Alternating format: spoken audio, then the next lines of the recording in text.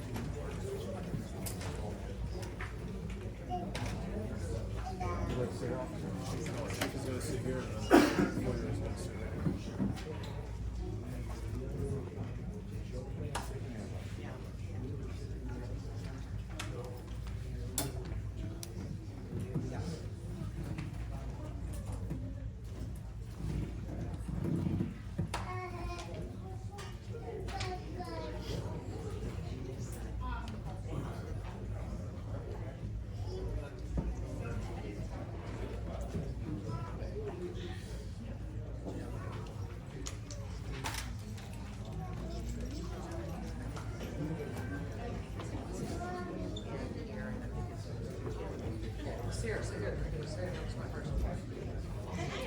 What's going on?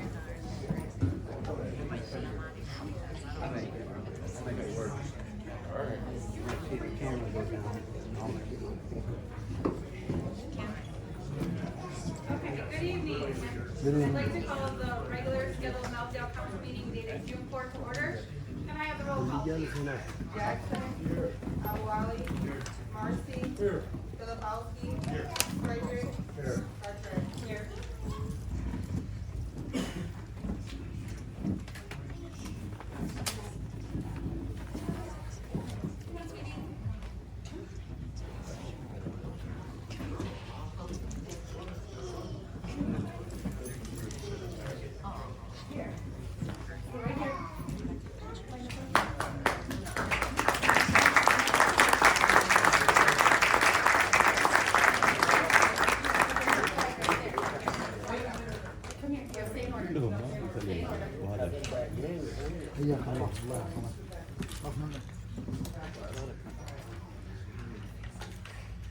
Okay, let me introduce to you our Melvindale Cardinal T-ball team. They are gonna help us do the Pledge of Allegiance today. So- In minors. Minors. Oh, minors. T-ball and minors. T-ball and minors, my apologies. Can we all stand for the Pledge of Allegiance? You guys are gonna say it, okay? Are you ready? You guys ready? Allegiance to the flag of the United States of America and to the republic for which it stands, one nation, under God, indivisible, with liberty and justice for all.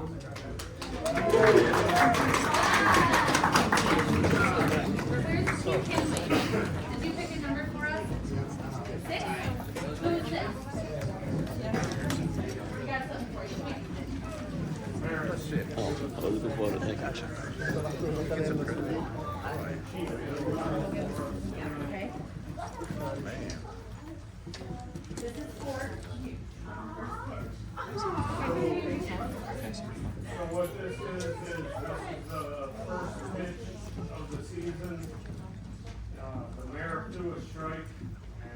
gotta tell you, that's not an easy thing to do. Played baseball my whole life. And, the mayor throws out the first pitch each year. And one year the mayor couldn't be there. And they told my son to grab his catcher's gear. And I went up there and threw the pitch and I stapled it right, it was my kid, so I'm gonna throw a fastball, right? So I stapled it right in the ground and looked like an idiot, but, yes, the mayor threw, not just what we call a strike, the mayor threw the ball right down the middle, and, Mayor, we appreciate you coming and doing that, and we appreciate you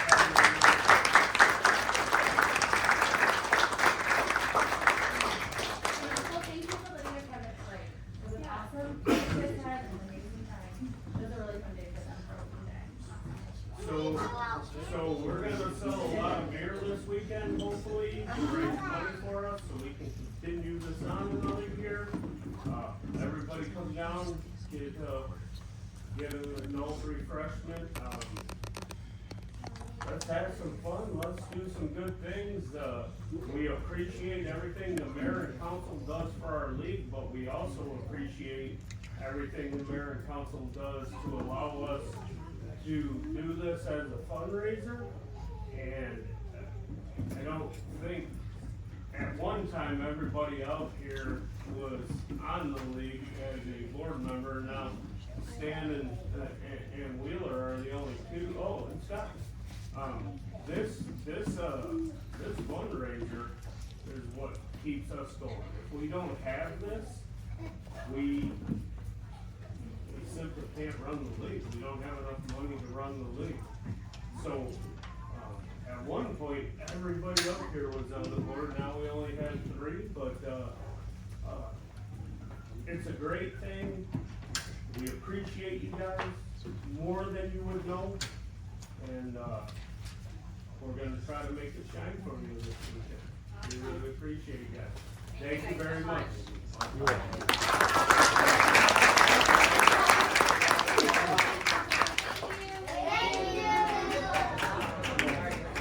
Alright, thank you guys. You're welcome. Thank you. Good job, guys.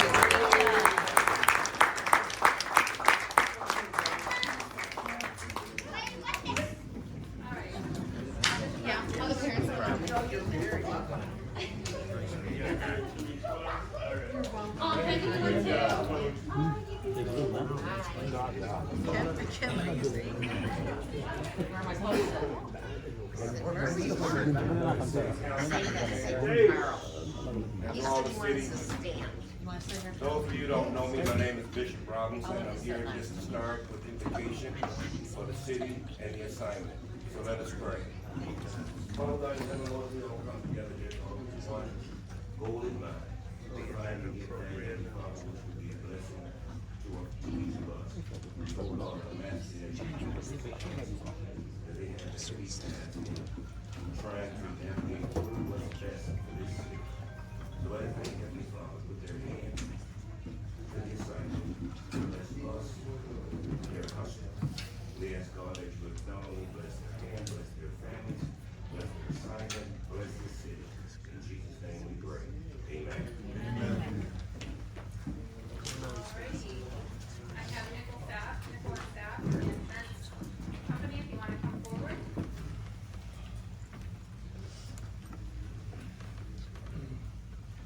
Good evening. Counsel, Mayor, my name is Steve Sack Jr. I am with Nicholas Sack Insurance. I am the city's insurance agent for the property and liability coverages that are secured for the protection and benefit of your properties and casualty exposures. Hopefully you have in front of you a couple of handouts. I'm going to make this basically a 2-part presentation. One is reviewing the coverages, and then 2 speaking about the pricing and challenges that we've had with the renewal this year. The first part, the property and casualty 25-26 insurance summary. Without going into great detail, I've identified the property coverages for building and contents, The next page, the automobile coverages, including liability, the statutory no-fault coverages, physical damage to the vehicles, and the appropriate deductibles. Physical.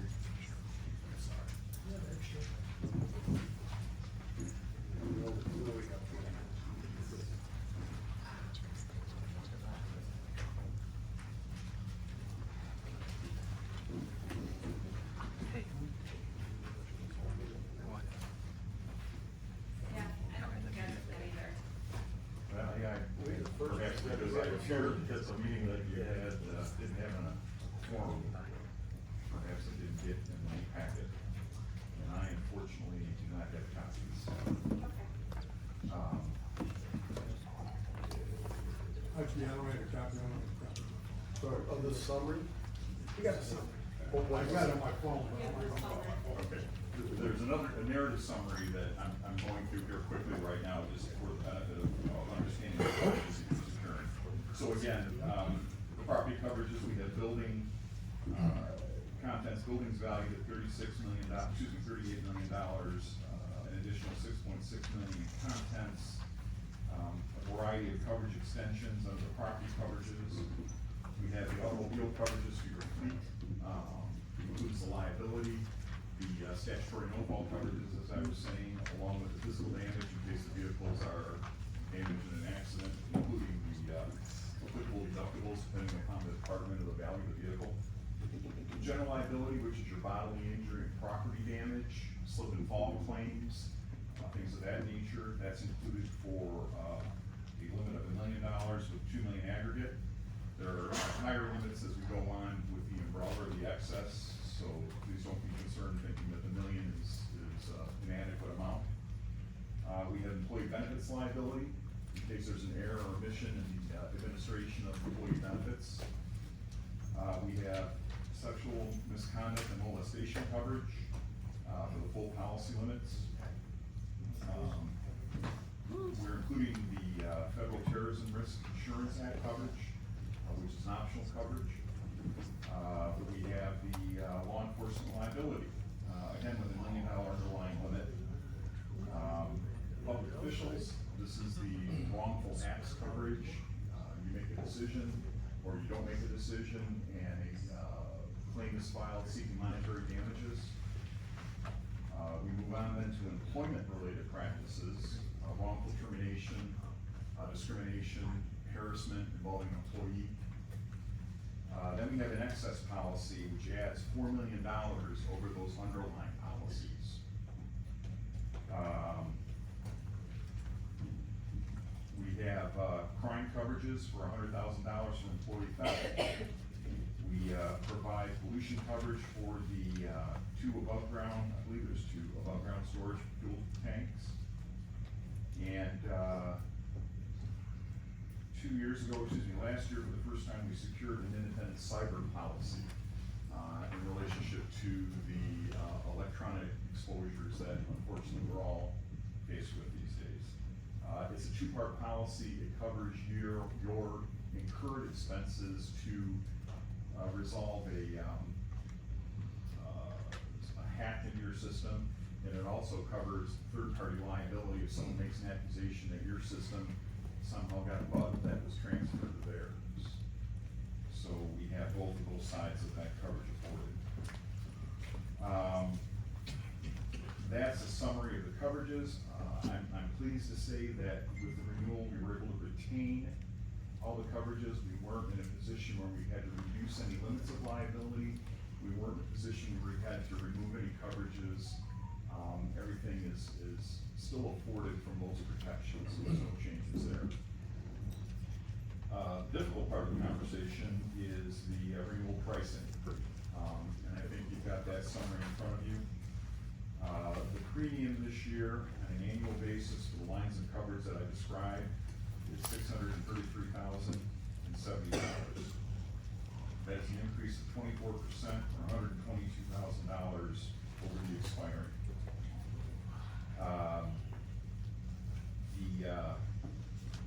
The driving factor continues to be, unfortunately, the claims history that the city is experiencing. At the time we were finalizing these numbers, 2 new law enforcement liability claims were filed.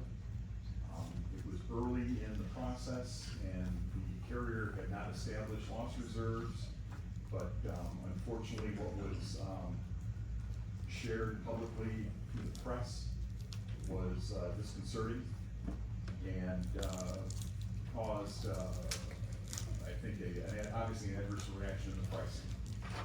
At the time I was dealing with Liberty for renewal, we had also gone to other carriers and attempt to improve upon the pricing and find competition. And as these matters became public, I lost all interest from other carriers. Since that time, I'm sure you're aware that a 3rd law enforcement liability claim has been filed, and now an employment case from the department's been filed. Also in the intervening time, we understand that the demands from the plaintiff's attorneys are exceeding $4 million for the first 3 claims, and we've yet to establish a demand or a reserve for the employment case. So this added on to the prior claims history over the past 5 and 10 year period. For a community this size, for the period of time that we're speaking of, the frequency of these claims and the amounts of these potential claims and actual claims that have been paid far exceed anything that we have come across. And we're getting this from our carriers also. Please know that municipalities is all I deal with. In the state of Michigan, we insure cities, counties, townships. Here in Wayne County, we insure 4 of the Grosse Pointes, the city of Taylor, River Rouge, Melvindale since 2009, and Milk River and Southgate drainage districts.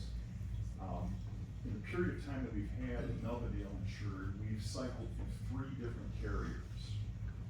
So it's been difficult to establish and maintain a relationship over time when carriers back out or remove themselves from consideration due to the adverse claim experience. There's obviously been claims other than law enforcement, sewer backup, other employment claims, but employment claims that dealt out of the police department. And again, what we're seeing, or what the carriers are seeing as far as the publicity, I'll call it, that the plaintiff's attorneys are obviously pushing to try to create a narrative is not positive or not attractive at all for the city. Going forward, we need to acknowledge the fact that there is an issue or are issues that need to be addressed or identified. And what we need to be able to do is communicate to insurance companies that something has been done to review, something has been done to update, something has been done to educate or train, and work on HR issues, work on these definitions and try to address some of these things, and also to work on the application of what we're being told exists as far as the police policies and procedures. De-escalation obviously is something that needs to be looked at and discussed and identified as a ongoing and actual law enforcement training. Again, difficult to talk to this. Looking forward, when I spoke to council at this time last year, you guys made reference that we look in 5 and 10 year periods. Your 10-year loss ratio exceeds 100%. So for every dollar the insurance company took in, they paid out that dollar. Prior to the 3 new law enforcement claims and the law enforcement employment claim, the 5-year loss history was at 23%, which I was encouraged by, and this is why we were getting other carriers to talk to me initially. And as I said, the press hit about those 2 new claims, that went off the table. And as we look at these reserves, when you look at these demands, that's obviously what the plaintiff's attorney is asking for. Certainly not what the insurance company is going to turn around and write a check for. The insurance company is gonna defend and investigate these matters to the best of their abilities to try to identify, the best course of action to mitigate the loss. So where the plaintiff's attorneys had a unrealistic demand, the insurance companies establish a reserve based upon their investigation and their knowledge of law enforcement claims, not only here in Michigan, but throughout the greater United States, and as far as what's going on in cases, what's going on, so they got a feel for those things. So obviously the hope is that whatever's resolved here either adjudicates the city or comes in less than these obvious, very concerning demands that are made. But regardless, going forward, as we try to tell the story about Melvindale, and we try to encourage insurance companies to take a look and participate and offer coverage, we need to give them confidence of what is occurring and that there is, from the executive office down to every employee, an understanding of the importance of acting in fashions that not only protect the public and themselves, but also the residents and the taxpayers of the city.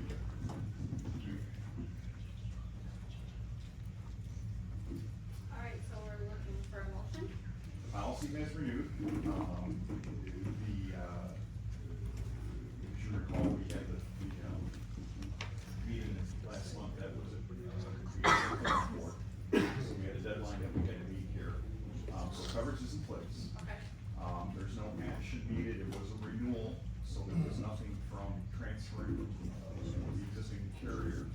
So I'm comfortable this time with any action that you want to take. Okay, so we don't technically have to take any action. All right. Yeah. Well, thank you so much for coming out. It's a hard one to swallow, but this is where we are. And, obviously, there's some steps that we need to take to get this number down. Our agency works with, Let's Pull, our agency works with, Care Network out of, Macomb County. I know they've done things for us here in Oakland County as far as employment situations. We have resources that if you're struggling or not confident in what you're working with, we can introduce you to some of these services and also offer some offsetting monies for loss control to help. But OSS law enforcement advisors, there's a host of professional agencies out there that will come in, take a look at what's going on, and provide not only policy and procedure, but training, which I think is obviously Very important at this concern. point. Yeah. Do you have a card on you so that I can reach out to you? Yes, I do. Yes. Sure. Thank you so much. So you said you've been our agent since 2009? Yes, sir. Is that right? Yes. And I know we didn't have a quorum last time we were here, which was what, 2 weeks ago? Month ago. Or Yeah. 3 weeks ago again?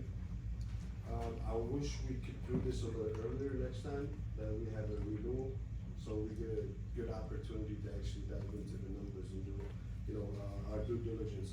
Cause I feel like the between one meeting to another is not enough time. I agree.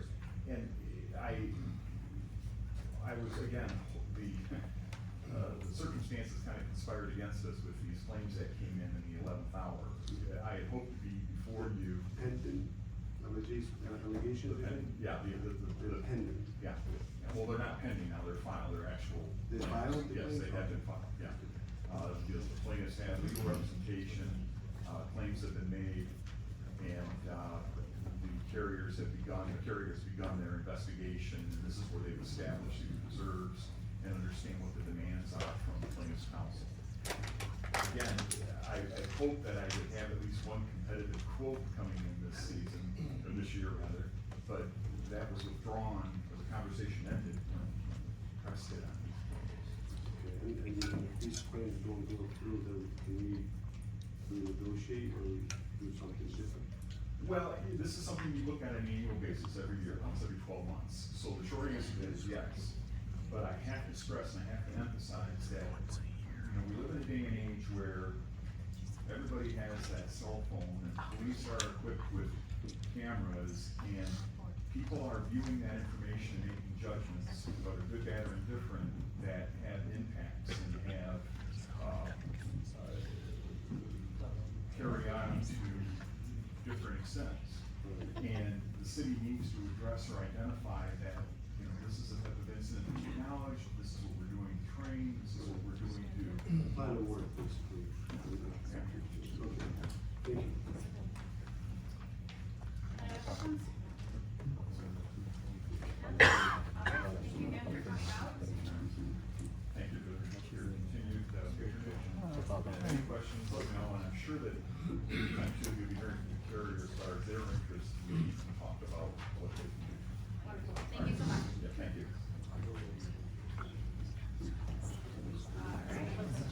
John, take it away.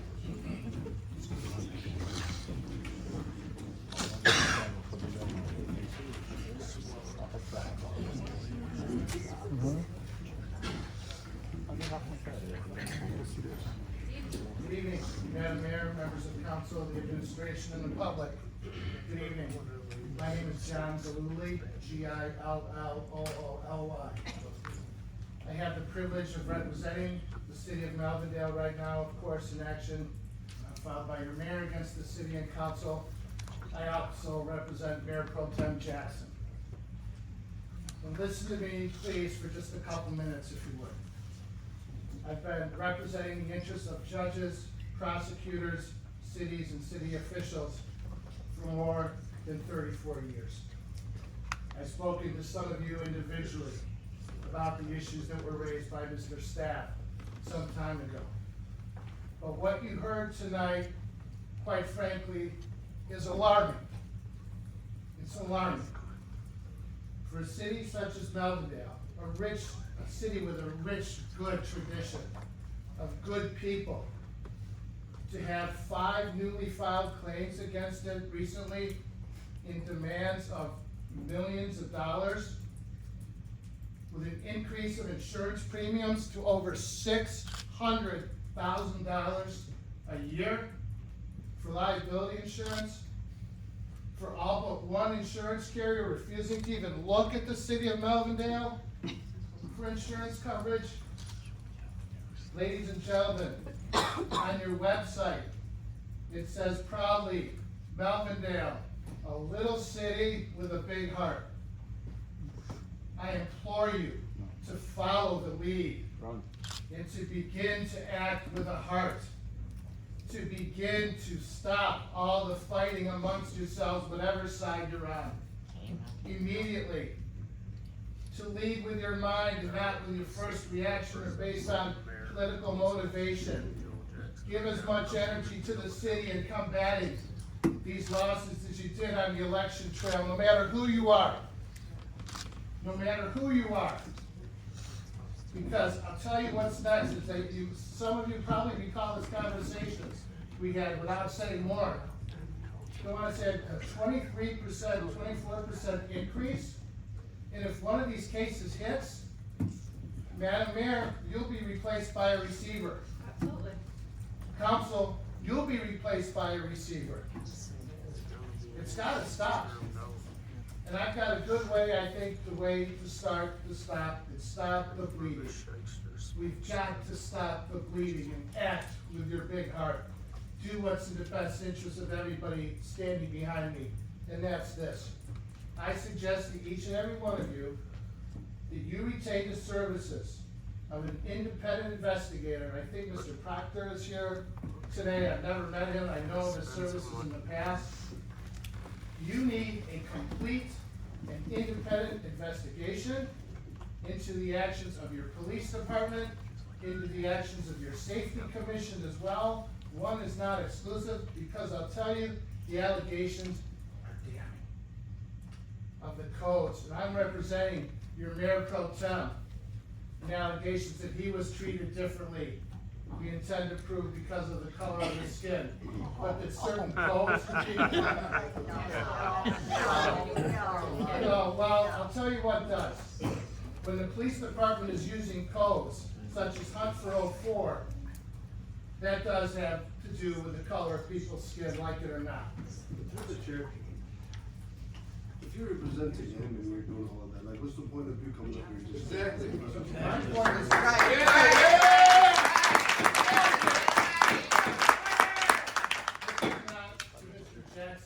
It's not about nothing, you're giving, okay, but it looks like you're here for a reason, and you know what's gonna happen today, and you're just trying to push for it. There's no point, you're representing him, cool, see him at court. My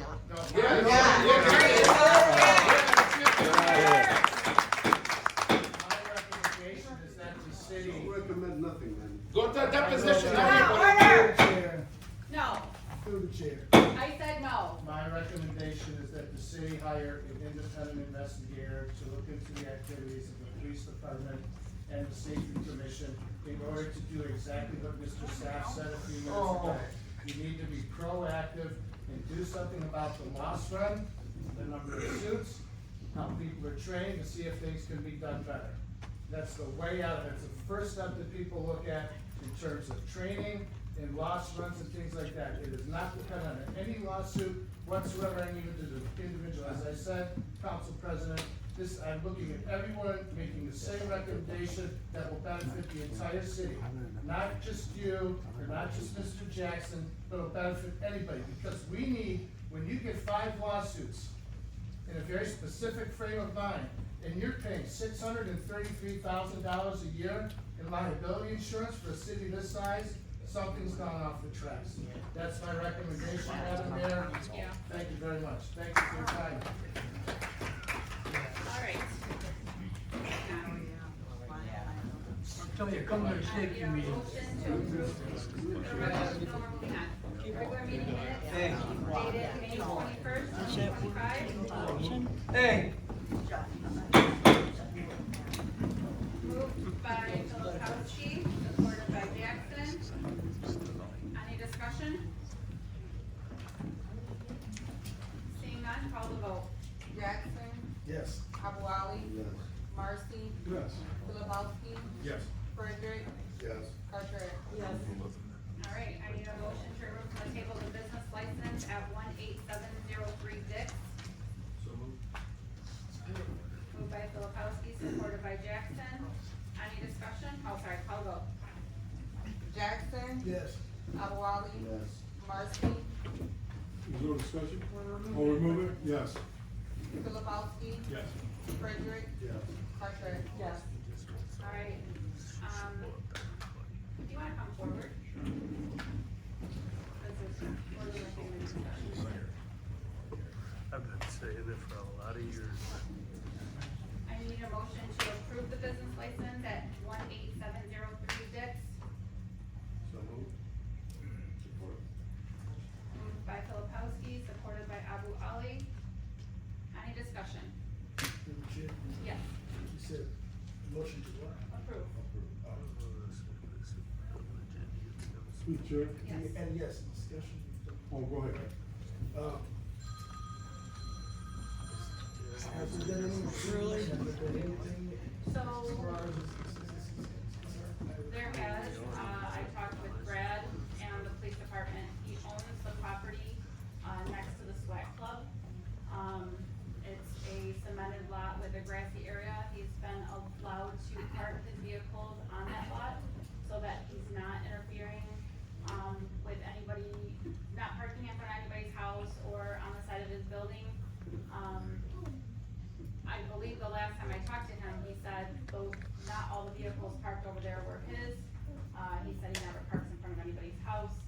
He parks alongside of his building. But to alleviate any issues with residents over there, he's parking the vehicles in the lot that he owns on Dix. Okay, but I've been receiving pictures. I've received pictures too, Messages. which I confirmed that the vehicle, I believe it was a red vehicle. No, no, it's more than that. I have, over about 6 or 7 different vehicles.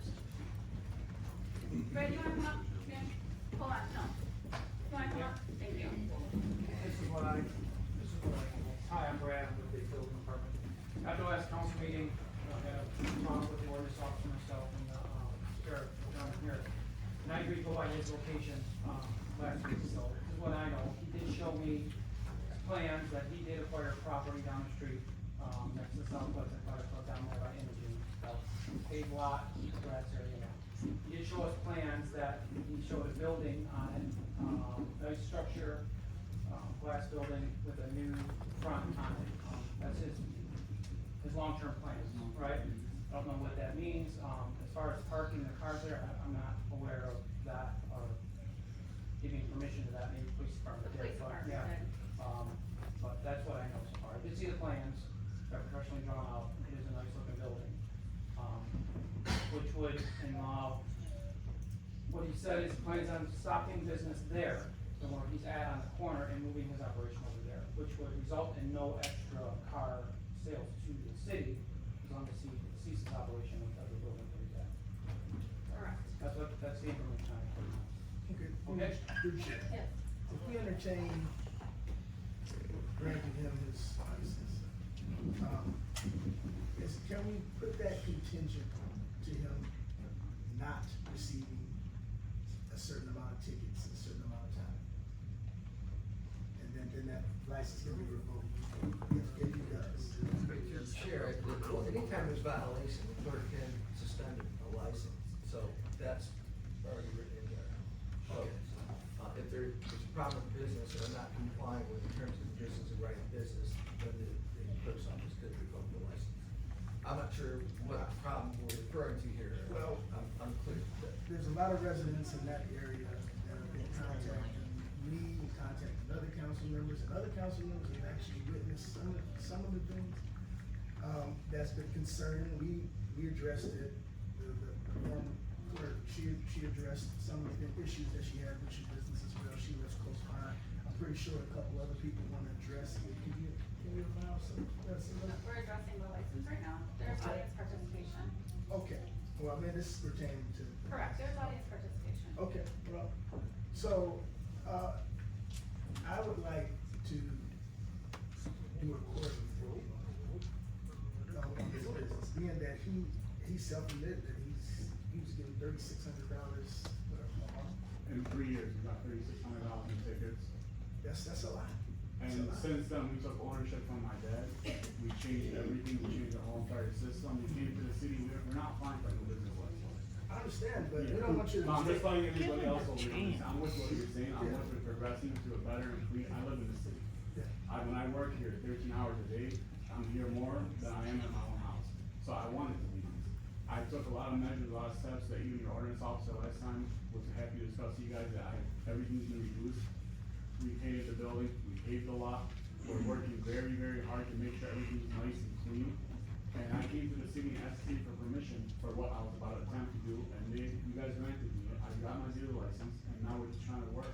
So you wouldn't have a problem coming back quarterly then, since you're gonna be around town? At the end of the day, I don't have any tickets against my building, against my business. Those are traffic violations. Those are traffic violations. I don't have any tickets, not one single ticket against my business. I had one time, 2 years ago for grass. Without an audit fairness, those are cars that, from your business, those are cars that you park on the street or wherever else, and they're being ticketed because they were at your establishment. You park those cars there. Not every single vehicle that's ever been parked there was mine. There was an issue back in the day with. $3,600 worth. Each ticket is $100. That's a lot, that's what I'm saying, that's a lot of tickets. I know, but since we took over, we've only received 4 tickets, and we worked very, very hard to make sure, we don't park in front of nobody's house. We leave all the plates on our cars, and we take everything in and out. I understand, but you do understand that the residents are number one concern. I understand. right? We're getting complaints left and right about. I wanna help one reduce that. business. I have a solution to reduce all of that, which I was not mine. You guys looking at me and guiding me in the correct way.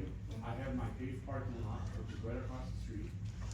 If I park some of my vehicles over there, and I can guarantee you guys in front of everybody here, in front of the whole council, and in front of everybody sitting over here, that I would not have any cars on the side of my building. That way you guys have nothing to worry about. My vehicles will be parked, stored, nothing will be advertised to the public. From over there, nothing will be worked on, nothing will be done in that lot. This is parked for storage. When we need vehicles, we bring them over to our lot. That will reduce all the traffic that's happening on that area. There is 5 different auto shops around me. And I'm the one, unfortunately, because I'm the young guy and my brother, and we're always moving around and talking to everybody, everybody sees us. Everybody sees us, everybody assumes it's us. Well, when the ordinance officer was here, it was the last council, he said those cars were specifically yours. He didn't say there were others. He specifically said he had a lot of issues coming from your business. He said he had a lot of past issues that have reduced big time ever since. Yeah, he didn't say reduce big time. He didn't say We even that. discussed it with Brad, and he told Brad they've been actually doing a lot better job. We discussed it with the mayor, we discussed it with everybody, and he said he wishes he could be here today, but he won't be here today to discuss it with you guys. Listen, I'm all for businesses here, but if you want, just sets, because of the history, the council just say quarterly review. So it's supposed to be I can't just submit to a quarterly review where every time someone, residents or a city clerk has something personal against me, is gonna just be like, oh, this guy's not doing a good job. I have no problem coming to the city for guidance, I have no problem doing the right thing, I have no problem being clear. Again, I spend more time here in the city than I do at my own house. I want to be nice, I'm trying a lot, and you guys grant me, allow me, continue parking vehicles in my lot. This will help reduce all these problems that you guys are having. And I can promise everybody here and the city that there will not be any more tickets, there will not be any more problems, because all vehicles will be stored properly. There's no excess, there's no vehicles on the side, there's no confusion of who the vehicles are. You can revoke the license to, run any time. Exactly, that's what the probation council said. Yeah, no, you guys vote on it every single year, I'm sorry. Look to be, Through the chair? yeah, through the chair, There you I go. look to be, I had my hand up, so. We're not in kindergarten. So, Just yeah, say through the I chair. understand that, I understand that. Okay, well, then follow Then the allow rules. us will make the, sir, I personally witnessed your business, okay? I come by, I had a lot of complaints, the same complaints he's talking about, people coming to me and telling me. So I go by there. You personally held me up in the street, texting on your phone in the middle of the street for 5 minutes. Now, you know what, and the thing is, you had 2 flatbeds. One right tire to the curb, one left tire to the curb. I had a little bitty car, so I got under the mirrors.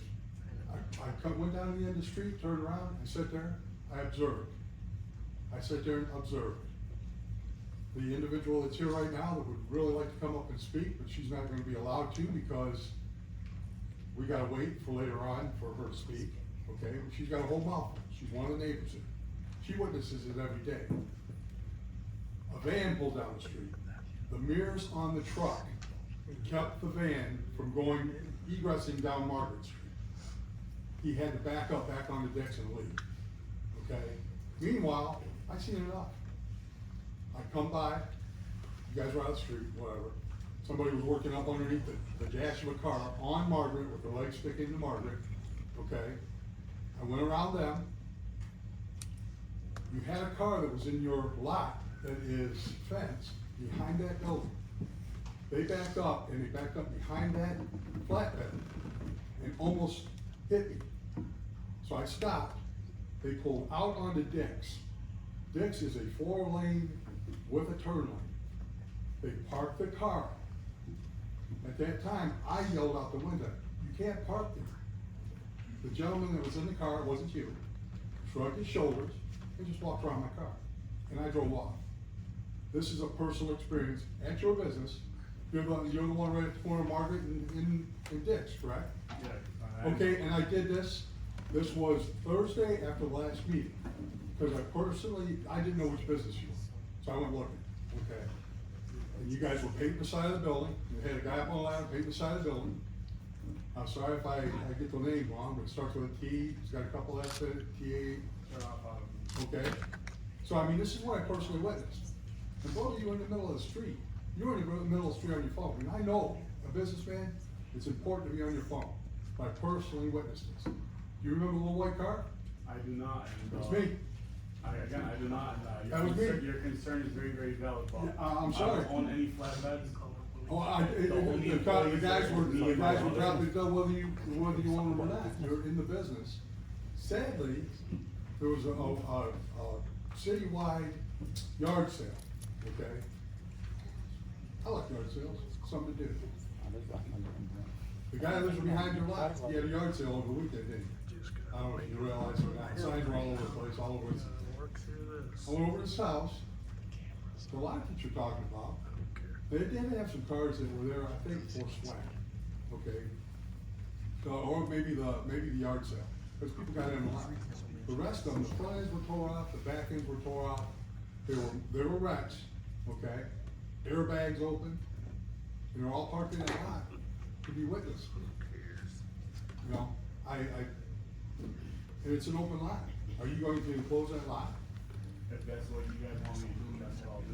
And if I can go back to what you witnessed, there is no back exit out of my shop. There's only Don't you have a fence? No, that's. Okay, so was there a door there? Cause I don't know where that car There's come no from. door, there's no door. I don't know where that car come from. There's no rear exit. I have no clue where that car come from, but it almost got me inside, so you can come out of the building, or come out of Your an concern area. is very, very valid, and it should be valid for anybody, but at the end of the day, again, there's 5 different auto businesses that are right around me. There's 5 different auto businesses that receive, load, send, and work on vehicles around me. Yes. Just like, there's a lot of confusion that happens.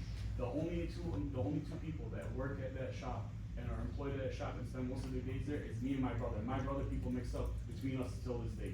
We look exactly alike, and you said yourself, you did not see me. Well, okay. It was not me operating, and there's no exit for the back of my lot where you Okay. almost got hit. All right. The concern is valid. I appreciate you. Yep. Say my piece. Through the chair. Can we have anybody come up from the audience? Okay, well, Everybody then, on they the don't chair do the chair.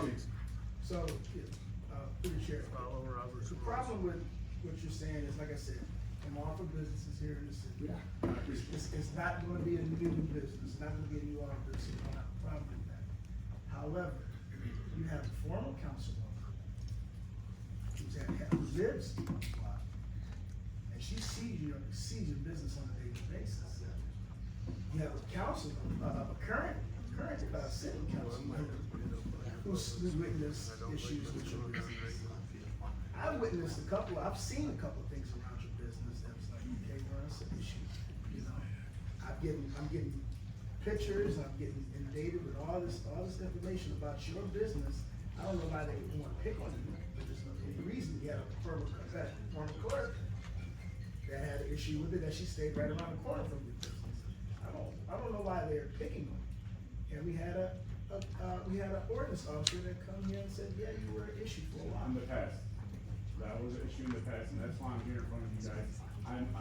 If you go past my business right now, you'll see the dramatic changes. And then when I asked you, hey, would you be willing to go for a quarterly review? And he was like, no. I don't believe I heard those words come out of his mouth. I never said no, I don't believe I heard those words come out of his He mouth. said he is not willing to be scrutinized, basically, that's what he said. I don't think that came out of his mouth either. What I said is, I would have to know the terms of that, so I can follow what you guys want me to follow. At the end You of the said day, you I don't wanna want be compliant. you said you don't, any resident that comes in here that has a problem with you, you don't feel that you should have to come in here basically if you agree. All I asked you to come here and for a quarterly review, that's all I said. We have You issues. guys vote on licenses every year, correct? Yes. There's no business license to be granted, renewed, or anything without you guys We don't have voting on it. we don't have to wait a quarter from now, we don't have to wait 3 months from now. We can revoke it at any time, so that as. With council cause. said, With With cause. cause, Makes sense, with yeah. cause. All I'm telling you is, you have a ton of calls already from the jump. So, that's what I'm saying, it's best to work with the council. I'd love to work with you guys, that's why I'm here. Let's do the 3 months, let's do it quietly, it's fine. I mean, we have a lot of people, the claims are, there's a lot of complaints about your business. Let's do it 3 months, let's do it at least 6 months, or like this year, like Councilman Jackson said. And if everything is good, with next year, you know, we can renew it next year and, you know, yearly, just like how it is. Yeah, I don't have a problem with working with the city, I don't wanna be, you know, dirty to the city. I wanna sit somewhere clean. I like to see Melvindale get better, and would you guys allow me the permission that I'm asking for to park the vehicles, and that will help reduce big time. You've already been given the permission by the Yeah. police department. Just wanna So make you sure don't that's need good, okay, permission. so we'll go from there, and we'll meet the back, and we'll talk about it. Okay. So through the chair, Yes. I get it correct, we're gonna vote on his license,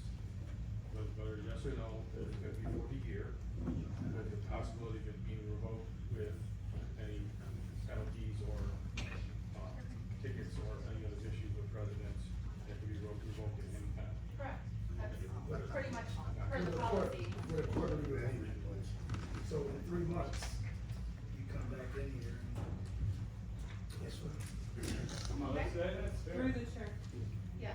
So you're saying the police department gave them permission to park wrecked cars in that open lot? right They're on not the- supposed to be wrecked, they're supposed to be intact Well, vehicles. they're not. Chair? I drove by and looked. She is speaking. Oh, I'm sorry, I said teacher. They're not. Could be mayor. They're not drivable vehicles. That, I have no idea, I've not been over there. I went, I looked, I just drove by on Sunday and there were wrecked cars parked right in front of the building in the easement, right up next to the curb. Well, there's no building on that lot, so. I'm not talking about the lot, I'm talking about right in front of this building, there were wrecked cars parked there also, in the easement along the street, parked parallel to the street in front. Sunday morning, I drove by 9:30. So in his lot, that's okay. Not in the You lot. can't have them at. They're not in the lot, it's on the easement along Dick's in front of the building. It's not in the easement. It was on the easement, I drove by. Not gonna lie No, about no, that. no, no, no, of course, there is a wrecked car in front of the shop. It's missing a front bumper, the vehicle runs and drives. It's missing a front bumper. The reason it's I'm parked on saying my Sunday driveway morning? is because I just did the lot, so nobody drives right into the Excuse lot. me, I'm saying Sunday morning, it was parked in the easement, right parallel with Dick's, where it should have been, over the sidewalk and in the easement. Cars should not be parked there, and it was. Sure. Yes. In the lot next to the SWAT club, in front of the old ordinance officer's house, there was at least 10 to 11 cars that weren't driving the way I can see. There was airbags hanging out the side window, windows busted. So I don't know what more I can say about this. So are you going to, the residents are seeing this? Okay, you're more willing to speak. So, I guess, I understand that, but right now it's, we're speaking on that behalf. Correct. So, Any other discussion? Seeing none, call the vote. Jackson? Chair, this is for the quarterly review, right? Correct. Any license is up for review at any time, per the. But he has to come in. Yeah, we already agreed on that. Yes. Agawali? Yes. Marcy? no. Olakowski? Yes. Frederick? Yes. Carteret? No. Motion passes. Thank you guys. I would love to.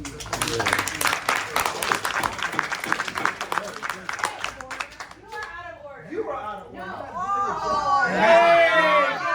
Yeah, remove him. Get him out, get him out. He deserves to be out. Remove him. Remove him. Get him out of here. The mayor There's a spoke, cop get right him out. there. Get him out of here. Can I get an officer in here? Yeah, that's our respect. Council chambers. Go home, Jackson. Jackson, take a seat. Go home. Get him out of here. Go home.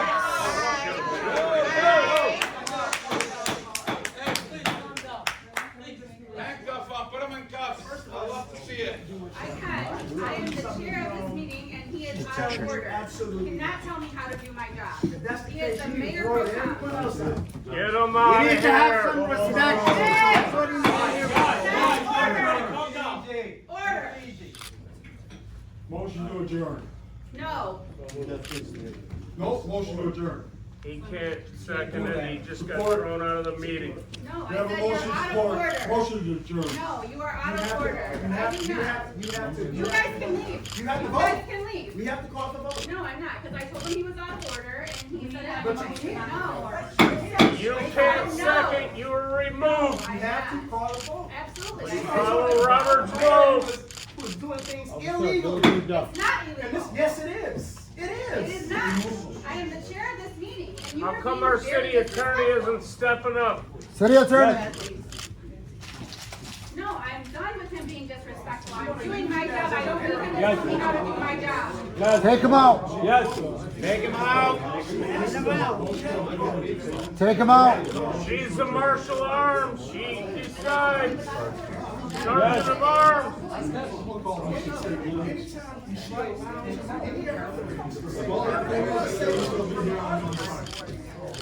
You think the city attorney would be talking now? You should. And you know what, it's allowed, and when we say something.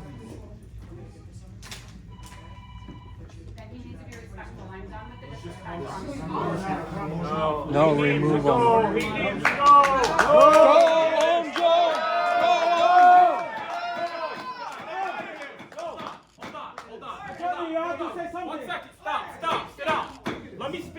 Let me speak, please. You guys are here for the city, right? Yes. Let's represent our city quietly and let these people do their job. Please. The right way. The right way, with respect. Okay, stop. With respect. I understand. Listen to attorney. Please, Listen listen to to me. him. Habibi, What he listen said. to me. Just calm down. Let these people do their job. Stop shouting. Please. It's hot in here. Tensions are high. I get it. But we're here for a reason. Let's just calm down and do it respectfully. Please. Respectfully, Please. sir. Please. That's it. Our city That's has it. a charter that That's follows it. Robert Sir, rules. sir. She is within her I right to understand. remove I him. understand. Tensions are hot. Let's just relax, please, for me. But respectfully, Brother, okay. brother, Yeah, just respectfully, let's we'll continue this follow meeting. We have the important rules. things to deal with. Okay, Let's talk to just- Jackson. We're good. Calm down, please. We're all here for this city. That's it. Okay. I don't see that. That's it.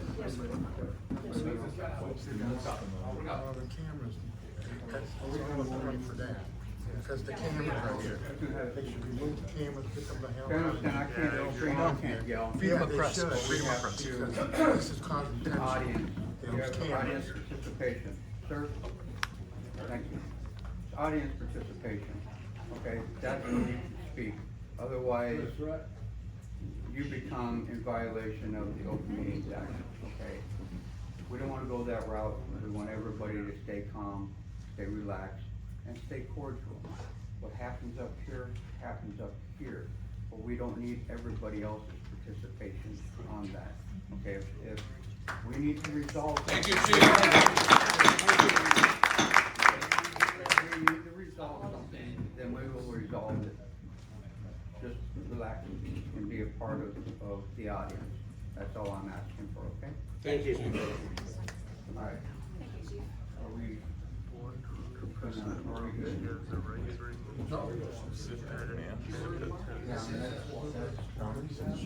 We got adjourned second. We're gonna adjourn second. I ruled him out of order when he said adjourn. So no, that is a void motion. There's been a motion, it's been seconded. The proper thing to do this time is if the mover wants to withdraw, and the supporter wants to withdraw, then the motion's off. Have them removed. I don't think that's accurate. I can assure you that it is. And if they withdraw their motion, then we proceed. If they don't, then you need to call the question. So who is the mover on that? Chair, who's the mover? He's a support. Okay, so Mr. Good, you want to remove your motion? Want to rescind it?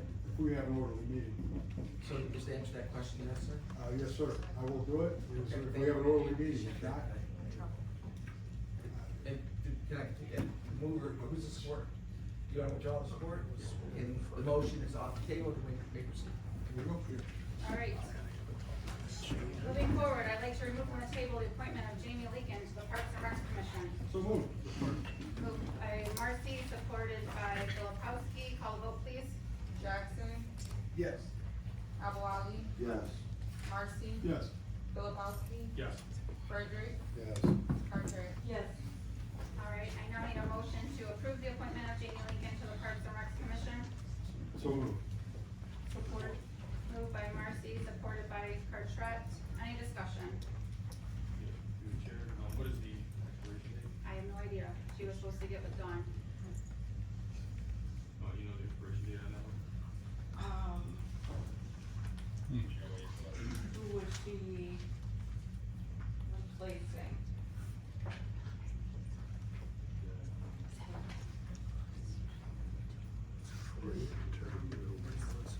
I'll give it to you. You can call it and I'll get it. No, we'll wait. Okay, then wait.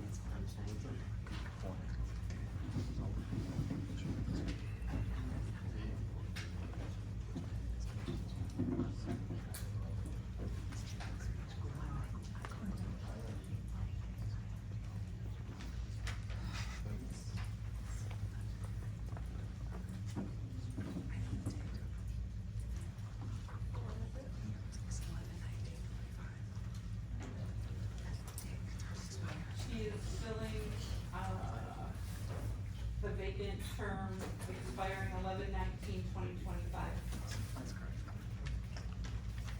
11/19. Yes, 2025. That's not possible because Jennifer Justice is filling that spot. I'm sorry, there's already somebody under 11/19/2025, and there was only one. There was one, and we're allowed three. Under that date? For 2025, there's three expiring each year. There's 9 people on that committee and 3 expire each year. So there's 3 for 2025, 3 for 2026 now, and 3 for 2027. All right, any discussion? Seeing none, call the vote. Jackson, Yes. Abuali, Yes. Marcy, Yes. Philipowski, Yes. Frederick, Yes. Patrick. Yes. Make a motion to remove from the table the appointment of Jennifer Justice to Parks and Rec Commission to fill the unexpired term of Nate Corella, term expiring 11/19/2025. So moved. Moved by Marcy, supported by Philipowski. Call the vote. Jackson, Yes. Abuali, Yes. Marcy, Yes. Philipowski, Yes. Frederick, Yes. Patrick. Yes. And now I need a motion to approve the appointment of Jennifer Justice to Parks and Rec Commission to fill the unexpired term of Nate Corella, term expiring 11/19/2025. So moved. Support. Moved by Marcy, supported by Philipowski. Any discussion? Seeing none, call the vote. Jackson, Yes. Abuali, Marcy, Yes. Philipowski, Yes. Frederick, Yes. Patrick. Yes. All right, I now need a motion to remove from the table the appointment of Victoria Vandegas to the Historical Commission to fill the vacant term expiring 11/19/2025. Support. Moved by Philipowski, supported by Marcy. Call the vote, please. Jackson, Yes. Abuali, Yes. Marcy, Yes. Philipowski, Yes. Frederick, Yes. Patrick. Yes. I now need a motion to approve the appointment of Victoria Vandegas to the Historical Commission to fill the vacant term expiring 11/19/2025. Support. Moved by Philipowski, supported by Jackson. Any discussion? Seeing none, call the vote. Jackson, Yes. Abuali, Yes. Marcy, Yes. Philipowski, Yes. Frederick, Yes. Patrick. Yes. Wonderful. To those that got approved, welcome to the team. We're moving on. Public Safety, Police Chief.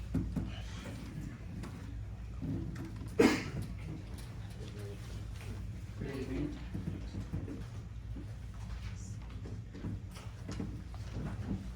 So there's a couple things that I'd like to address. One of whom I'd like to thank this body here for approving the block cameras that we have. We've had 2 incidences in our city where the block cameras that we use, we actually used the block cameras that were installed. One of them was a hit and run, that involved individual, the victim who was killed by that hit and run. Because of the flock, we were able to identify the vehicle, track down that vehicle, and actually get the person involved that was driving. So with the due diligence of the Detective Bureau and reading the process, and we were able to do that. Second one is 7-Eleven. Again, we were able to use the block camera system. Excuse me, still recovering. We're able to identify the vehicle, stolen vehicle within 24 hours. We identified who the armed robber was, and we're in the process of trying to find them.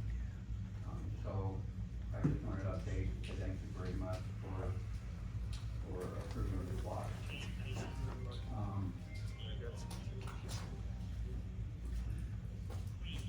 What I'm requesting, what we have on the agenda is a quote for new 10 new action on body cameras.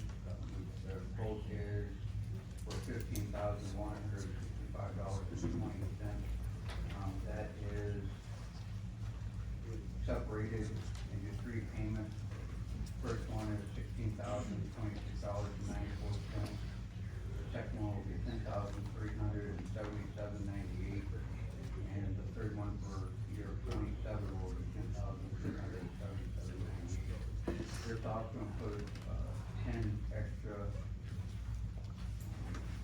licenses with that, and also another documentation, considering we run out of room.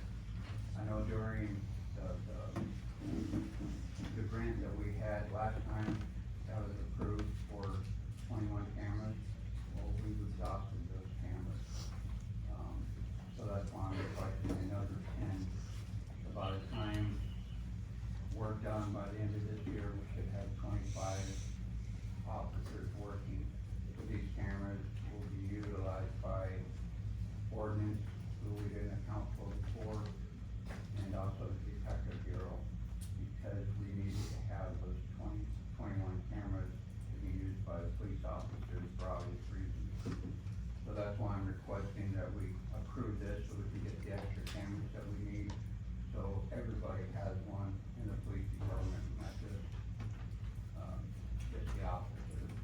And then the other officers that we hire will also have a camera as well. So I'm asking for a motion to make that happen. So move. Or. Moved by Filipowski, supported by Frederick. Any discussion? Yes, you, before we check, you said you exhausted 21 of them already? Yeah, we got everybody that's using them right now. So that's where we're hiring more, and as we're hiring more, we're not able to cover the detective bureau, you know, the 3 detectives that are in there, we're not able to cover, the ordinance, because everybody else is using the current cameras that we have. So just one quick question. Yeah. So how often do these things, like, go down to the break or whatever, you have a replacement if needed? Yeah, that's where. This would just be it? Yeah, that it gives, you know, a couple extras just in case. So we've already had one camera malfunction, and it was sent back and actually returned in a pretty good timely manner. So they gave us a brand new camera, because the camera itself was, it was their issue, not one of our issues. Other than that, knock on wood, all the cameras were operated properly. Perfect, thank you. Any other discussion? Seeing none, call the vote. Jackson, Yes. Abu Ali, Yes. Marcy, Yes. Filipowski, Yes. Frederick, Yes. Arthur. Yes. And the other thing is we waited a 7-day period. So move. Moved by Filipowski, supported by Jackson. Call the vote, please. Jackson, Yes. Abu Ali, Yes. Marcy, Yes. Filipowski, Yes. Frederick, Arthur. Yes. Thank you. Now we go to, our EMS. One of the things that I've been working on, we're about 60%, operational. All the pieces and procedures are in there. This is way back when we were talking about how everything would be centralized. So when I update the policy, the new policy, like this one that we have here in just a minute, the old one gets archived. It gets sent out either a text or email to everyone, every officer, letting them know that they have to read that policy, and then it gives a digital signature showing that that officer has reviewed, that policy. So there's no need for the officer signature page, it's automatically done. This new powered EMS that I'm wanting to add, it's called power time subscription, and what that is it does the scheduling. So when we schedule, it keeps track of not only, the officers on the shift picks will be done through powered EMS. Again, all that stuff's recorded, any PL days that they use personal leave, any sick time, any vacation time, it keeps track of everything that's going on, so it's centralized. So we could also do queries to reports, so if we have problem areas, it will actually alert us to let us know the problem area that's going on, then we can address that and take care of it. So that's one of the things, that I would like to add on, so where, right now we do shift picks, it's all on paper, they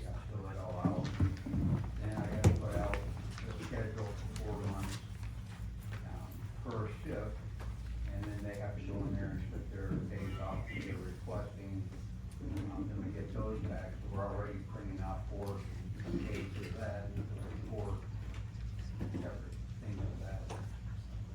And then, so the certificates get stored in a file, the old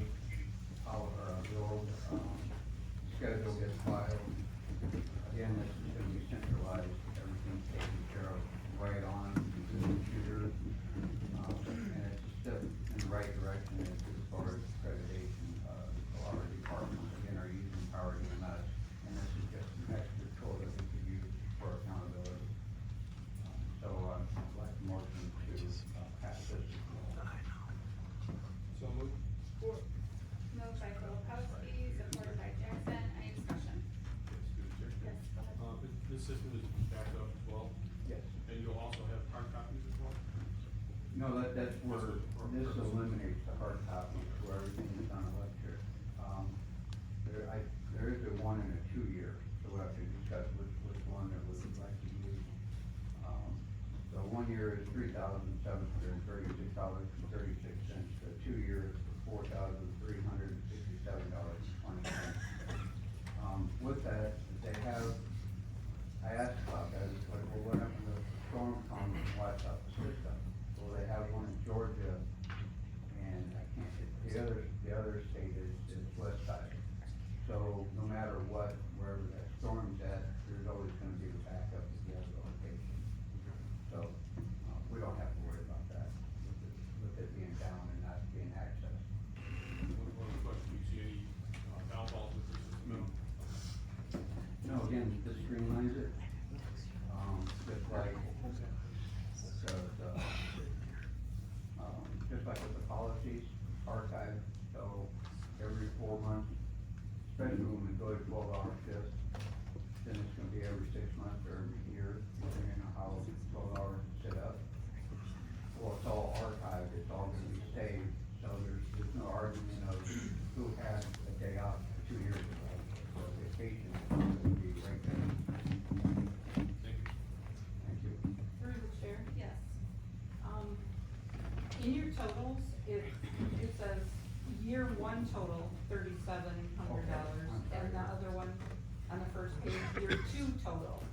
Now, the way that's written, we are gonna get billed $3,700 the first year and $300 the second year. It doesn't say that's a total for 2 years. It says that's the total for the second year. So this agreement is not written correctly, and we're gonna be paying the 43 plus the 37, so the total is actually $8,103. Okay. And I'm just kind of wondering why year 2 is more than year 1. Alright, so then let's table this until the next meeting, so I can get clarification on that. I don't need to table, just put it back on the agenda. Okay, then, yeah, for any agreement, right? For the next meeting. Oh, there has been movement of support. So, Filipowski and Jackson, you rescind your motion? Yes. Oh, go ahead. Yeah, just one other thing, when you get clarification on that. At the top of the quote, it says, there's got a number for our employee count with, new hires and stuff coming on, that their employee count's gonna go up. Is that gonna affect the cost? I will find out. Thank you. So, I'm circling all these and, looking at what we have to do. So you rescind your motion? And you rescind your motion? Okay. Did you skip over number 2 on purpose? Yes, I did. Okay. So number 2, we don't have to, I'm not looking for a vote. That's more of a, informal, letting you know, it's kind of a notice. So I've been working with, the school system. They're looking at getting an SRO, school resource officer, and paying, the year salary of that school resource officer. I'm not gonna request that we get a school resource officer at this time, because I'm still working through, some of the talks and some of the planning to make sure we're done. Through the chair. We reached out It's basically two cities, the city of Melvindale, obviously, the city of Allen Park, and then the school board. I've reached out to their attorneys respectively, they're setting up a meeting, I believe, for a week after that. Okay. So, I'll let you know. All right, so that's one of the things that we're working on is since Melvindale High School is Melvindale High School, we're trying to annex that. I know with Allen Park, they have 11 schools. So they only have limited SROs, school resource officers. So they're kind of working Allen Park School, and the Melvindale High School isn't getting the support that they need. Right. So with it being bordering us, I'm trying to get permission to, through Larry, our city attorney, we're trying to get permission for us to be able to take over Melvindale High School, so we'll have that jurisdiction of policing the high school. And with that, if that takes place, that's where they're willing to go, up to $91,000 a year for an SRO. So that's why this is something that's still in the works that we're trying to come up with. But if we do, then, all 4 schools will have a dedicated officer, school resource officer for all 4 schools. Madam Chair? Yes. Does that mean we can add one more to the academy? Yeah. It does? Yeah, well, they have to. So I have to? I think I got someone behind me who's been waiting. And he's waiting to get on. So the next thing is we've already, got this approved through Safety Commission, but I'm presenting the new SWAT license plate reader system.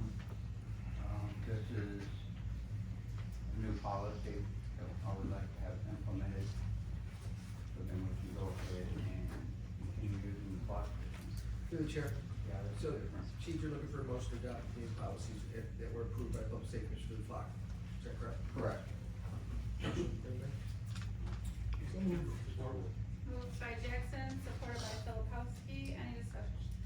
Where, is the safety commission resolution for that? It's in my Somebody packet. has that? It's in my packet, yes. Okay, I didn't hear it. Not mine. I just wanted to. Any other discussion?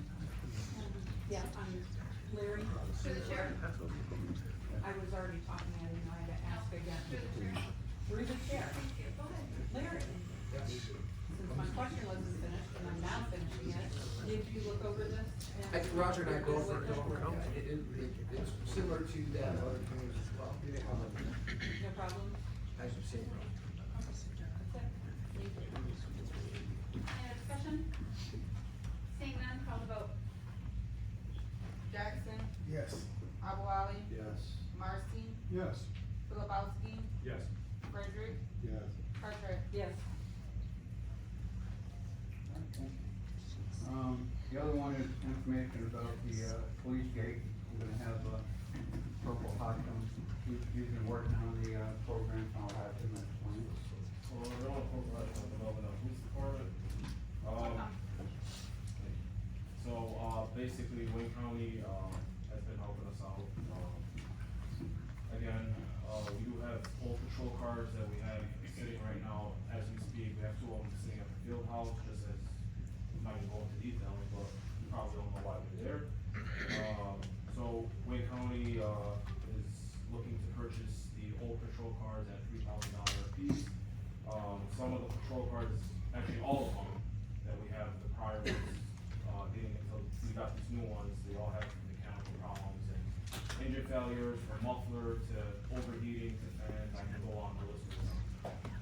They're requesting to purchase each vehicle at $3,000, with your approval, and I spoke to Mr. Rich about it also. We can, support Wayne County and, help them get these cars into their fleet, because they are limited on their vehicles also. This will also give them an advantage of doing more in the city and assisting us where it's needed. So, if I can get your approval on this, then we can move forward with them purchasing their vehicles. How many do we have? So, they're looking to purchase 3. 3? Yeah, we are keeping 1 that is, that has a lot of memory to it, so we're gonna purchase 3. All right. Moved by Filipowski, supported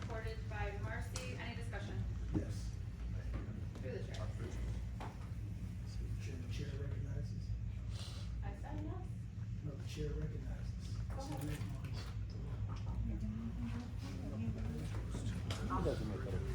So, yeah, definitely, I'm definitely for, getting the cars to, selling the cars to the, department. I just wanna ask a question, from corporate counsel, are we legally okay with that? Being that we have policy that it goes to auction first, legally. I think in the past, they have auctioned over at the police car sales auction. If anybody wishes to sell these vehicles to Wayne County, I think we're certainly going to use. So I did also check into that. If you do if a agency sells a vehicle to another agency, So that's the other thing too, is we don't have to take out the lights, we don't have to take out any of the equipment, we can just sell it right to them because they are another police agency. Anytime that you don't sell to a police agency, then you're absolutely correct, we have to auction. If these were truck forfeiture vehicles, we have to auction. These are not truck forfeiture vehicles.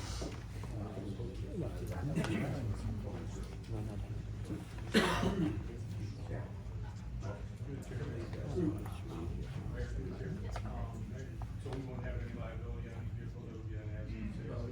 Yeah, but they'll transfer, they'll insure the vehicles before we transfer them. They'll strip all the decals and put all the decals on there. Plus also the title.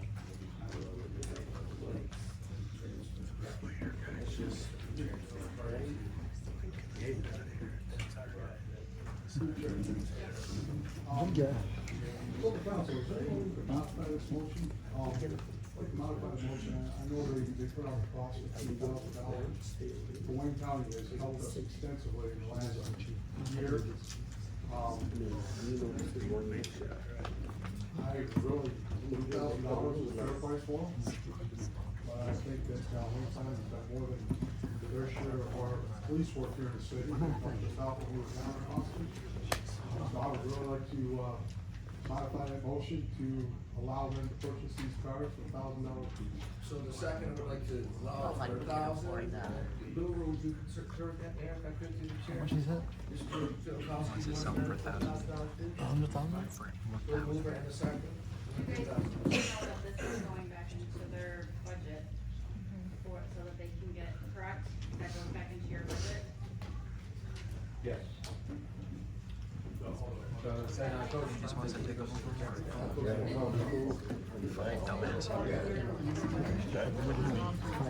Completely up to you, that's $9,000 per car, those 3 cars, that's $9,000. Mayor, they just modified it to $1,000 Did per you vehicle. say yes? Yes. Okay, that's fine. It's 3,000. If you're okay with that? Okay, sure, yes. Is there any equipment in any of those vehicles that we can use for other vehicles? So, I did work close with a company called Arrowhead, they're a trusted, outfitter company. A lot of agencies are using them, they're actually willingly enough coming out to our parking lot and fulfilling all our requirements. Anything I ask them for, even to a screw, they're out here doing it, sometimes free of charge.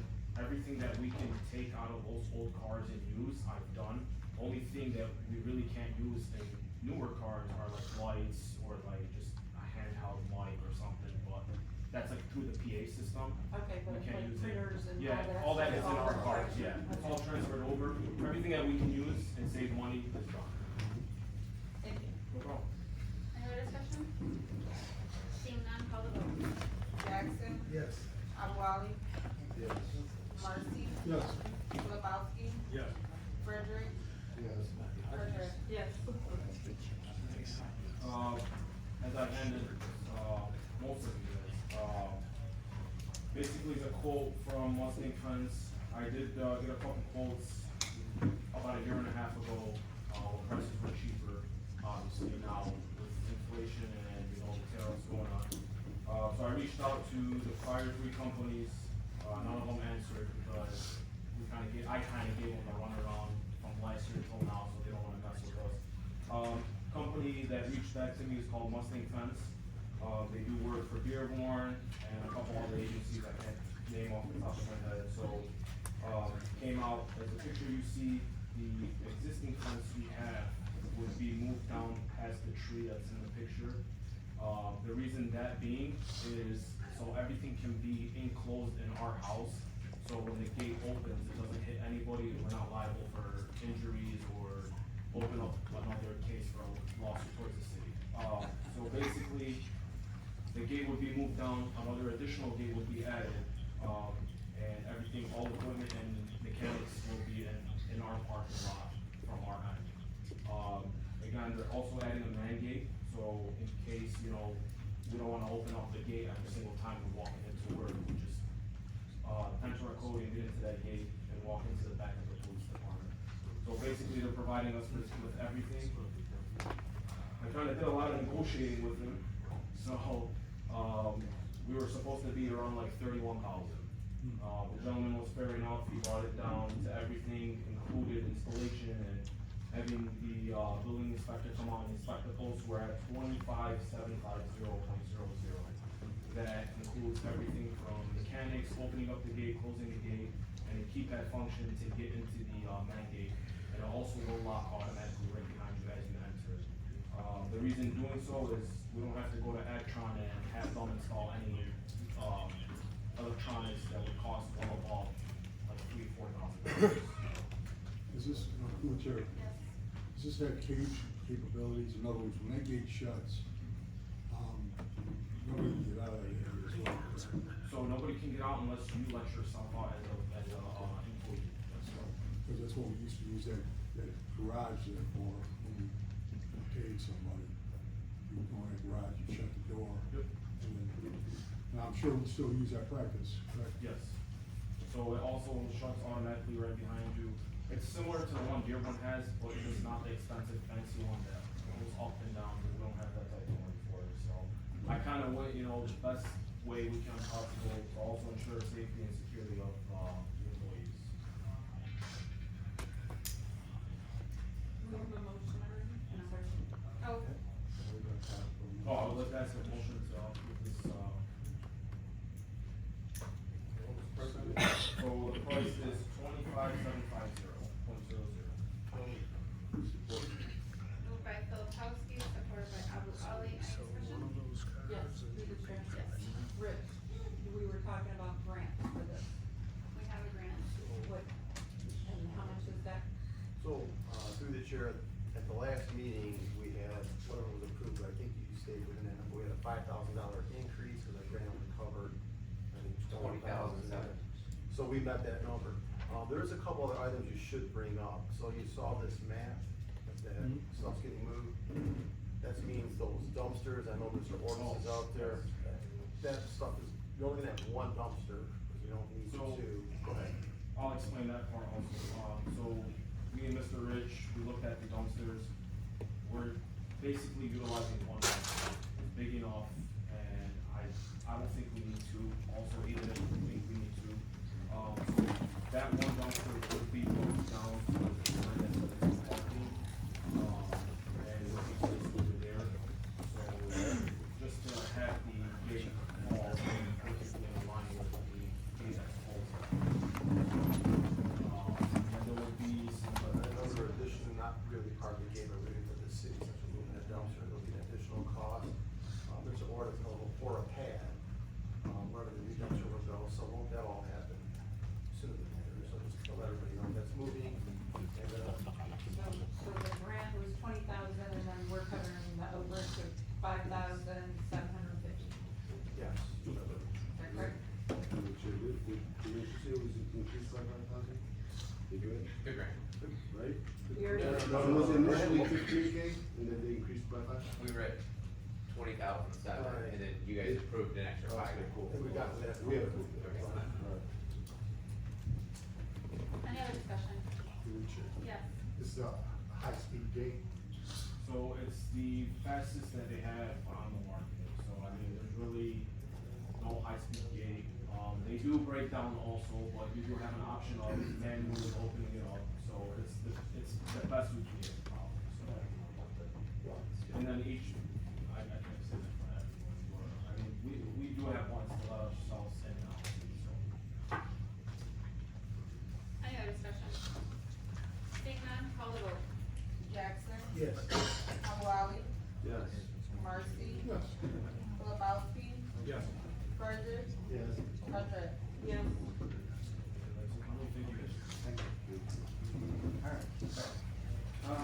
next thing is the civil service. I know that there's been confusion, I've gotten in contact with you, contacted Ryan, we tried doing every avenue we can possible to find out exactly, what's required of the police department. You know, Larry Coogan, we spent some time over, beginning of this week, we kind of read over that. We are compliant on having the two interview process that's required. Now the next thing is, I know Friday we had just civil service there where we did interviews. I'm asking this body, what else do you want from us? I know what we used to do in the past is we'd have a civil service exam or a meeting. If I had 6 candidates and we let civil service know that we have 6 candidates, here's the names. Then we'd have our interviews, and then I'd have another civil service meeting. And then I would say, okay, out of the 6, 4 passed, here's their scores, they take scores through the interview process. And then we get the blessing from civil service, and then we would move forward with the hiring process. I'm asking the body if that's good, that we come back and re-act that. Chair, that was the process you had prior to discontinuing the civil service? Correct. Because we're low on numbers? Correct. Okay, my only concern with that is because the civil service is in our charter, it takes a amended charter to remove that, okay? It's a big mess to do that. They needed to get back to that, because if not, once again, that would draw more liability on the city. Almost definitely, that's So, where we don't have a problem. Yeah. We were just trying to figure out what's needed. I didn't know exactly how they did that in the past, as far as Ryan took care of a lot of that. But I know that it's best to have a civil service or a body such as this body here. Sure. Civil service, they comprise a list, and they test, and from that test, they comprise a list. In other words, naturally you wanna take your best candidates. So, I think that way the city and all municipalities do it that way. That way it's fairly across the board. That way nobody can say, hey, you know what, this person's hired unjustly. So that's my only concern, as long as we get back to civil service. Through the chair to the corporate counsel. Yeah, if I could, through the chair. Yes. Had an opportunity to discuss with Chief Deputy Chief and the Director of my office, and the charter is very clear. Civil service has to be involved. It was suspended temporarily briefly during basically a crisis situation. None of officers on the force. So yes, it will be going through the civil service as we discussed, Chief, and there's a civil service panel that's going to vet along with the police department, these individuals, and the selection process based on their criteria, whatever that is. And scoring other tests and exams and whatnot. Through the chair. Yes. Is the civil service is going to issue a application, accepting applications, they're gonna put that out there like they do for every other department, and take applications and work from that, right? Whatever the chair, I would indicate that whatever's been done in the past will be done, and it was just suspended for a brief period of time during a basis where we had very few officers. And that kind of got that going, and so we went over it, chief is familiar with it, so as a deputy chief, it's what we have to do to comply, and we'll be able to do it. Yeah, I spoke with the civil service to the civil service members on Friday. They are coming back Thursday, for DPW, and we're also gonna talk to them then. We comprised a list, that we can also show them to help them with an eligibility list. And we're gonna put, it out on Facebook, in the future, MPO's website, and Indeed. And they're gonna go over our questions, with us, in regards to the questions that we give candidates. Through the chair. Yes. In the future? You said in the future. Going forward from today? No, going forward from when we went back to civil service 2 months ago.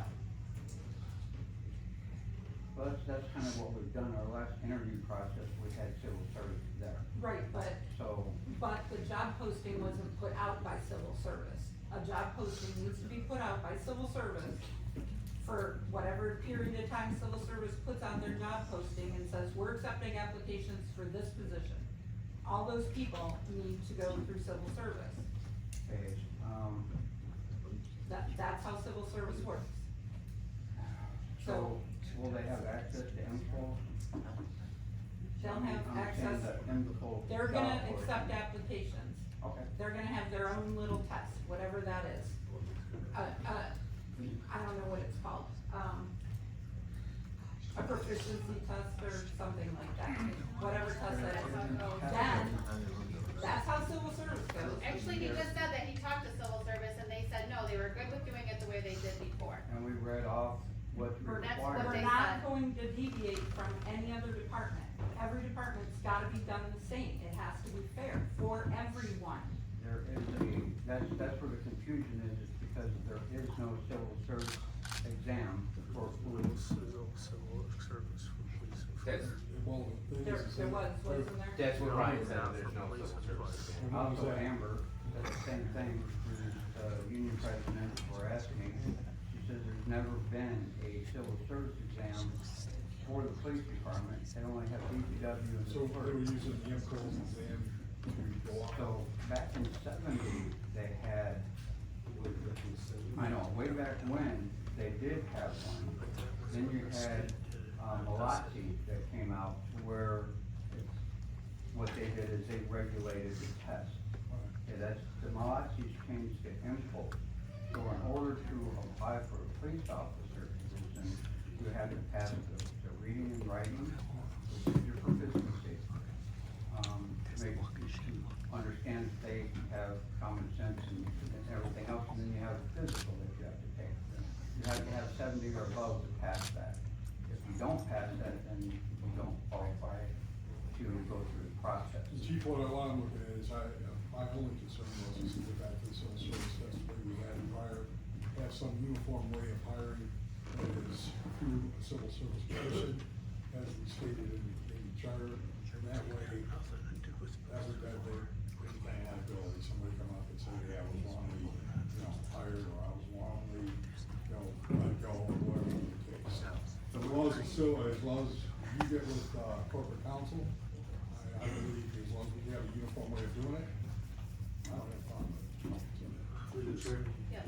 So that going on, because honestly, it looks like no one has a clear idea on what civil services exactly is, right? Since it's since the seventies, it was implemented. And it's, and I've looked at other departments and they're not using it. But for an assistant to do so, Our charter says we do. Order. Okay, sure, no problem. So if, you meet with them, I don't even,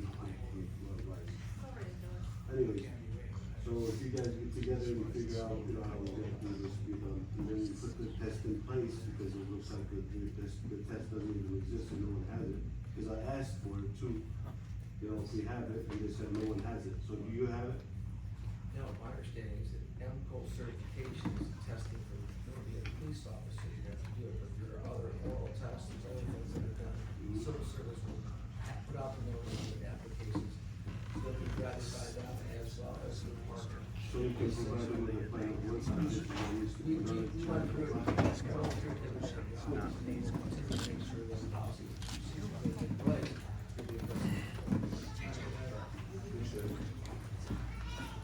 All right, so. Okay, now, other thing, I've been chief since March.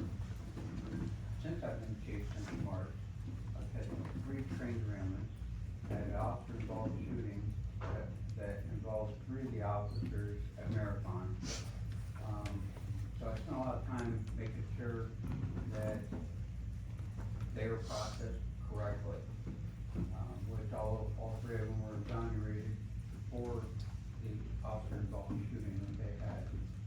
And I had a homicide that we had to deal with, on top of, homicide being murdered in our city. So, there's a lot of stuff that I had to deal with for the first 6 months of being chief.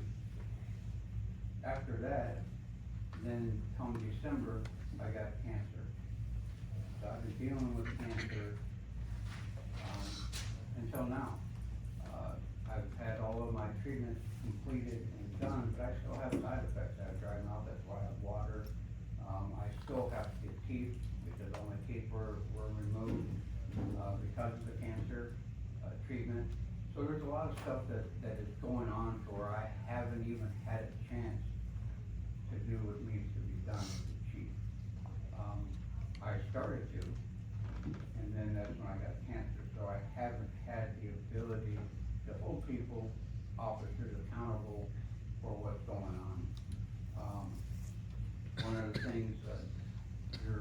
attorney or your representative was saying that, you know, we need to look at training and everything else, but we do have de-escalation. I am an instructor in bias policing. Impulse has come up with a new program, so you have to have 24 hours of instruction that's Impulse approved. We get audited at the end of the year, so where Impulse will look at the officer's training schedule to see if those 24 CPUs were used. If they weren't, then Impulse comes and says hi to me, and I get to explain why these officers weren't done and I'm not meeting my criteria or requirements as the chief of police. We've had a lean audit to where we passed. The only thing that we had was warrant. We resolved that, we worked with 24th District Court. Now, against what my doctor's wishes are, my doctor says that I should still be off. I'm back. That's why I'm here tonight. I am gonna take control. People are gonna be written up. But on the same token, these invoices that aren't approved were 2 months old. So where now I got priority one, I got other agencies or other companies that are saying, why aren't we paid? If there's any questions or concerns, sorry. If there's any questions or concerns, I've always had an open door policy. I'm back now. If you have a question or concern. If you have questions or concerns in regards to invoice, come see me. Let's work it out. Let's talk about it. So I can explain the reasons for the expenditures that we have, so we can get this moved on. Otherwise, all we're gonna do is not pay the companies that need to be paid. I know one of them is Japanese company. But $400 and some is for ticket paper, so officers can write citations. Well, it's been beginning since April that they've been paid. That wasn't full. Order. Yeah. That wasn't true? It was not pulled out of the Okay, invoices, no. so then I'll have to deal with payables, but that's what I'm It was in there, I saying. saw it. Okay. So they're saying, I just got an email today saying that they haven't got paid, correct? Correct. So even deputy chief can make thoughts on that. But that's what I'm saying. I don't want things to be a mystery on figuring out solutions. Let's figure the solutions now. Come to my office and let's discuss the solution moving forward. I am, with the impulse required CPEs, there's also a police one that we use, the Lexipol that the attorney was talking about. That's what police one is. I do use those. But on the same token, those are our training modules. Sometimes you need a little bit more training than just an hour. So that's where we try to get more involved. And that's what I am committed to do, is to make sure that officers are held accountable. If you see officers doing something, let's not keep it hush hush. Let me know so I can do something. If it's after hours, obviously I'm at home. I can't take action for something I don't know about. I need to know. That's part of our policies and procedures. If there's an outside complaint, it needs to be brought to the chief of police, so then we can do something about it. If it's just held in secrecy, then nothing gets accomplished. And I can't run a department that way. I need to be transparent, and I need the residents to be transparent with me as well. If they see my officers, or I'm not gonna say mine, but if I see officers that are doing wrong, or the residents see officers that are doing wrong, I need them to come in and talk to me. Can't accomplish anything without it. So that is what I'm trying to do now. On the same token, I will be doing due process. So, it's just, That's what we do. So if we need to revamp and order more training for internal affairs investigations, and that's what we're gonna do. Whatever it takes to better our police department, that's what I'm committed to. And I just would request that you guys are open with me and come to me. Well, I've named this numerous times. I've had Stan Filipowski come to my office, ask me questions, had Cindy come to ask me questions, had Bill Rogers come and talk to me. So I've had people come and talk to me about concerns and things that they wanna accomplish. But they haven't come and talked to me about the business aspect of it. Find out what we do, why we do it, and what we can do better. That's all I'm asking. Other than that, I'm happy to be back, and I'm hoping we can move forward and make things happen.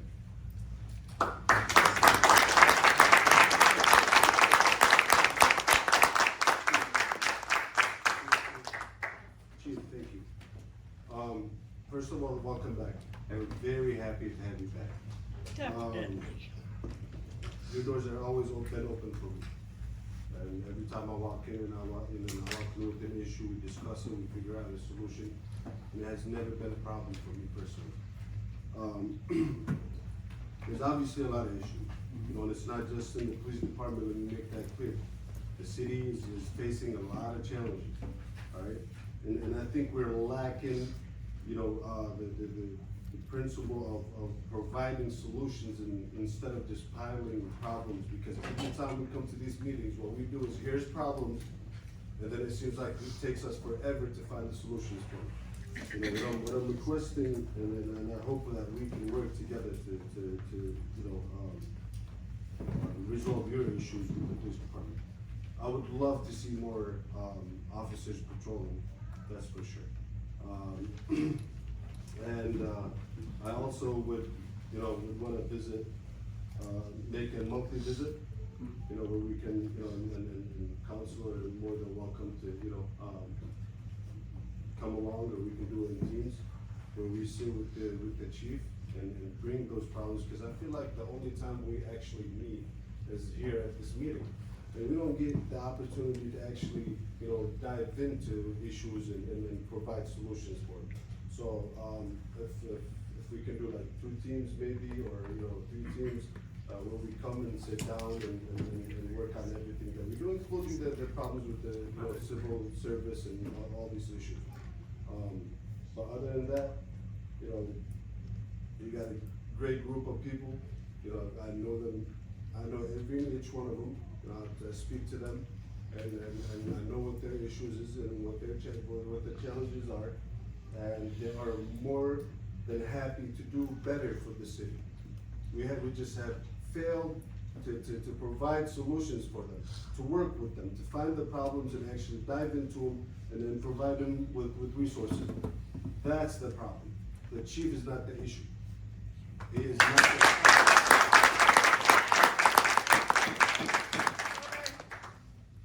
That's all. Thank you. Thank you very much. All right, thank you, Chief. Public Safety Fire Chief.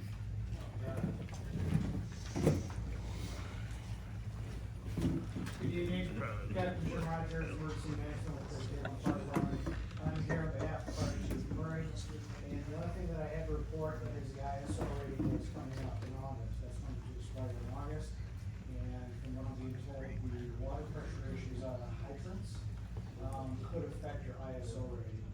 So it's my understanding that it has been addressed with the water department, but just know that if those steps are not fixed with the water department to increase the water pressure for the hydrants, your ISO rating could be affected and might drop down. And as you know, ISO rating affects your homeowner's insurance. So we just want to make sure that everybody's aware of that, so that come August when the ISO rating is up for renewal, that we can improve everybody's ISO rating.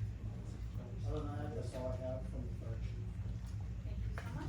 Anybody have anything for the, filling in fire chief? Sure. Through the chair. Through the chair. There you go. Never mind. I'm good. Yeah. You see how I do it? Alright. Time you shut up.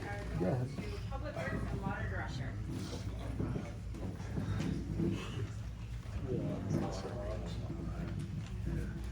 Issues I have, we got one. It costs money. Yes. Property on the side of being there, parks, stationary, stuff. We got a piece by the church there, the tires. Let the church do last year, so they quit cutting it, so I had to cut it, so. We were doing it for a while, we got tires,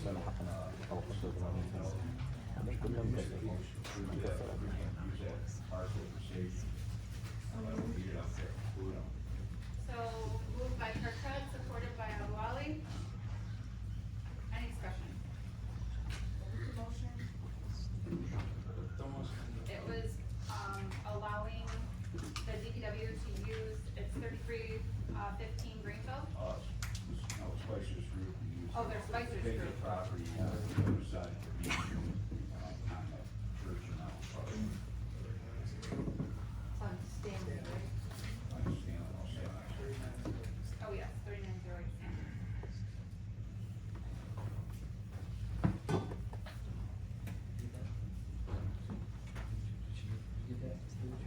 Yeah, I got it. Any discussion? Seeing none, call the vote. Jackson, Yes. Abwali, Yes. Marcy, Yes. Philipowski, Yes. Frederick, Yes. Cartwright. Yes.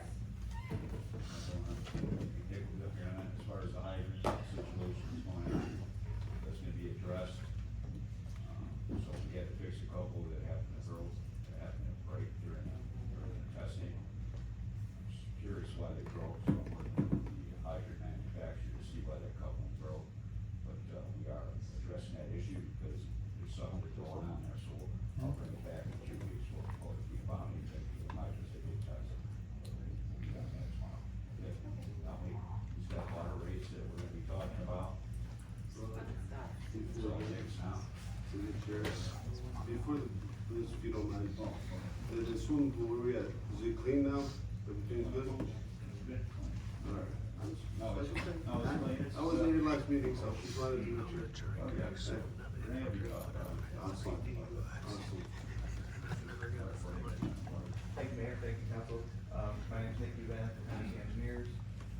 Here to talk about the water and sewer rates. Just this year, February of 2025, the Great Lakes Water Authority, their board of directors voted to increase the rates for City of Melvindale. The rates are for fiscal year 2026, and they're effective July 1st of this year. Effective legal rate increase for City of Melvindale will be 6.14% for water and 4.5% for sewer.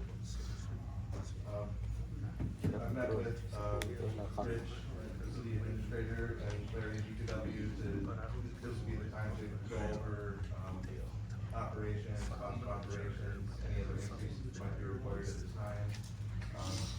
At this time, and for the past 3 years, there hasn't been an increase to the rates as far as the cost of operations, and I really want to commend both city administration, finance, for really good budgeting and accounting, and for DPW, they run a really lean ship. They stretch every dollar as far as they can stretch it, and they take on a lot of stuff in-house to really keep those costs down. So because of all that, we're recommended that the city increase the water sewer rates just to correspond with the RETA increases, and no other increase for cost of operations. So we're recommending the city increase the water rate by 6.14% and the sewer rate by 4.5%. This is the overall 3.8% increase. And like that, that's for a motion to increase those rates. Moved by Cartwright, supported by Philipowski. Any discussion? Yes. Not everybody at once. Yes, go ahead, Philipowski. So obviously this is gonna go up for every household, including all of ours. So it's just one of the things everybody should know. So when we vote on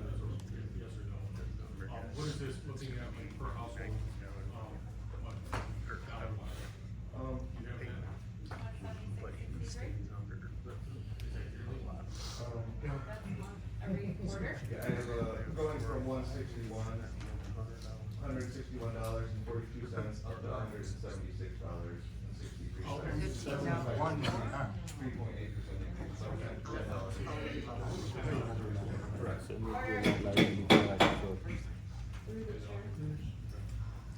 Excuse me, Jackson was next. Oh, I'm sorry. So, just so the public knows, you really don't have any choices. We will run the show. We're just following suit. That's why we told you we couldn't make these promises that we can lower your water bills and all that, because we knew we only had so many cars.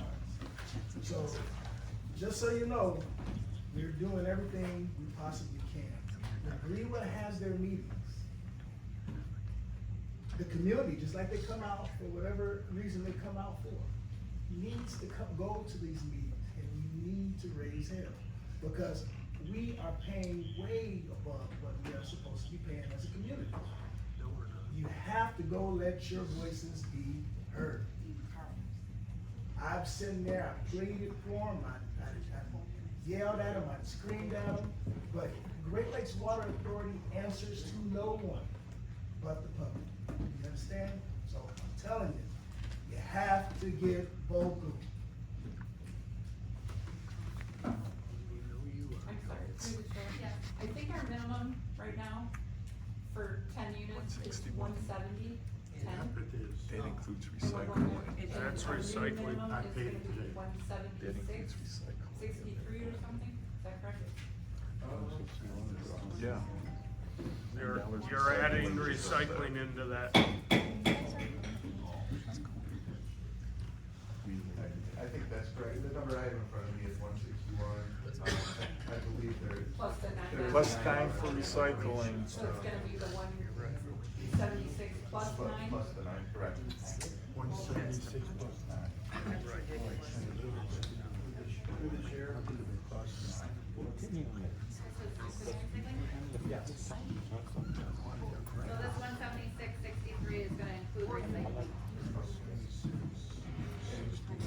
It's okay to add, Joe is correct, there's really not a lot to say in lieu of, they host a public hearing yearly on this issue. I'm usually here to announce it, I have flyers to hand out, encourage people to come, so, yeah. Through the chair, you're correct, and Joe's raised, but what have you done with the water tower?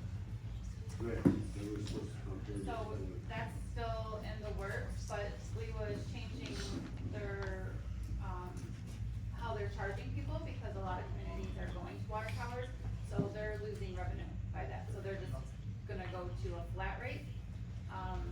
So I think now it's time to get our state rep and our senator and our congresspeople involved and, go after them. Water is a necessity for life, and the fact that they're charging this astronomical amount is ludicrous, in my opinion. And that's where I'm at with that. So I will be contacting our representatives, and finding out what they can do to help. Because if you go to the store and you buy a gallon of water, it's the same for everybody. It's not based on, if you buy it at 5 a.m. in the morning or 10 p.m. at night, it's still the same price. And for them to be charging what they're charging, and every community around us is different. So it's time that we get our reps involved and start going after them, because they have to be accountable to somebody, and it's the public, so. Rich, what's your input on this? Rich? My input is, she is correct on some of this. The city, Cleveland is gonna be going to more of a fixed rate. You're gonna have a higher cost versus the variable rate for consumption. The old calculation is your distance, what your use is, or how many units, elevation, et cetera. Going forward, as Joe had mentioned, and the mayor, yes, reaching out, to the people that can be in control. It is a utility, I mean, we have our own utility, but they are the authority utility for everybody. Finally, as you mentioned, hopefully the city can keep the cost maintained. with all the money that's going in, most of it is through grants, but the city, we don't have all the numbers in front of us. All this water main work will tighten up the system, so we're not paying for all this water loss, but the city still has to pay these bonds, which it only gets through the water fund. The city has not increased any cost for this, is able to absorb these future costs. What, do we currently have water bonds? Yes. What, Yes. what are they They're, doing? so whatever projects we have, they're actually backed by the state and the Fed. They're a 40-year at a 1.875% interest rate, so I mean, they're essentially paying what you can take them if you take inflation into account. Any grants?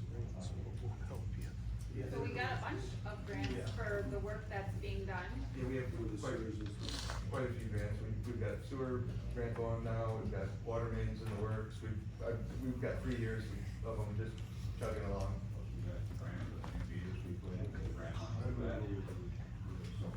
A lot of good things that have something that we do here in Melvindale now, we know the water rates are high.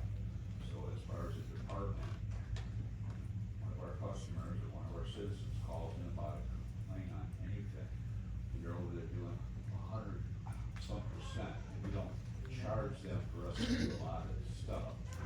Because I know if they have to call it out, I know that they, so a lot of things we'll do for our citizens that a lot of their communities don't do. So we go, we just, we're here for this. Through the chair. Yeah.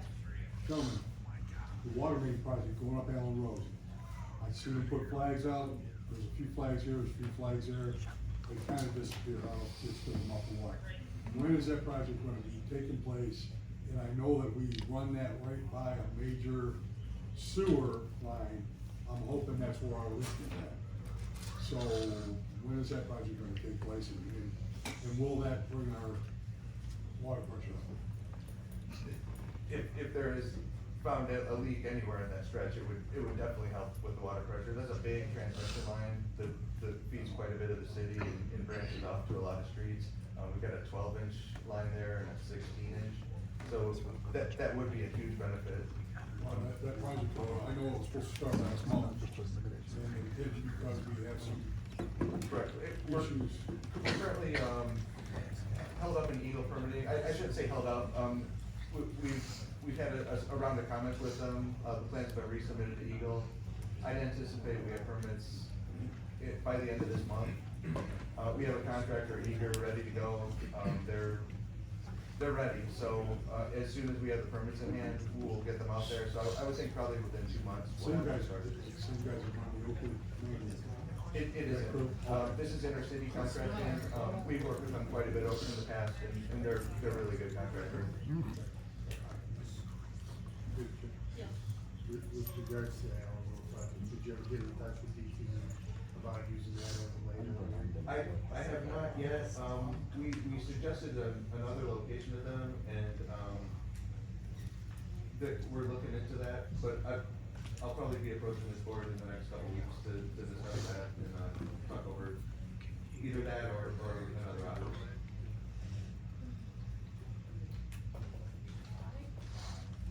So we need to vote on this? Just move back down to 45 seconds. Any other discussion? Seeing none, call the vote. Jackson? Yes. Abuali? Yes. Marcy? No. Philipowski? Frederick? Archer? Yes. Is that necessary? Like, is it really necessary? Alright, street building official building department. Good evening, Mayor, Council, got one, updates on this agenda, I just got, notice of it, but this is regarding the Robert Street property. A few months back, we had a private developer come in and talk to us about building some homes on the former Evans Elementary School. It's got a site, preliminary site plan put together, and be 21 homes on 42.5-foot lots, about 1,600 square foot brick homes along Robert Street and Martell. Been working with Larry Ortiz, the engineers, as well as the attorney Rich, I'll bring that go back together. So that road used to go straight through. So we should have something out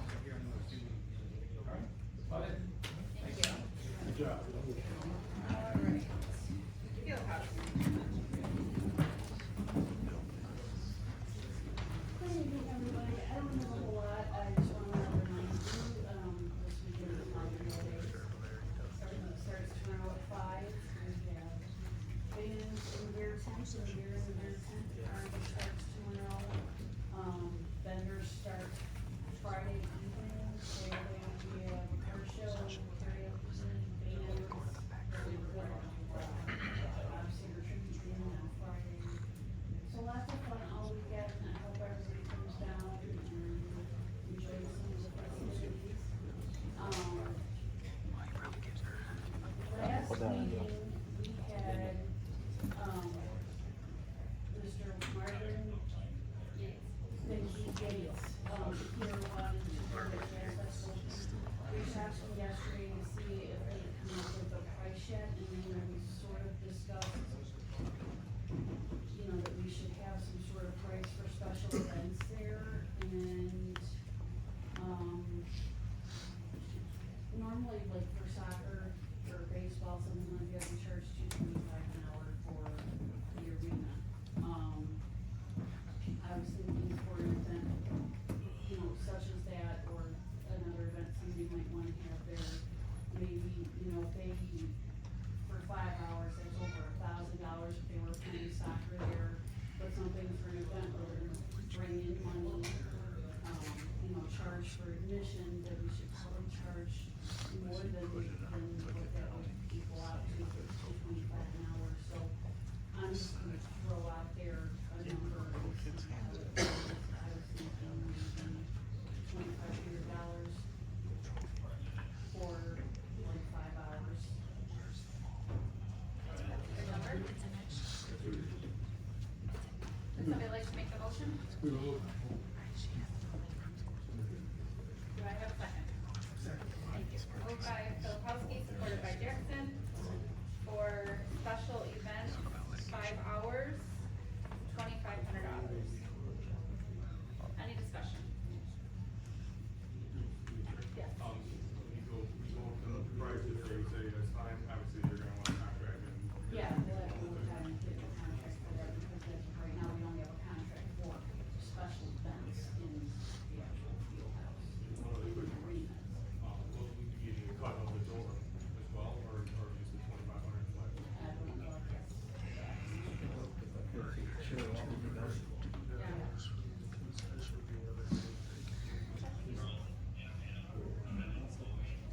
Any other discussion? If I could through the chair, why don't we make that the minimum fee would be $2,500 for that? And then just for the split.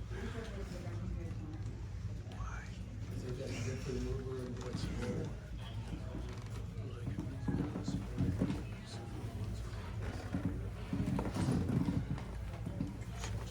Any other discussion? Seeing none, call the vote. Jackson. Yes. Abouali. Yes. Marcy. Yes. Filipowski. Yes. Frederick. Yes. Cartwright. Yes. The other thing is, to answer your question, we're still, I believe, on target for the pool to open on the 14th, which is Saturday.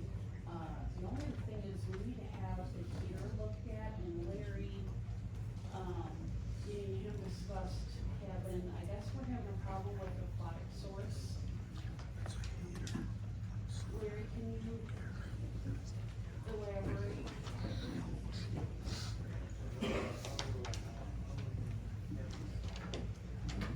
Seems like every time they come out,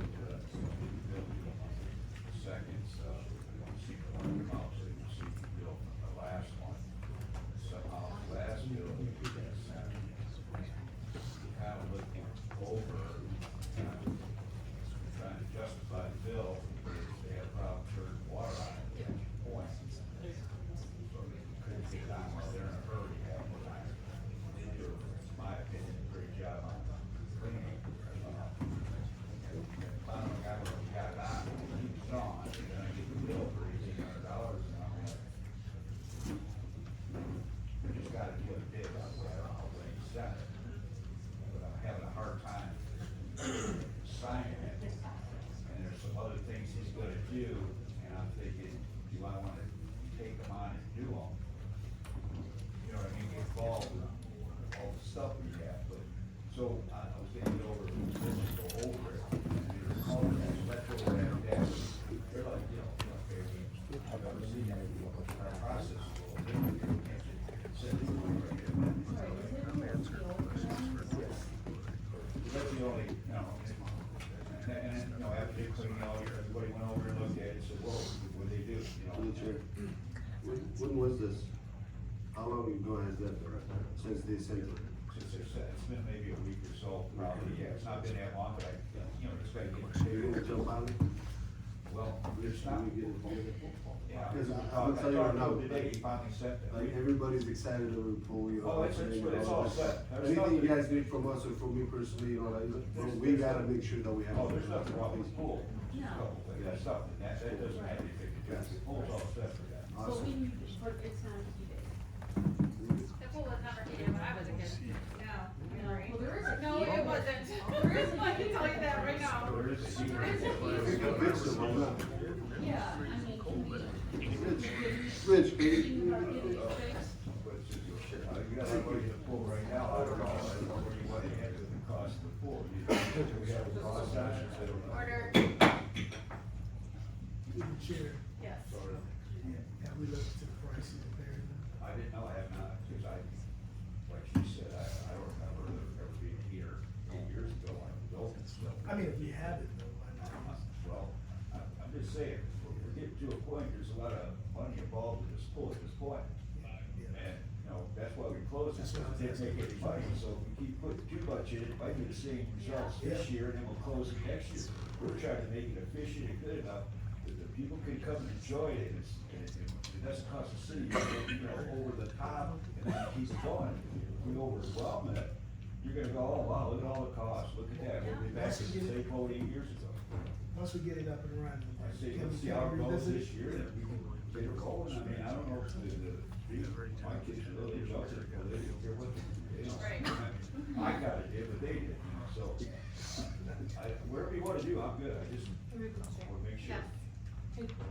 Is there a way to look into the energy cost on running a pool heater on a pool that's like this? Because, We can look into it, you know, Yeah. even if it doesn't cost a lot on fix a heater, it might cost an excessive amount to keep it running, keep that pool heater.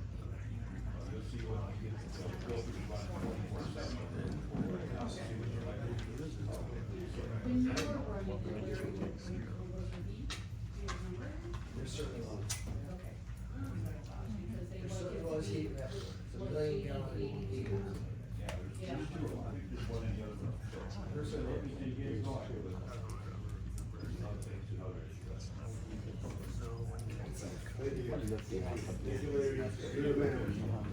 Alright, that's all I got. Yeah,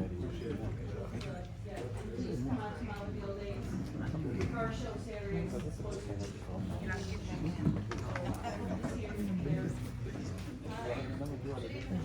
Alright, we do this each year, I'm requesting a motion to approve the 24th district work budget for fiscal year end, June of 2026. So moved. Moved by Jackson, supported by Filipowski. Any discussion? Yes. Was there any cost? Yes. So, through the chair, I'll look at the budget. The detail is our monthly payment went up $792.42 for approximately 9,500 increase per year. Elmwood Park's already approved this, and they pay 2/3. The biggest items, they are managing the place well, but they did have some reserves, they do have people retiring and there are big payouts coming, so that number is in there. They do believe that their payroll's gonna go down, so the new employees coming in will be paid at a lesser rate than the ones that are leaving. And then some slight 4% increase for healthcare and retirement contributions. So, an approximate $9,500 increase for the full fiscal year. What did you Each get month. back in That- ticket that- revenue? Okay, so To that, offset this? yeah, that varies. For the most part, it seems to offset. But if it doesn't, each city would pay the shortfall. In recent years, it has not been an issue. It's been pretty much break even for us. Any other discussion? Seeing none, call the vote. Jackson, Yes. Abuali, Yes. Marcy, Yes. Lebowski, Yes. Frederick, Yes. Patrick. Yes. Alright, that's all I have. Alright, Corporation Council. Alright, one thing we have the renewal of the contract for the Alliance, which is our employee assistance program. It's been in effect for a period of time. There is no cost increase. It's the same rate in services that have been providing. Anytime an employee needs some help, we reach out to HR. Mr. Cortez refers them to the employee assistance program, and they get the help that they need. So I'm asking for renewal of the existing contract, no change in terms of conditions over the prior years, and in terms of cost or anything else. So moved. Support? Moved by Marcy, supported by Filipowski. Any discussion? I do have a question. What was the previous amount? I don't have the dog one in front of me. I looked at, reviewed the contract. There's no changes. It's on it. Yeah, I don't know, through the chair, if it's per person, so it varies, I don't know if it's $40 per person or 80, you don't have it.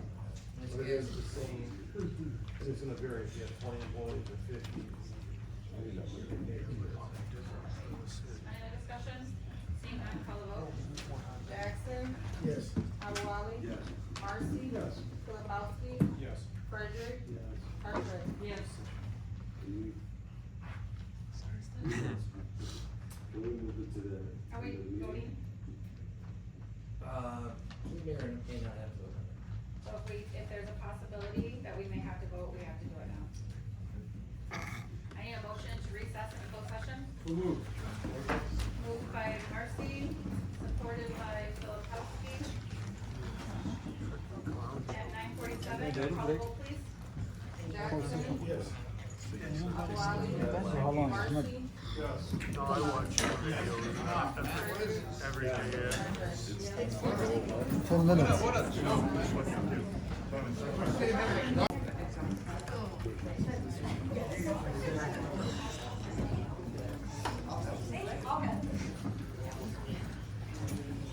Mr. Jackson, how you doing today? Looking good. We got excellent. All right, I need a motion to reconvene the council meeting at 10:02. Moved. Support? Moved by Filipowski, supported by Marcy. Call the vote please. Jackson? Yes. Abouali? Yes. Marcy? Yes. Filipowski? Yes. Frederick? Cartwright? If I could, for the record, I'm looking for a motion to hire a proctor consult investigation group to investigate both the police department and the disciplining of employees, as well as the public safety commission. Moved by Jackson, supported by Filipowski. Any discussion? Seeing none, call the vote. Jackson? Yes. Abouali? Yes. Marcy? Yes. Filipowski? Yes. Frederick? Cartwright? Yes. And that retainer is $5,000. If I, Hold on a second, do you wanna amend your motion to state the amount? That's fine, yes, please. Okay, so it was, Jackson, you made the motion? Yes. So do you amend yours? Yes. And then Filipowski, you amend yours? Will you make sure that that motion includes the $5,000 retainer? Thank you. all right. All right, go ahead. So I have something I want to read in the record, and this really concerns me because I've watched this go on repeatedly in the council meetings. And I'm going to call out maybe someone or two. I'm concerned about some issues. You know, there was a Facebook posted, and I think it was Mr. Gabriello, also known as Lucas Wilson, and maybe some other names as far as I know. And it's important that we set the record straight. There was this, I guess, assertion that this body was gonna fire the police chief today. And people got all worked up over situation. I got a few phone calls, other people got phone calls, accusing first the corporation counsel, that's me, that means I'm the city attorney. And I don't fire any personnel. I don't have authority to do that. According to the city charter, specifically, chapter 13 city charter, as you know, allows the council or the mayor to remove an elected or appointed official under that provision of the charter. It's been used in the past. In addition, the responsibility to manage, direct, and supervise and discipline the police department falls in chapter 20, the public safety provision. And that's their responsibility to do that. And if they don't do it, and this body doesn't like it, the other mechanism in place to do that. The mayor is well aware of the seriousness of the exercise of counsel and what happens when you remove a police chief. We had a lawsuit not too long ago, 4, 5, 6 years ago. And I'm concerned about people making statements and hiding behind anonymous Facebook postings and pages. You know, it's easy to sit back and make all these accusations and charge people up and make all these assertions. And they're simply not true. And so I ask you, read those things with caution and really take them with a grain of salt. It causes a lot of acrimony and animosity within the community, and it's not true.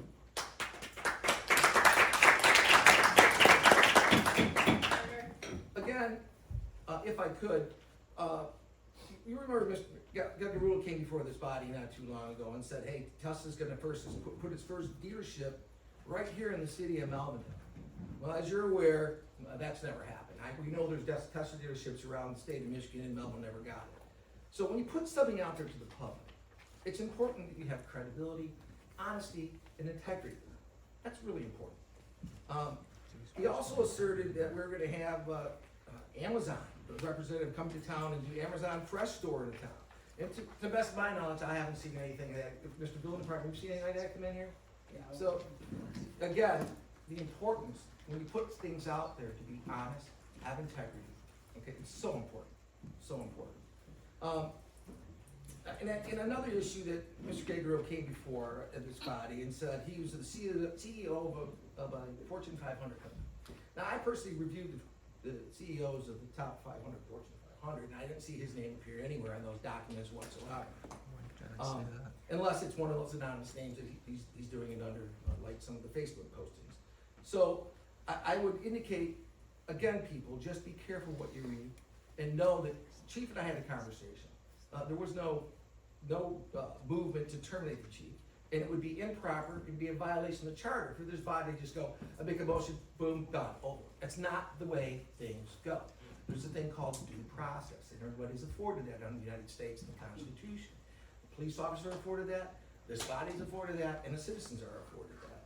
And when anybody's in trouble, they're afforded the same thing. So, it's kind of like a modern day example of the boy who cries wolf. Let's whip the people into a frenzy, make these accusations, and sit back, and there's no proof to any of it. Turning to more serious matters, I mean, this body faces a real issue. The current chief, and I had a meeting in the office this week, and I think it was very productive, along with the deputy chief. And he was very candid, and he said, he described the situation going on within the department as chaotic or chaos. I agree with your assessment. We've got to straighten this up. Mr. Galuli got up here and was kind of forceful and said the same thing. I think it's just common sense. We cannot sustain and continue to go on with what's happening in this community, all right? A thing that concerns me, and you know, just so you know about me, I've been a prosecutor for about 20 years. I've also been a city attorney for a number of years. I also teach college. I teach criminal justice at college for a number of years. I've got experience in this area. And when you look at these videos of the conduct that took place by some of these officers, it's reprehensible. It's absolutely reprehensible. And I think we can all agree to that. I've talked to numerous professional law enforcement officials in my contacts with teaching, in my contacts in prosecution, and talking to a number of folks. There was nothing good that was played on that video. Nothing good can come of that. So to sit back and say, let's do nothing, doing nothing is never appropriate. Long since past the time that this body, and they acted tonight, and the Public Safety Commission, and they're gonna have a trial board hopefully soon, and the department, and the chief's indicated today he wants to take charge and discipline of what's going on there. That needs to happen. We need more proper training, we need more proper everything, and it's gotta be done. He's had a number of issues, and I understand those, and I sympathize with you wholeheartedly. But our department needs to do better, and we all can admit it. Now, I am really concerned because on May 29th, I got a phone call from a Paul Egan of Detroit Free Press, a subsequent email as well, indicating to me that another lawsuit had been filed against the police department. And in that complaint, it contained some pretty, if true, really damning statements. I'm not saying it's true. I'm telling you that right now. I'm not acquiescing to say it's true. But the assertions made are alarming. And it needs to be dealt with. Absolutely alarming. So, you know, there is no time like the present to act. We've waited too long, way too long, to begin this process. Now, to further concern me is that I was told on the 29th about what was served to the police department through, where's he at, Mr. Martinez, and he indicated he talked about with the chief. There was a notice of intent to sue that was served by the law firm and the preservation of documents. It came in on April 30th. My office, the city attorney's office, did not receive notice of that till May 29th. There is no excuse, and there's no world when something's titled on it says, attention legal, that the legal department should not get a copy of that. We need to be better. We need to be better. So I'm just urging the public to be cautious when you hear people making these assertions. And understand, we're all trying to do what's best for this city. That's what my goal is. I have no agenda against any person or anybody. My agenda is doing what's best for the community. I'm sure the mayor feels that way, and I'm sure the council feels this way. So I urge the Public Safety Commission to act more importantly, act more quickly. I urge the department to act better, and the council took steps tonight, which I think are a great step in helping address these issues. Our citizens deserve better, and the financial ruin the city could face as a result of inaction is simply not appropriate. We can't take that risk. So that's what I wanted to add tonight, and I want to thank you for your time. That's all I have. Order. Thank you for that. I just want to clarify that, Lucas Wilson is not in fact, Angelo Garbarello. He is a person, he went to school with my cousin. They are not the same people. Okay. Okay? But there are postings He by did numerous post. people He did post. That is indicating, correct. and I don't know who these people are, but people say it's this person's that person. Again, I don't know the truth Well, or I can not. tell you that Lucas Wilson is not Angelo Garbarello. He is a student that went to Melvin High School in the same year that my cousin Spencer went to Melvin High School. All right? So we're skipping over the treasurer and city clerk. Okay, I'm gonna read, Linda's resignation letter for the record. She says, I no longer have any desire to fill my position of city clerk for the city of Melvindale. The viciousness, backstabbing, lying, and screaming is stealing my peace. There is no way in this world that I will allow anyone or anything to take that away from me. So therefore, I am submitting my resignation letter effective May 27, 2025. And I would like a motion to receive and place on file the resignation of Linda Land as city clerk. Support. Moved by Filipowski, supported by Jackson. Call the vote, please. Jackson, Yes. Abu Ali, Yes. Marcy, No. Filipowski, Frederick. Yes.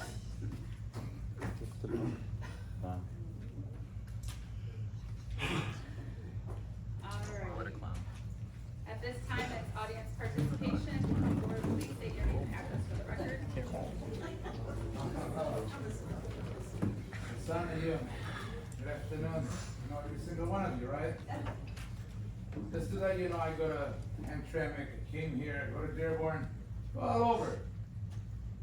This is, I've never seen a shit show like this ever in my life. This is one of the worst places I've been to. I thought Hamtramck was worse. No.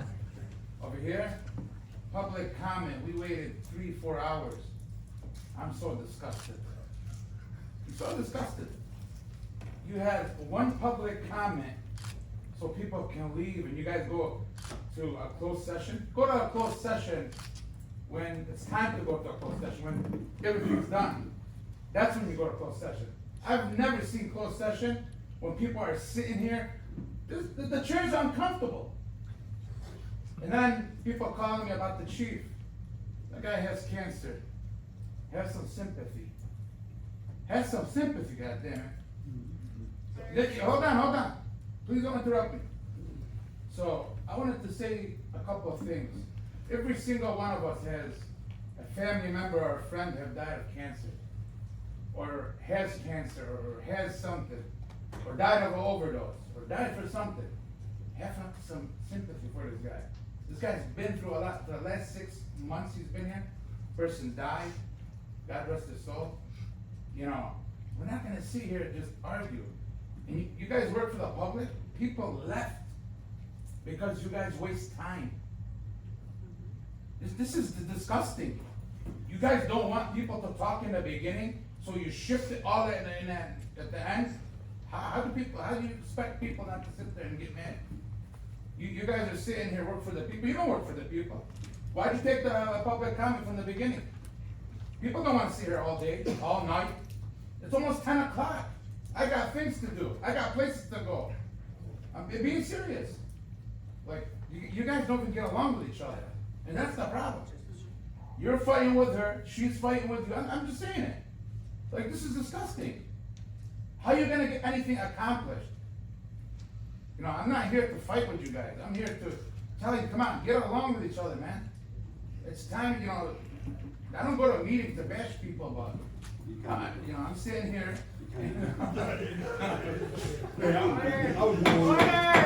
It's okay, they won't talk, they know. Let them have a, you know. Through the chair.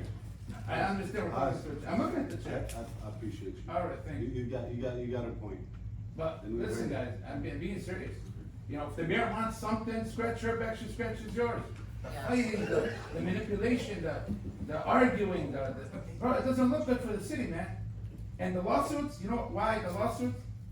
Because, let me explain something to you. Do you know how easy right now one of you say, oh, he doesn't like me or she doesn't like me, she said something about me, boom, guess what happens? An attorney is going to take that lawsuit because you know why? He's gonna make over millions of dollars from the insurance company. Did you guys know this? I'm being serious with you. He goes, to hell with it. They lose. At the end of the day, who makes the money? The attorney. You guys have to know this. And second of all, you guys don't even have cameras here. You guys are in violation. Tomorrow I can file a lawsuit. I can serve you the lawsuit. I can serve the clerk the lawsuit. I got a lawsuit right now for Hamtramck, freedom of information. Tomorrow, if I want today, you know, at 12 o'clock at night, Wayne County Circuit Court, I'm fine. Right away, through the computer. I'll wake up tomorrow, boom, you've been served. Jennifer Global will serve them. Very simple. How come you guys don't have communications for people that are disabled? People sitting at home. We're just gonna sit here and just don't worry about the people. Guys, public comment twice. 30 minutes at least. People gotta go, they have something to do. This chief of police has dedicated his time here. Having cancer, come on guys, you know, give the guy a break. You know, there's somebody under him, he can handle the work a little bit, they can work together, something. You know, the police department likes the chief. Hundreds of phone calls today I got, emails, phone calls, please come here. You know, because they see me where I go to Hamtramck, I go to Dearborn, I go to school boards. I mean, please, just get along with each other. That's all I ask. And you please get your job back, let's rescind the thing. It's not my job. Oh, if that was you, I was like, oh my gosh, she's quitting. No, I'm sorry. No, who was it? Somebody here? She's gone. Why? Because of the drama. She can't take it no more. I'm being serious. Now, the attorney tells you, there's a lot of lawsuits. If somebody breathes the wrong way, if I was an attorney, you best believe I'm gonna hit your insurance companies. Am I correct? You know what I'm talking about? No comment. Yeah, no comment, because you know I'm being straightforward. We'll work it out. Thank you. Appreciate you.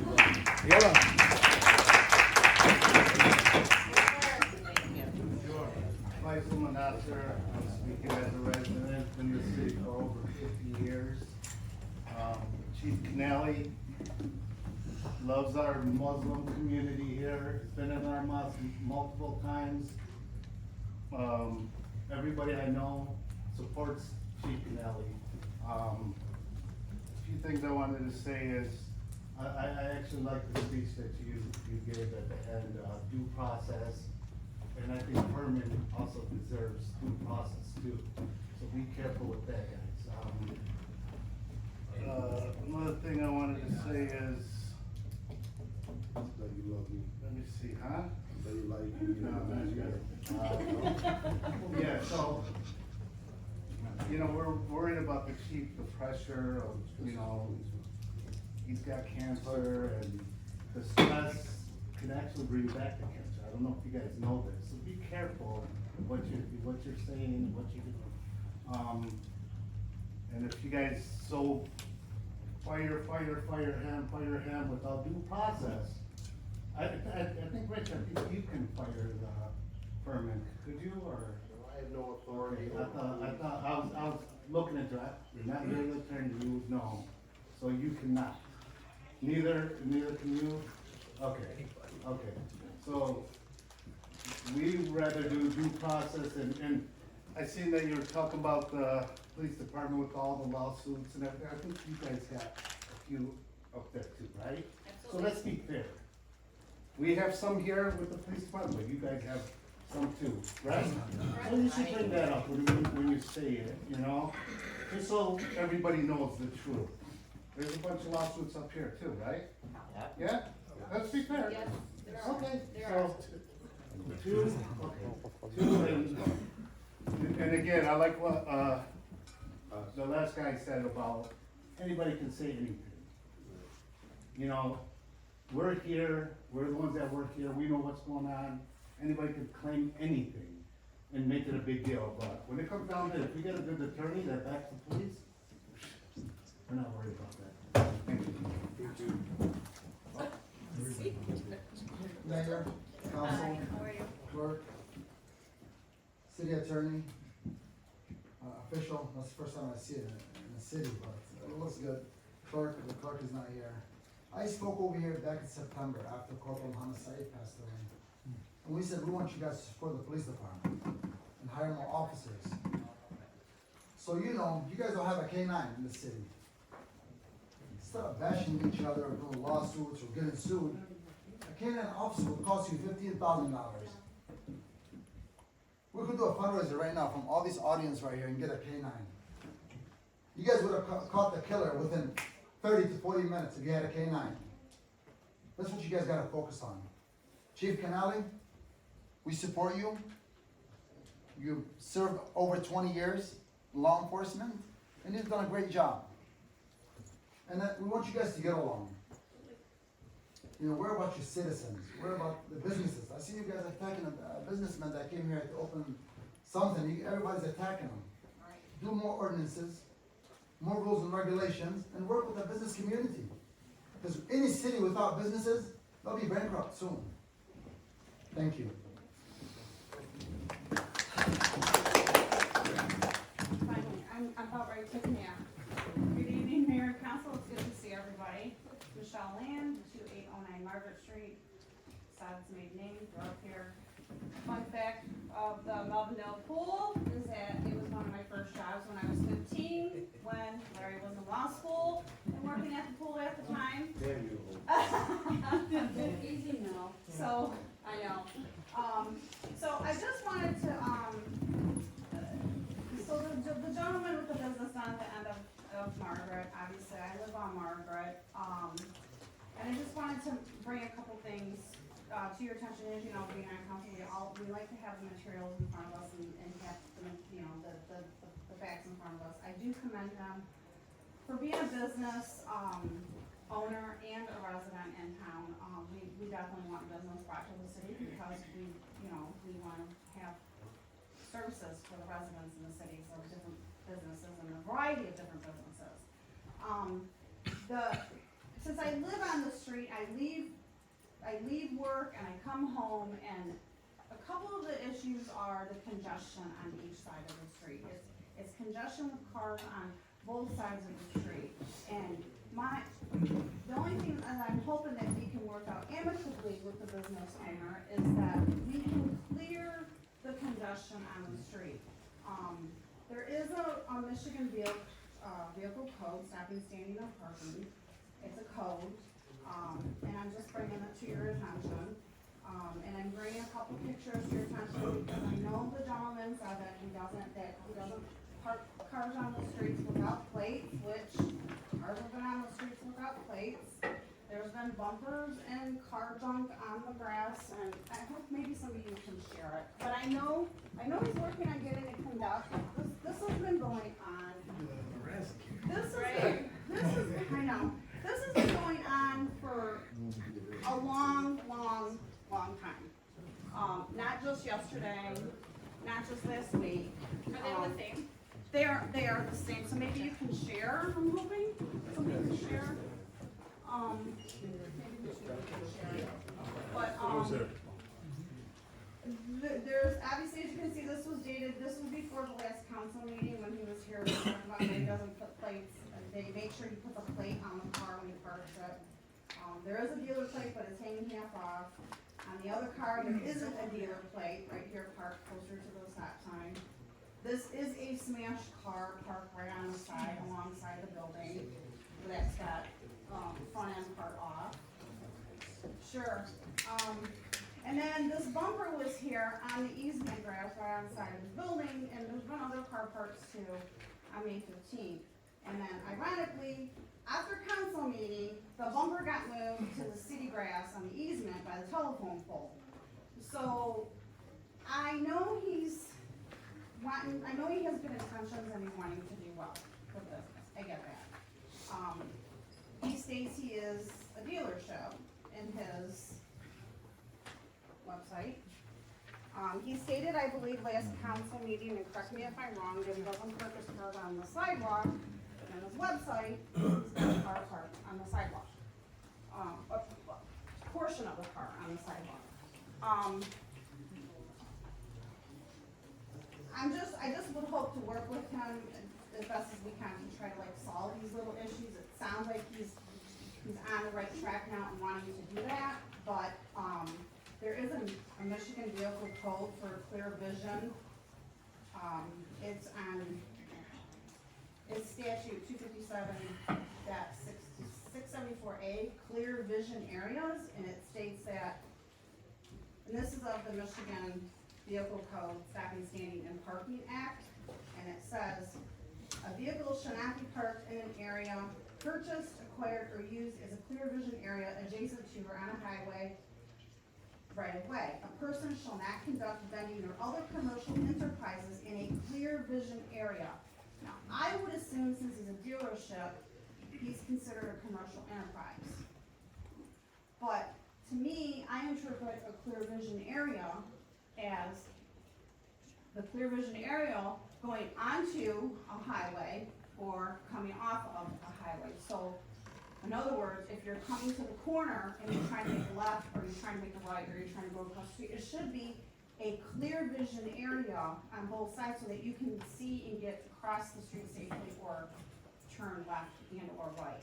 Now, I have come home from work downtown in the right lane and putting my turn signal on and getting ready to turn onto Margaret, and I approach slow, but I have a hard time seeing around the corner because of all the cars. And 2 weeks ago, I almost came head on with another car, and we were going 3 miles an hour maybe, but her and I didn't see each other right away because of the non-clear vision in both sides of the streets. So that's one of my concerns, is that I hope that maybe he can understand why this is such an issue with the cars on the streets, is just trying to have a clear vision for safety, for driving visibility. And if he is a dealer, I just wanted to let council know that, and maybe you know, maybe you don't know, but there are several different types of dealership licenses. And there's a handy chart on the back that tells you if he is a Class A or Class B, then he's supposed to have certain things put in place with the state, with the Michigan, with the state of Michigan. Okay, And- your time is up. Okay, thank you. I know,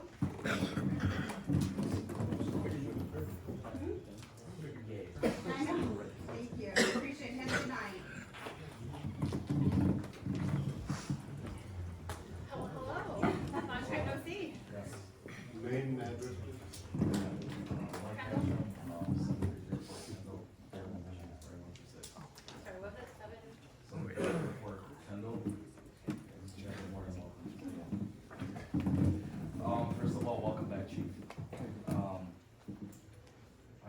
say just a couple things about it, Chief.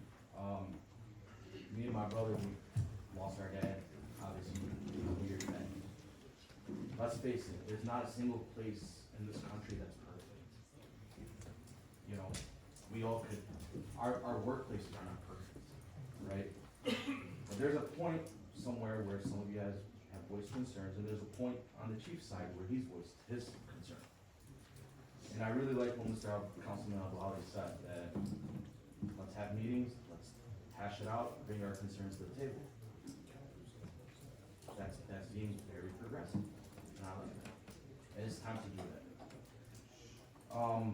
The next topic is about me and the Corporation Counsel, Mr. Coogan. We've been talking about, there was a bill, that was, well, two bills that were paid to the city, and, there was a person that was owed some money, so we did talk it out, and now council, you know, we agreed to something. If I could, through the chair. Yes. One of the agreements had a signed contract, it was easy ascertained with the dollar. The other one, there was no contract. Unfortunately, I think you sent money, your corporation, to pay for someone else, you paid to clean the facility, you sent that money to the city. Yes. That money was not supposed to be sent to the city, it was supposed to be sent to, that individual. So you overpaid, so there should be a refund for some of that money. Yes. As to the other contract, I don't know what it said, you don't have a copy, and I don't have a copy, so we're unsure. What was that dollar amount? I don't have it. It's supposed to be the same dollar amount as the previous one. No, it was different, one was $450 Yeah, and one was $750. Yeah. 400 and $750. One second, can I just? Go ahead. So basically, we obviously use some city services, so that's why it should have been the dollar amount a little more on there because of police overtime and, DPW overtime. So we did pay that, so whatever the difference was, I think the mayor has that written down. So altogether, it's supposed to be like, I think, $700 some dollars or. So one payment for the cleaning service was 400, Yeah. and the other one was for 750. So somewhere in there, so, but whatever, DPW billed us, whatever the police billed us, and whatever the hall rental was, it's automatic, you just take that and minus that out. So $1,100 Basically, yep. that you should have paid to the person who did the cleaning, So from our, as opposed to the city. so from our understanding, we thought the city was gonna pay this person, but then the city. It's not a city employee. I understand, but. We talked about it. Yes, we did, so that's why we came to the agreement, that we would get a refund, and this would be taken care of. The money would go to you and you would pay the individual. Exactly, so you guys would credit us back, and. Well, I don't credit back, it'd be a check. Yeah, I mean, check, For the yeah. overpayment for the purposes of your private Absolutely. cleaning firm. Yep. And it's been 6 months. We need a motion? Do we have a figure? 11 what? Total. My mind is fried right now. Yeah, the amounts on the invoices that were given to him were incorrect. One hall rental was billed at $1,000 Which was with incorrect no because. security deposit, and the other was billed at $1,100 with a $400 security deposit, which is what it should have been. So the invoices that were billed to him, written by the mayor but not okayed by anybody else, were incorrect. So he was going off of those invoices that she made up, which were not right. Through the chair? Hold on 1 second.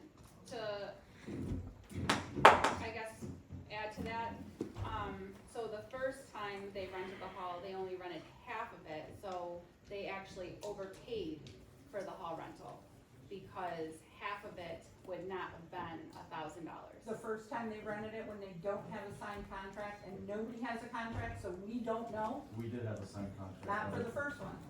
That So was the we're one, not gonna argue. Homeland Security, or, yeah, That was Homeland the second, Security, that was the second one, but we did have a signed contract. We the did- second time. The second time, Yeah, not the but- first time, so. Through the chair, did you get your security deposit back, $400? We never got any money back. Okay. So, Hey, I don't care about the security. yeah, I know, but what I'm trying to say, brothers, is all kind of wrong there. I wish, Yeah, I'm not worried about it, I just want the lady to be paid, that's all. Can I interject in that he wrote on the contract. Yeah, I that wrote. They were not giving. Yeah, we didn't want Oh, that. okay, okay. Yeah, and that was because I see her staff working, Yeah. so I was like, hey, just treat them out. Appreciate it. you As know? long as you made it whole. We, Let's make a motion, let's get your money back, and let's see what we got. And none of that money ever came to the arena that was sent to the city. It was $1,150. I'd like to make a motion, $1,150 be returned to Mike Hatcham, is it you or is it Pat? so we had to close the account because elections are over, Okay. so I'll let the. Yeah. To Mike Hatcham personally, Yep, to Mike Hatcham personally, yes, and then we'll pay her. for the, return of his funds for planning. I'll do that. All right, any discussion? Seeing none, call the vote. Wait, so who supported this? Marcy and Right. Filipowski. It was to pay, I got the motion, Okay. thank you. Jackson, Yes. Abouali, Marcy, Yes. Filipowski, Yes. Frederick, Abstain. Carteret. Abstain. motion carries. So you should have a check when? Me and Rich will talk. Wonderful. And one more thing, Mr. Marcy, you've done a great job tonight. I appreciate that. All right.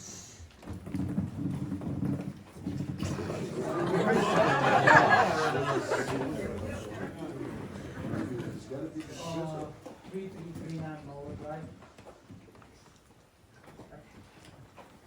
Asking if we can have the agenda translated to Arabic and Spanish.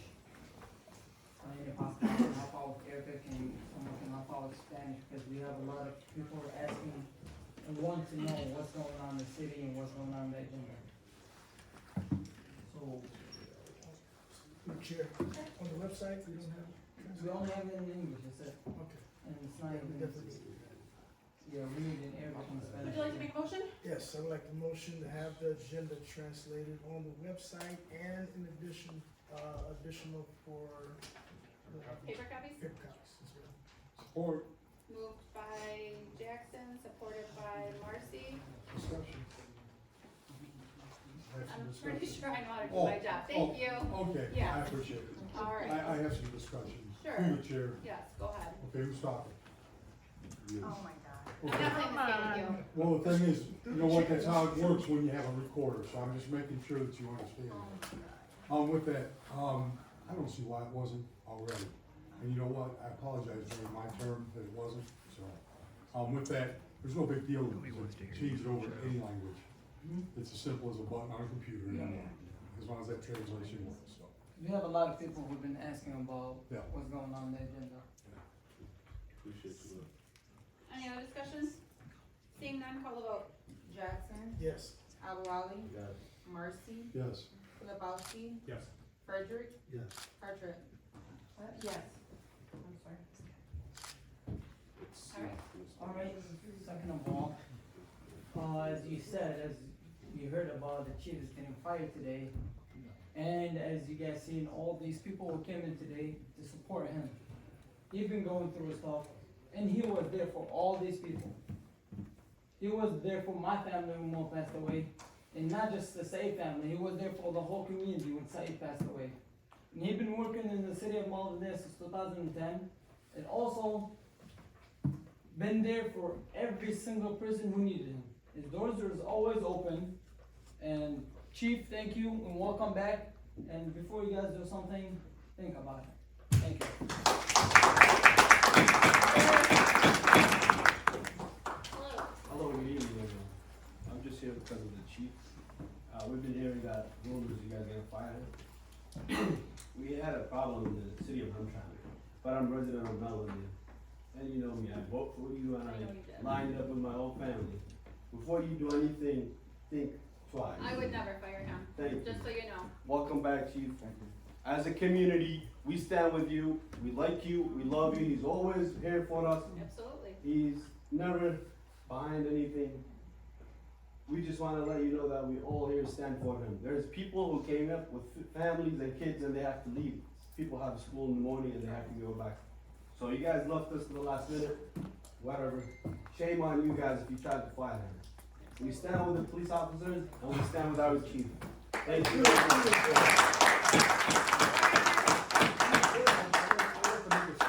Maybe I can make a statement, I only represent myself, but Chief, I'm terribly sorry that you got the impression, and I don't know where you got that impression from.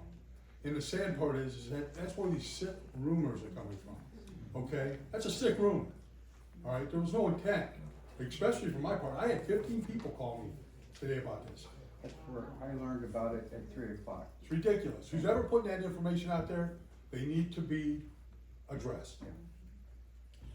Hello, how are you? Good, good evening, everyone. I'm here to speak regarding property 3065 Oakwood across the street. We put on the agenda about a month ago to be approved for a pizza place, and it was declined. And then I tried to come to this meeting 2 weeks later to the meeting, and it was canceled because people were absent. And then I was on to this trip, probably 2 weeks ago. And then I came back, when I came back this week, I learned that this place, same property was approved for me. The owner called me asking me if I still want to rent the place because I didn't deposit. And he told me that there's a guy that got it approved for patronage. Now, I still have a chance to go today, see if you guys would approve for a pizza place, if you guys would approve for a bakery, which is a kitchen, same thing. If you guys could approve it. I think they should reconsider because while Mr. Steves does offer halal pizza, there are pork products in his facility that are on the same tray as the halal. So I know that this would be 100% halal for our Arabic community, and I do think that they should reconsider. Yeah. So we would be looking for a motion to reconsider his pizza place to accommodate our Arabic community. Through the chair. Can we get a motion? I'll make that motion. Thank you. Can I get a second? I'll second. Moved by Frederick, supported by Abu Ali. All right, go ahead.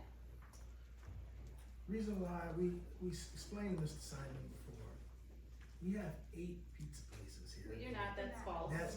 That is Stop, false. stop, No. quit, No. quit, just stop, quit, just stop, interrupt me. We have 8 pizza places in there. And you guys would not be the first to serve halal, offer halal pizza. We have Hunt's Brothers Pizza also has it, yeah, Hunt's Brothers, and they also serve halal. Now, you can say they're lying, but they would have to come in and say, okay, well, they have to defend themselves. Hunt's Brothers, Happy's also offers halal pizza. Now, these are all Muslim brothers as well. I have no reason to believe that they're lying.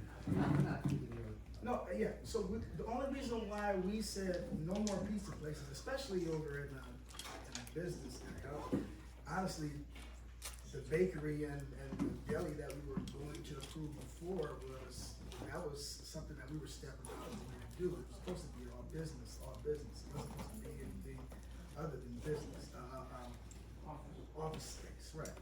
But to approve an additional pizza place, it would just be more saturation.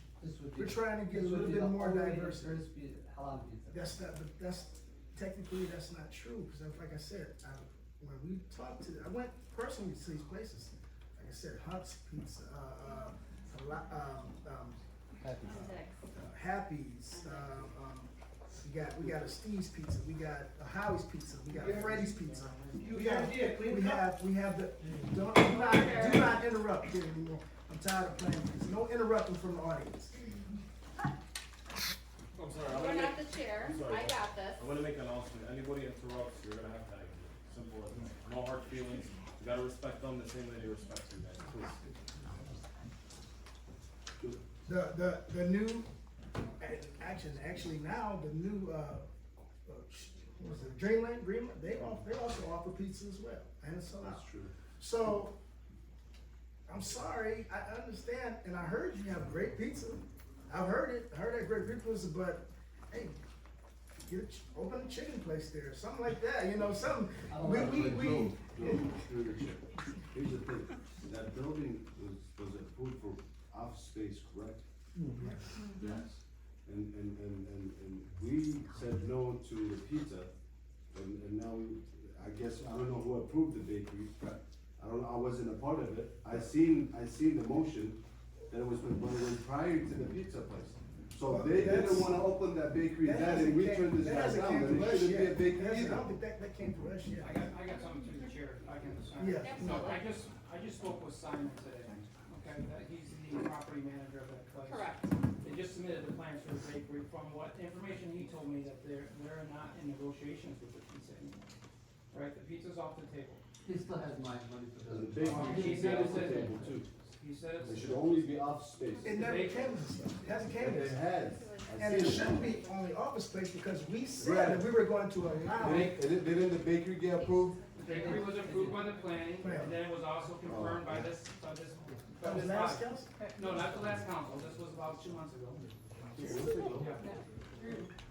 I've seen the plans for the bakery, it's actually, they have a bakery in Dearborn, that they're gonna bring most of the stuff in, there's no cooking equipment in there. There's some small electric heaters and warmers, but, that's really about it. Yeah. But from my understanding, the pizza, they're not in negotiations with the pizza place anymore, and that's not, they're not moving forward. This was coming directly from the agent of the building today. That's false. So, So you need to go back and talk with the property manager to get back your deposit. so So you guys are ready to vote on? I guess they don't want to. it's not even up for grabs, it's not even the. My apologies. No. We're trying to fix it.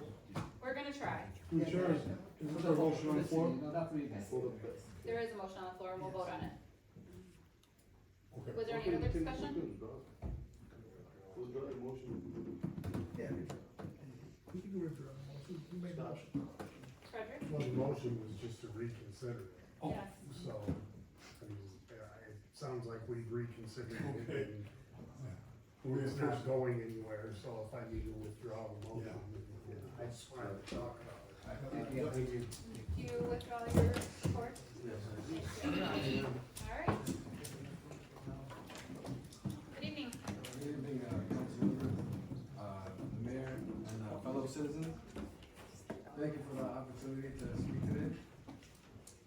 I come before you not just as a concerned resident, but as a voice for many people in the city who feel that justice, compassion, and loyalty are being overlooked. We are here to speak about a man who's given everything he has to his community, our chief of police. A man who has shown up day after day for the people of the city. A man who has led with courage, serves with honor, and treated every member of this community with the dignity and the respect they deserve. Yes, we all know our city isn't perfect. Mistakes have happened, mishaps occur in every department all around this country. But through it all, the chief has never run from responsibility. He has faced every challenge head on and worked hard to improve the city from the inside out. That's what leadership looks like, and that's exactly why he is the right person to continue leading. Now, when he is fighting a battle with cancer, when he needs us the most, the city that he has served so faithfully is considering turning its back on him. Now, I don't know if that's true or not, but that's what I heard. Well, it's too late, you already made the statement. So finish or just? You can continue if you'd like. Too good.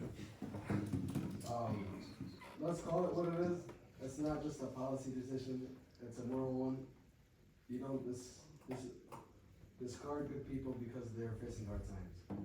You stand by them, especially when they've stood by you. Our chief has worked tirelessly for the community, has led through crisis, has walked with us in our neighborhoods. He's been there when we needed him over and over again. And now we are asking you, we are demanding of you to be there for him. Let this council show the kind of integrity we expect from our leaders. Let us show that the city is built more than on policies and procedures. It's built on people and principle. Council members, we are not here to plead. we are here to stand firm. And, well, since it's not true no more, Ecuador, we would not accept this removal, but. Appreciate you, man.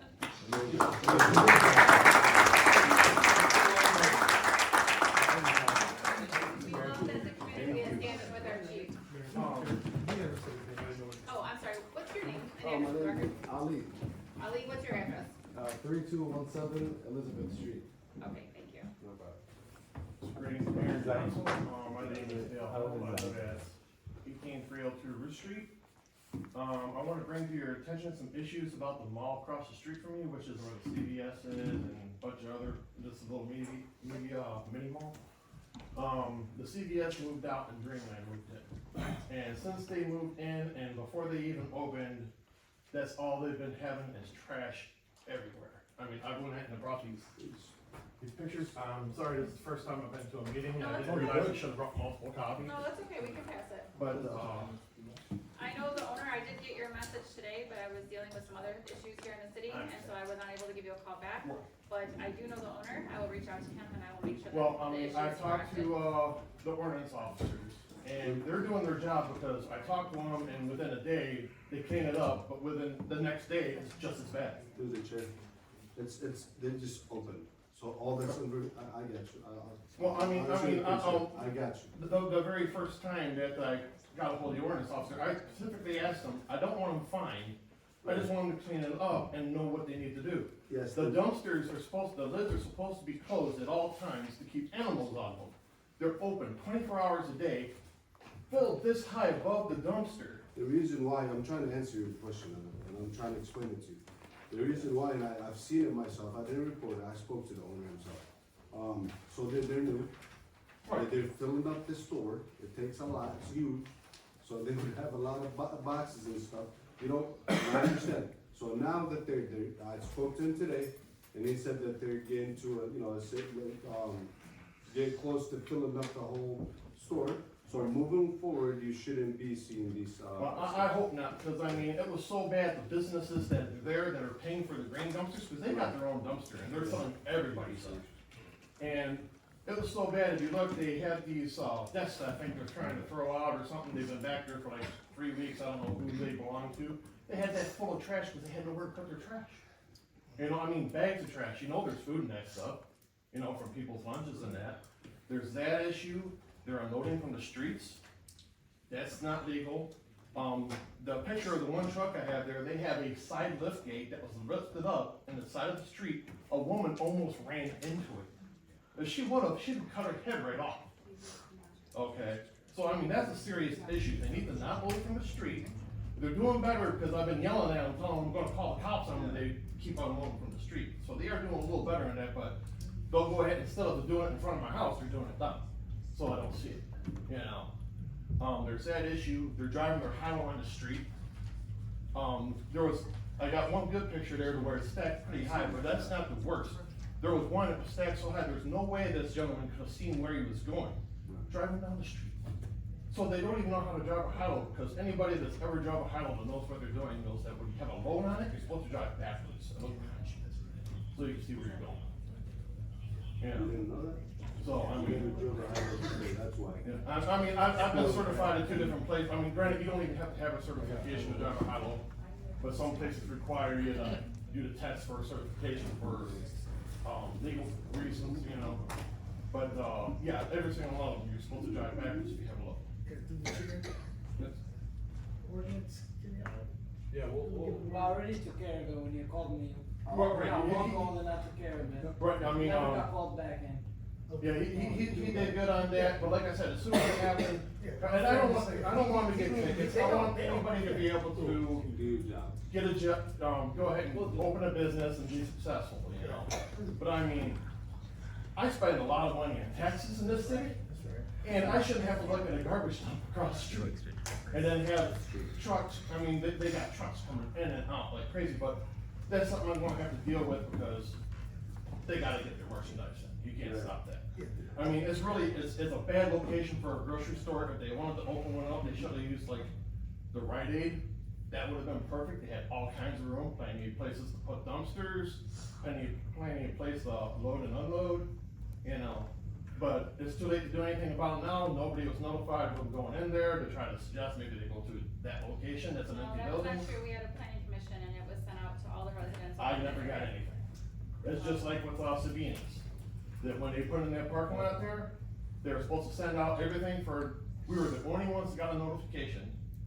Granted, it was during COVID, so it's through Zoom. We did the, it wasn't the council meeting, it was the ones that recommended. They totally went ahead and went against everything I said that, oh, well, this isn't where you air your grievances at. This is where you go ahead and, we just want to make our recommendations. If you wanna go ahead and, air your grievances, you had to do it during the council meeting. Couldn't get any information when the council meeting was up, so they got it approved. They already knew they were gonna get that approved because they demolished the house and went ahead and had absolutely prepped before that meeting ever happened. Through the chair, maybe you can go back to the planning commission and meet, and probably propose that they put a wall that encloses all that off. It's residential. Yeah. Where do you get a residential property with a parking lot? I understand, that's why I'm That saying. should have never been put in. It should have never been put in. I found out later that they had a council member working for them. That's how that got put in. You know, I mean, think about it. Who in their right minds is gonna buy a house? That's time. Thank you for my main issue was the, dreamland. Got it, I will definitely address the I issue. appreciate Can you it. state your address again for the record? 18302 Root Street. Thank you so much, I appreciate Thank it. you very much. Sir, if you have any problems with the ordinance, we'll come take it. I mean, I know you guys are. Flooding in the house. I know you guys are. Good evening. Oh, Mr. Clinton. My name's Don Clinton, I live at 18638 Hanover. I've lived in the city since I was 17 years old. I thank all the council when you put me on the city. I'm the youngest member. I take offense on what that gentleman said tonight, that we should be investigated. If we have an open meeting, anybody can come to, audience participation. And he kind of put down our police station to be investigated. I've never seen in 7 months that guy come to one meeting, not one meeting, and come up here and blah, blah, blah, is wrong. Now, through the chair, if I may, we had a council member come to a meeting and asked us why this council was paying $10,000 for Code 3 to take care of our jail. And he also brought it up, we had paying $10,000 when we had Dearborn. He's done this a couple times, I won't mention him by name, he knows who he is. I have now filed paperwork to get the invoices from that. We're doing our job. So, unfortunately, Code 3 has resigned from watching our prisoners as well. So we will have to look for a new company. Oh, we can't get the invoices? You can still get the invoice. I want the invoice. Yeah, absolutely. So you Because can file a when this FOIA. gentleman comes back, I want him to know we're doing our homework. You can sit there and laugh. I don't wanna bring it up, but I will. I can sue you, and you know that. You know that, but if I may. We're not gonna argue. If I may, he is a council member. We respect one another. But when he said I called him a bastard, that is a lie. I know it was. I was at It the is a meeting. lie. Now, you want us to respect you, respect me.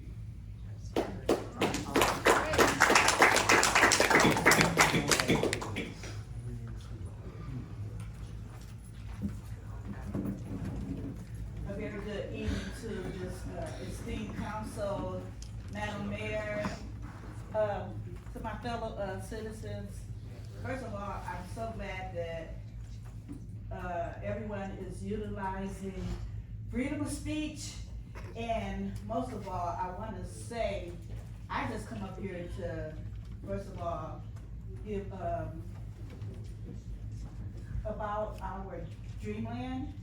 I want to say, I'm sorry you had a bad experience in Gone. Okay, but nevertheless, Dreamland has been a plus for our community.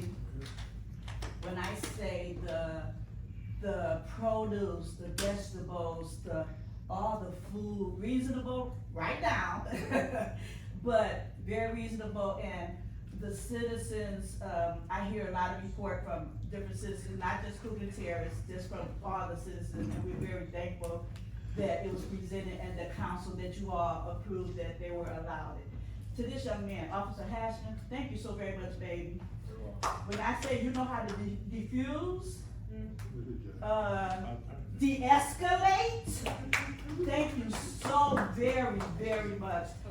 You trained him well, Chief Canale. Chief Canale, when I say prayers have been lifted up for you, I don't just talk about it, I'm on to be about it. Definitely been lifting up prayers, my church, community, everybody, through your journey. We're praying for speedy recovery, but I heard you say up here, your doctor told you to sit down. You have to follow the doctor's directions, Chief. Don't overdo it. If you need to sit down, sit down. You got Lieutenant Martinez, where did he go? He's doing an awesome job, okay? So take it easy, take care of yourself. To our very esteemed mayor, when I was applauding, can I say this to our, and I'm gonna sit down, to Attorney Coogan Terrace. You use.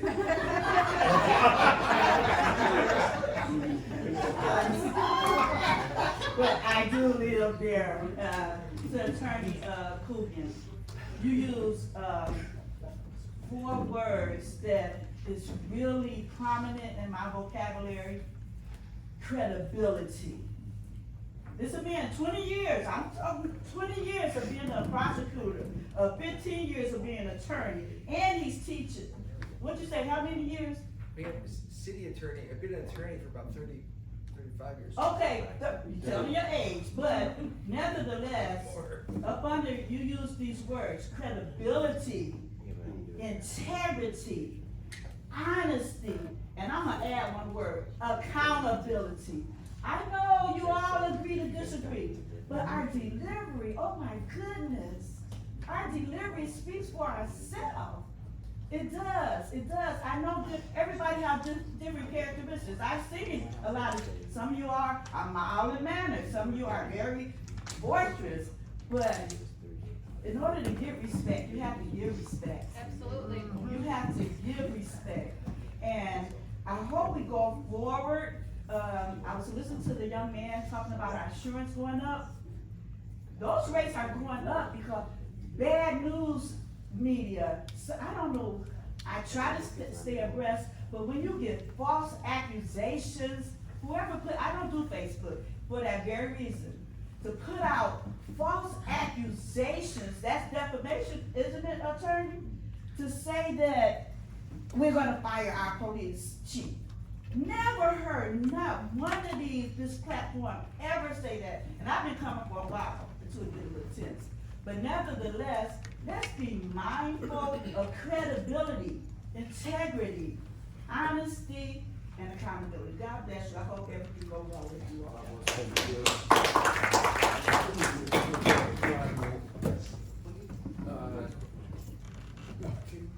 Code 3 did give us a 30-day notice. I'm sure you guys all got the email, so we are looking for new jail services. So if you guys have any recommendations, let us know.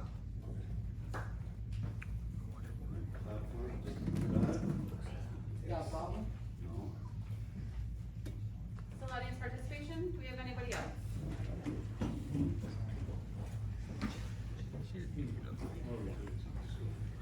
I am. Karen Frederick, 18016 Harmon Street. First of all, thank you for letting us have a quorum in Parks and Rec.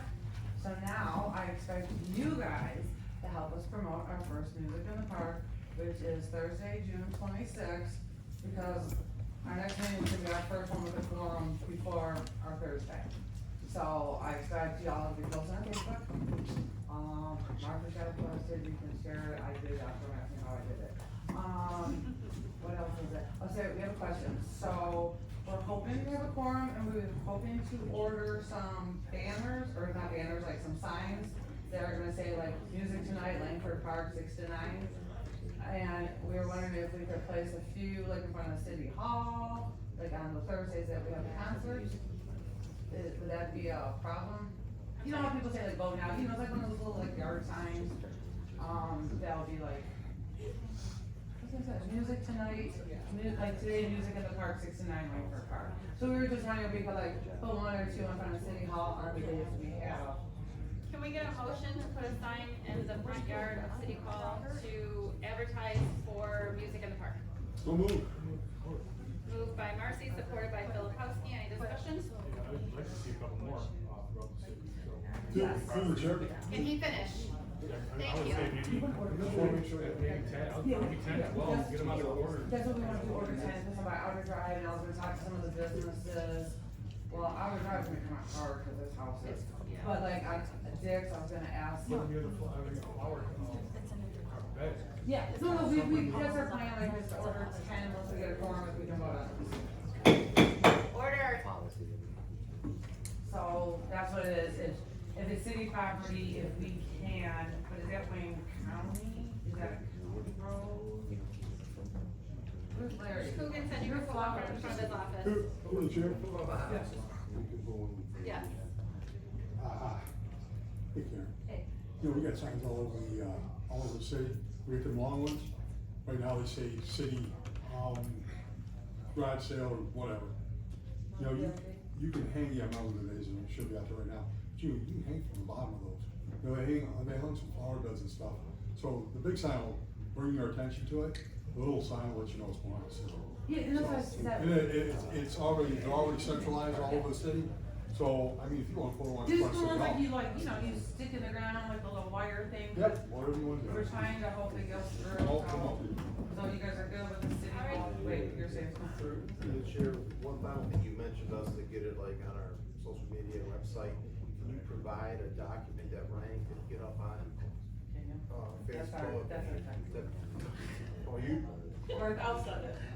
All right, then She's you'll be like able to the have coach some here, more. she's a computer expert.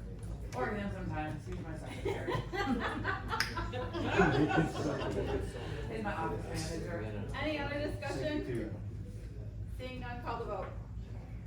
Jackson, Yes. Abuali, Yes. Marcy, Yeah. Lebowski, Yes. Frederick, Yes. Patrick. Yeah. And Chief, welcome back. Thank you. It was so good to see you eat chicken. So, and I'm gonna go with this. So so first of all, there was a very nice Memorial Day service for the veterans. Thank you, Joe, thank you all the veterans people who put that together, DPW, everybody who did it. It was great, it was beautiful. And then, there was also the first annual Saeed soccer tournament, and that was awesome, and she ate some chicken. Sorry, Chief. And, it was great, and Joe, thank you for coming, Joe bought a shirt, Celine bought a shirt, he bought a bunch of shirts. And Scott, you were there, you would buy a shirt. But anyways, it was great, and next year, it's gonna be just as great, Ahmed, Kim and his team that did a fantastic job. You guys can, Okay, and one more thing, there was something else. And I will help work on, getting a dog. That'll be another fundraiser. Got it. Yeah. City's gonna hate me when I go begging for money.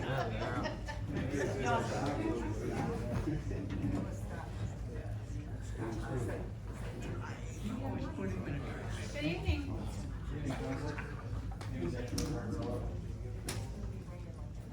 I didn't post anything on Facebook or that wasn't me. When I take the videos that I do of the city council meetings, like most of you know that I do, that information gets out there. So when Joe said that the public safety committee nor the police department did anything about the cases, that made its way out there, right? You asked for the news to pick it up, they did it, it got out there. When the letter that you wrote was read, I believe it was interpreted the wrong way than you meant to read it. I didn't post, I'm gonna tell you right now, if I have questions, You know that I got come to you guys. I've talked to almost all of you guys and girls. But honestly, Mr. Coogan, I believe the letter that you wrote that was read at the council meeting was interpreted way out of left field from a lot of people. That's what happened. Because a lot of people asked for that video to be taken. As soon as Roger read it, I'm assuming you know the letter that I'm talking about? Yes, work product, yeah. Okay. Yeah, there's some things we want to discuss and want to discuss. I Just like I did tonight. Right. I do honestly believe that's where that came from. As crazy as it sounds, but a lot of people asked and it was floating around. They were calling me and I was doing my thing this morning. I'm like, I had no idea this. I had somebody's mom call me about this. And I came up to the PD and asked, hey, is this true? Is this what's going on? So for you to, Who's let me respond? I want you in a to minute, finish. for you to call me out like that, it wasn't me. Please ask me before. I would be more than happy to talk to you, Mr. Coogan. Another thing that I want to bring up, many cities are going through the same junk we are. Look around. We have Flint. Not sure if you see what happened in Flint. That was a circus. We have Hamtramck. That's a mess. They're going and wasting money just like we are now to get an internal investigation done. We're wasting way too much money here. I mean, you look at Flint, they were above, they were doing good, they were flourishing right after their emergency manager, and now they're in the hole again. It's sad, I know. It's sad, isn't it, Mr. Wheeler? Oh yeah, we're a couple $1 million ahead, almost 3. Yeah. So We're gonna apply for TAN's money. I don't wanna see us go back down, and I'm really afraid that that's what's going to happen. We were to a great start. Let's not move backward. Honestly.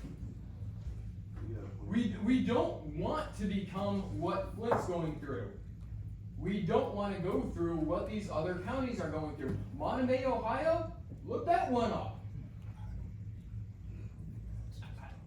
I don't care if you care about it. We don't care about anybody but us. Well, guess what? Guess what, Mr. Clerk? Whenever there's something brought up on what we're going to do, we look to other cities, don't we? What city do we look to? When you were all talking about different laws, different ordinances, well, what does Allen Park do? What does Dearborn do? What does this city do? We adopted I a lot of came up Dearborns. here and Okay, said we're that not we're gonna wrong. have this back and forth. Mr. Coogan, if you would like to respond, I would be more than happy to hear what you have to say. No, I think I'm good. Something funny, Mr. Jackson? Yeah. What is it? What he just said. I'm good. I'm thinking. It's 11:15. We beat this dead horse. Somebody circulated rumors. Yeah, right. Somebody put up. Order! And that's all I have to say. Where's that at? I don't know. Where is the order? It's not in this room. You're Okay. constantly running your mouth. No, there's not been order. Thank you, Angel. How about you yelling? Angel. Nobody else is on. Angel. So monkey see, monkey do? Thank you. Thank you. You call me a monkey? Anybody else have anything they wanna add? I'll park for the course.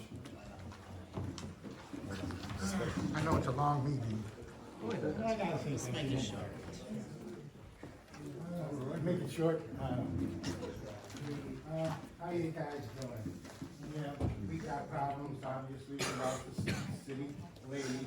I was thinking maybe it was because the rain was falling on her head and she didn't get the thing fixed, so she quit. But we all know that it was because of all this turmoil here, and that's why she left and the other lady left before. So we throw that one away. Seems like a lot of people like to sue, and that's a problem around here. It was really important, those two lawyers talking about our thing going up to 630,000 or something, and then his lawyer talking, and it's really serious business with all these lawsuits and stuff. Now, while you guys were in the private session, I asked a lot of the cops over here, I said, how is it over here? Is it fair? Are you being biased or anything? Is there something wrong? Is somebody doing the allegations of Hassan Hammoud about photographs, new photographs, the cross, saying go join the pizza or something. So I asked all the officers who are out there, I was saying, how is it there? Is anybody mistreating you? Are we getting racist? Are we getting biased? And everyone said, yeah, we're doing okay. We don't have that problem. So this guy must be lying anyways.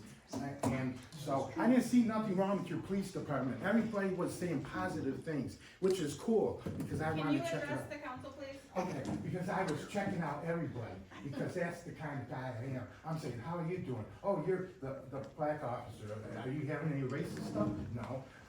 The new recruit ordinance, how is the school? Is it teaching you right? Are you learning? Are you being a police officer? And he says, yeah, everything's cool there. So the police are doing a good job, and obviously he was sick, so he couldn't do that. But there's nothing wrong with our police department. It's just that some people, this policeman wants to sue and get some money.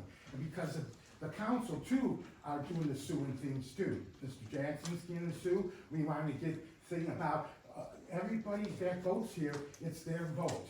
When you go in litigation, you do your litigations. They have a right to say what they need to say. You can't get rid of the council member, and then when Wheeler wants to get the heck out of here because it's not right, it's his right too.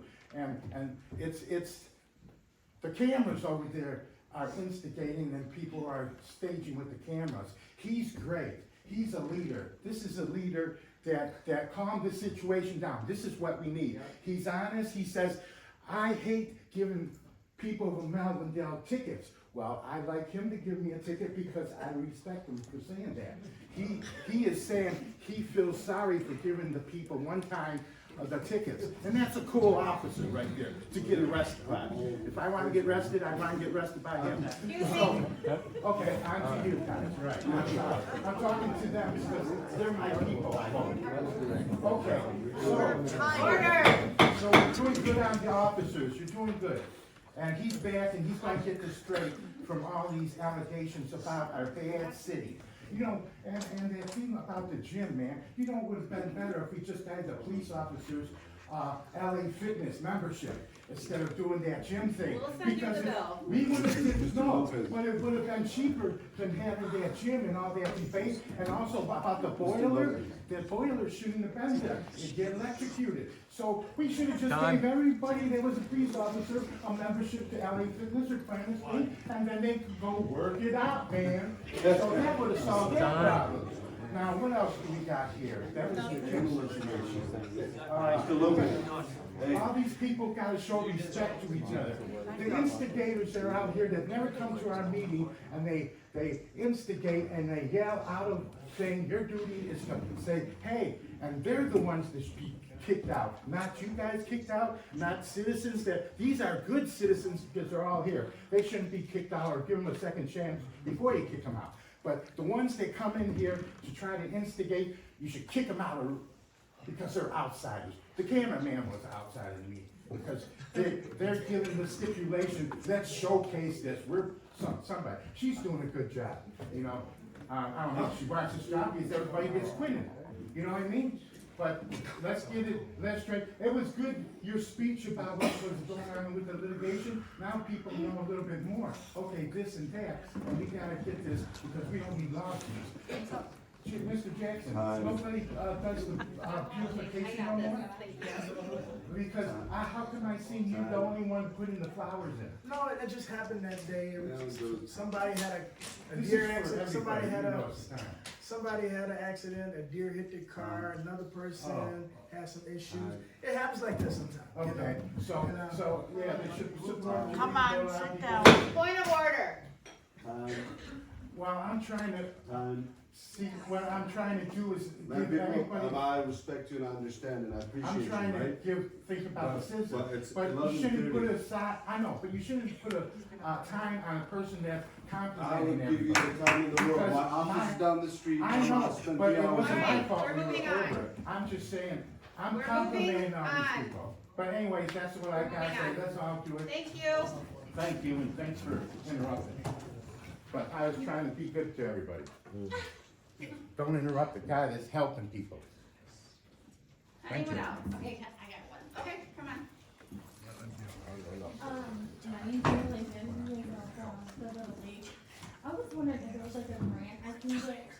$4 of the week for like the concession stand. Cause we only do like hot dogs and nachos. And like other concession stands, they have like French fries and like chicken strips. And it would bring a lot of money into our league, cause I'm sure you guys know we almost lost it. So sometimes like if I can do something, like how can I go about that? I will help you. We'll look into some things Okay, for. so I didn't know who to reach out for. I don't know that it would be for your concession stand though. I know that there are grants for, like activity, things like that, so we'll look into it and see what we can find. Okay, yeah, cause they said we need like, a hood? Is that If what you're it gonna is? do like Okay. fried food, Yes. And that's what we're trying to do, but you see our concession stand's so small. Right. So are we like trying to figure out something that we can do for like something like? So I was talking with Jesse, at opening day, and there are some issues with that building, and that's considered part of the park. Right. And there are a ton of Parks and Recs grants, so, I will be in contact with you, and I'll let you know what I come up with, okay? Thank you guys You're so welcome. much. Yes. So when, the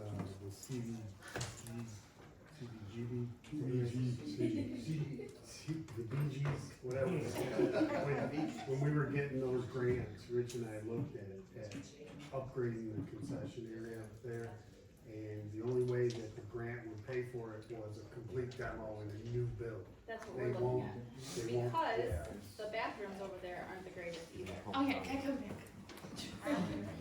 So, the bathrooms are so bad. I'm sure, you know, like, it's just, like, you have amazing fields, we have good dugouts, we're the only team that I know that has a scoring area.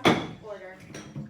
A scoring area, like, that, you know, can we score and stuff, and everyone loves our fields. It's just the concession stands and the bathrooms. Yeah. And then we would be top, and I'm sure you know, like, we're trying to go against Taylor, Lincoln Park, their fields are so bad, but they got all the food.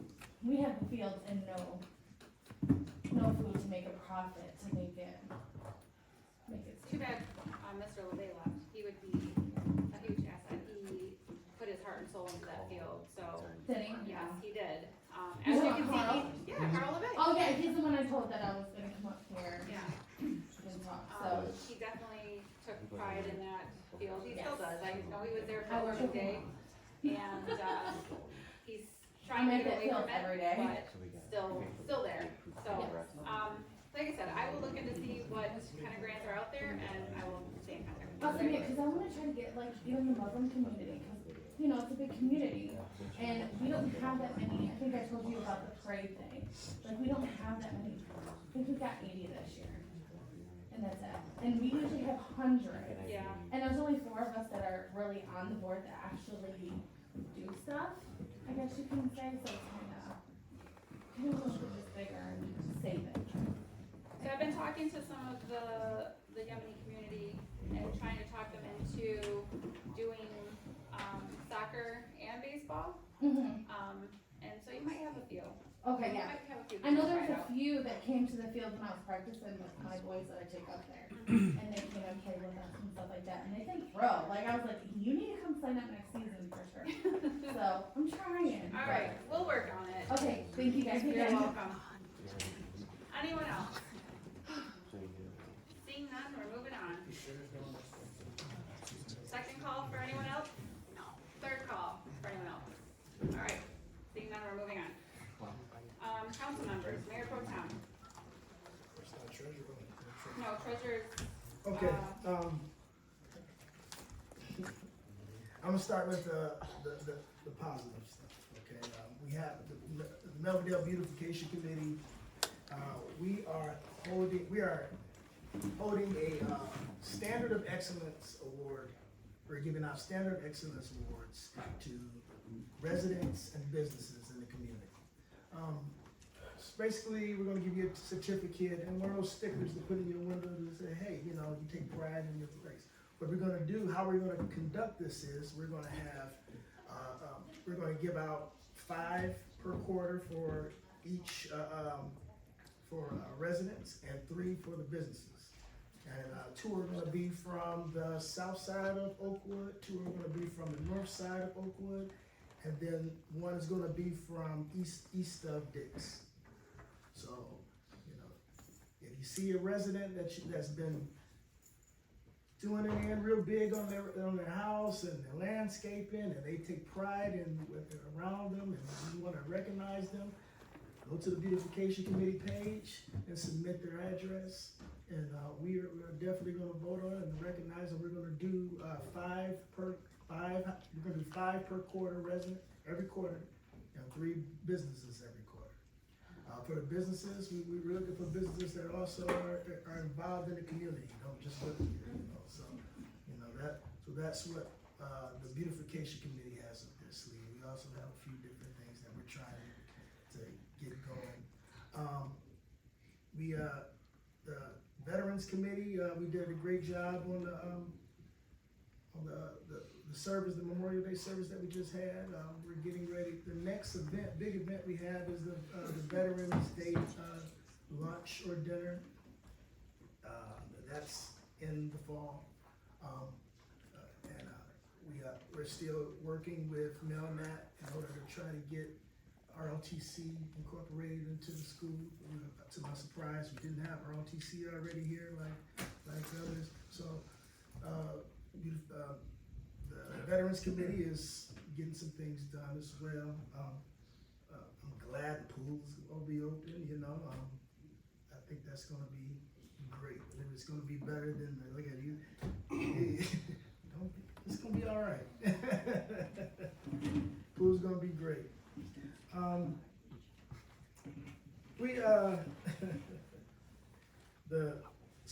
As far as what we've heard tonight from the lawyer, I don't want to beat a dead horse, but we've been saying this for a long time. It's not just come up. We've been saying this for a long time that our city is in jeopardy. We are right now. We're at the point of bankruptcy almost. If a lot of this stuff hits, we will go bankrupt. We will lose our insurance. We will have to self-insure, and it's gonna go on our taxes, and our water bills are already going up, and our taxes will be going up as well if we lose our insurance.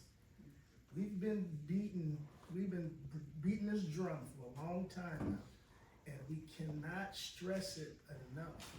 So when all the other false accusations come in play and all this other crap that's going on around this council and the mayor and accusations with other stuff, it just adds fuel to the fire.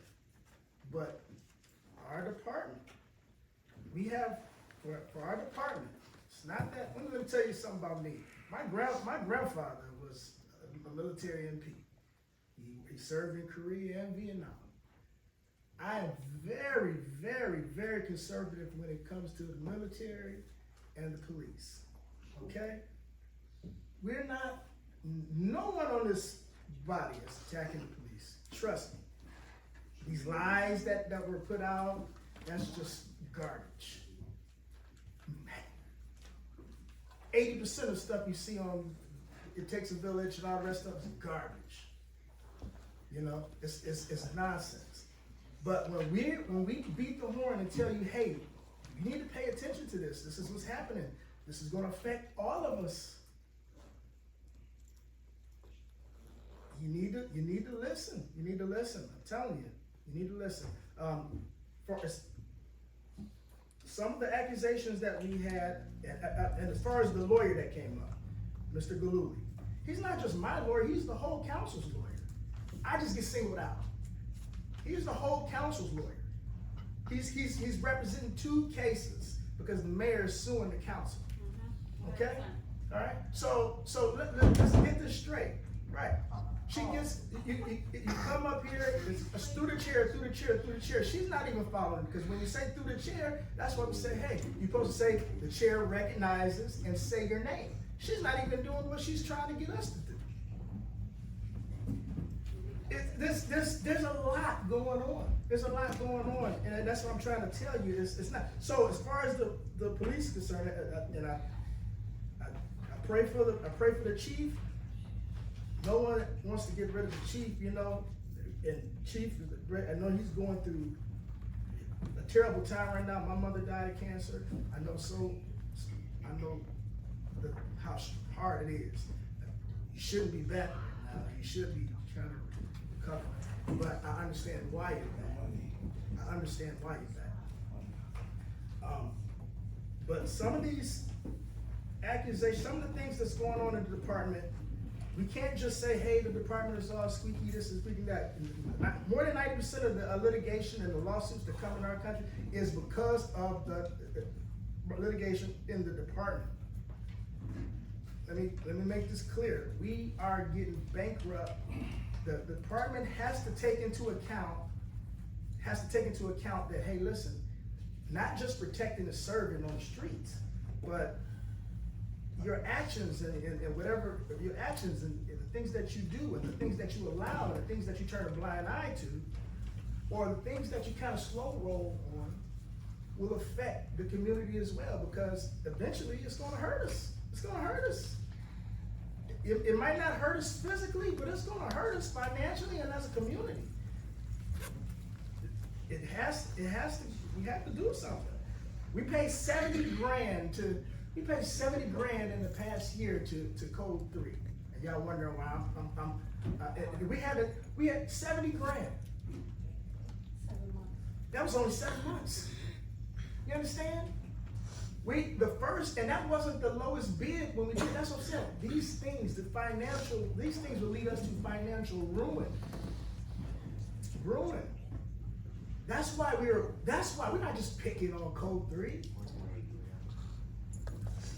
There's a lot of different things. You got, and the racist thing, let me tell you something. I didn't tell my lawyer to get up here and say that. I never even claimed it. I told you, I absolutely hate playing the race card. But here are the facts. We got less than 2% of population is black in the community. But every time you see a dang on video, or every time you see somebody getting tased on the video by certain individuals, or you see somebody patrolling Gale Gardens, they just so happen to be black. It's just a big coincidence. I've been personally had interactions with certain individuals that weren't so kosher. And there's other things that the one that was in the news before, just recently with Officer Hamoud or whatnot. He's not the only complaint. There's been other complaints. Not necessarily saying, hey, you know, everything that he's saying is true. It has to be investigated. But that's why we said, as a body said, listen, we gotta protect the community.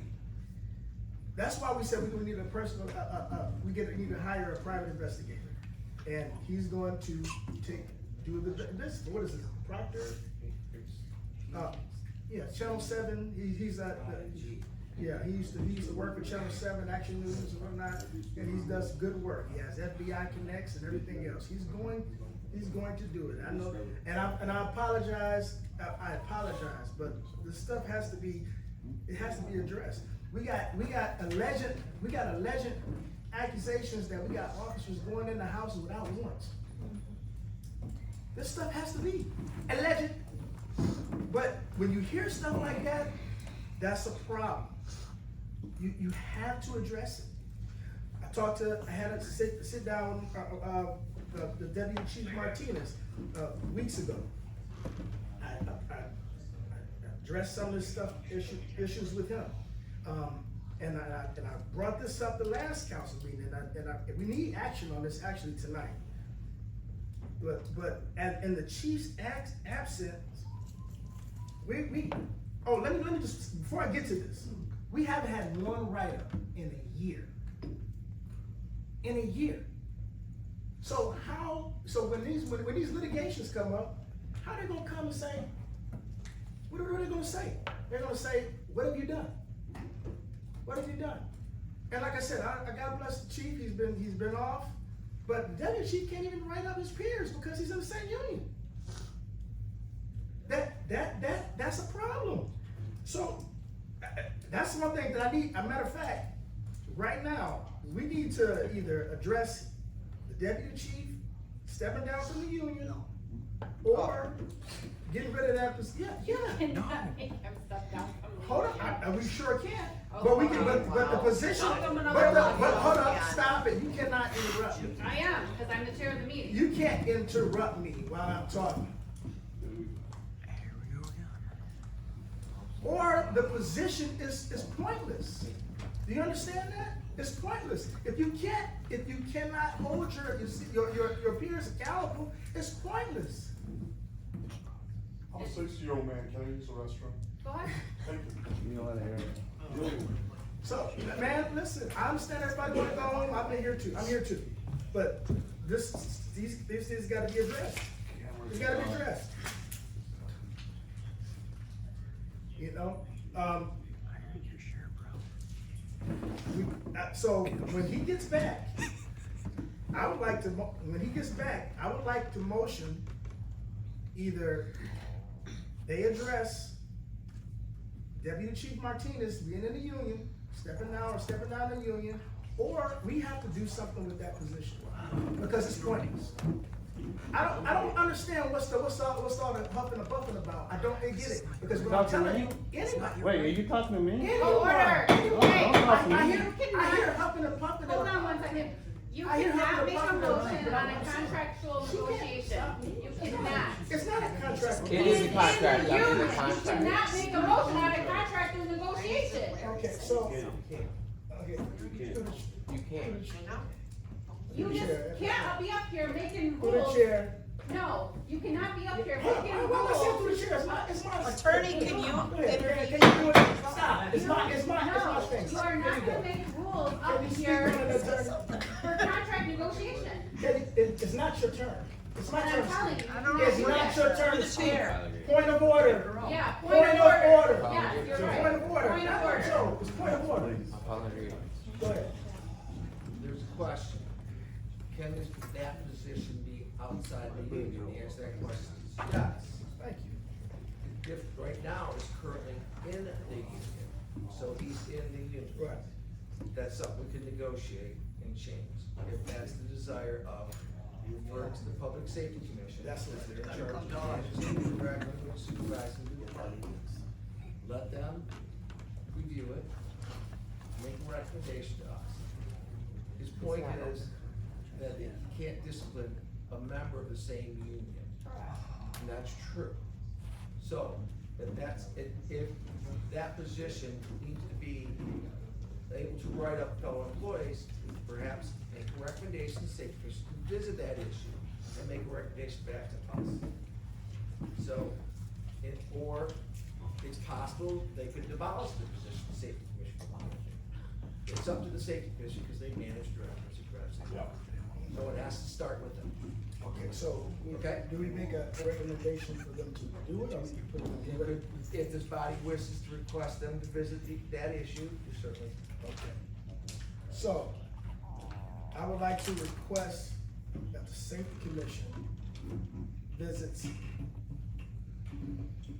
options for the deputy chief position that will allow him to fully carry out his duties. Including discipline. Including disciplining fellow employees, yes. So I would like to make that motion.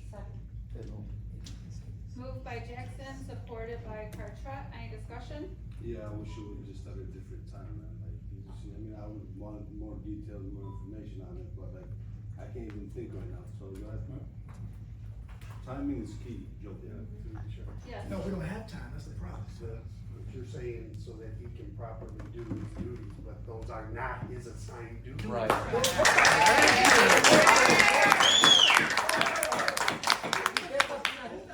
That's up to the chief to make. Responsibility of the chief. That's the responsibility of. When the chief, that's the whole point of having a deputy chief, to handle what the chief can't do when he's gone. When he asked for the position of deputy chief, he brought us pages of responsibilities, what his responsibilities would be and what a deputy chief would be. And disciplining fellow union members was not a responsibility. Then we made a And you mistake. agreed Then to we it. made a mistake. Because the deputy chief, the chief is out on it right now with cancer, fighting Tell me cancer. how it works. He should be handling Tell all a of it. 40-year cop It doesn't- how it works. I'm telling you right now. Tell me. I don't care what you think. I'm telling you right now. If he's as acting as chief right now, he should be able to do chief duties. Period. And that's why we're in a problem right. That's why we're in the issue problem we're in right now.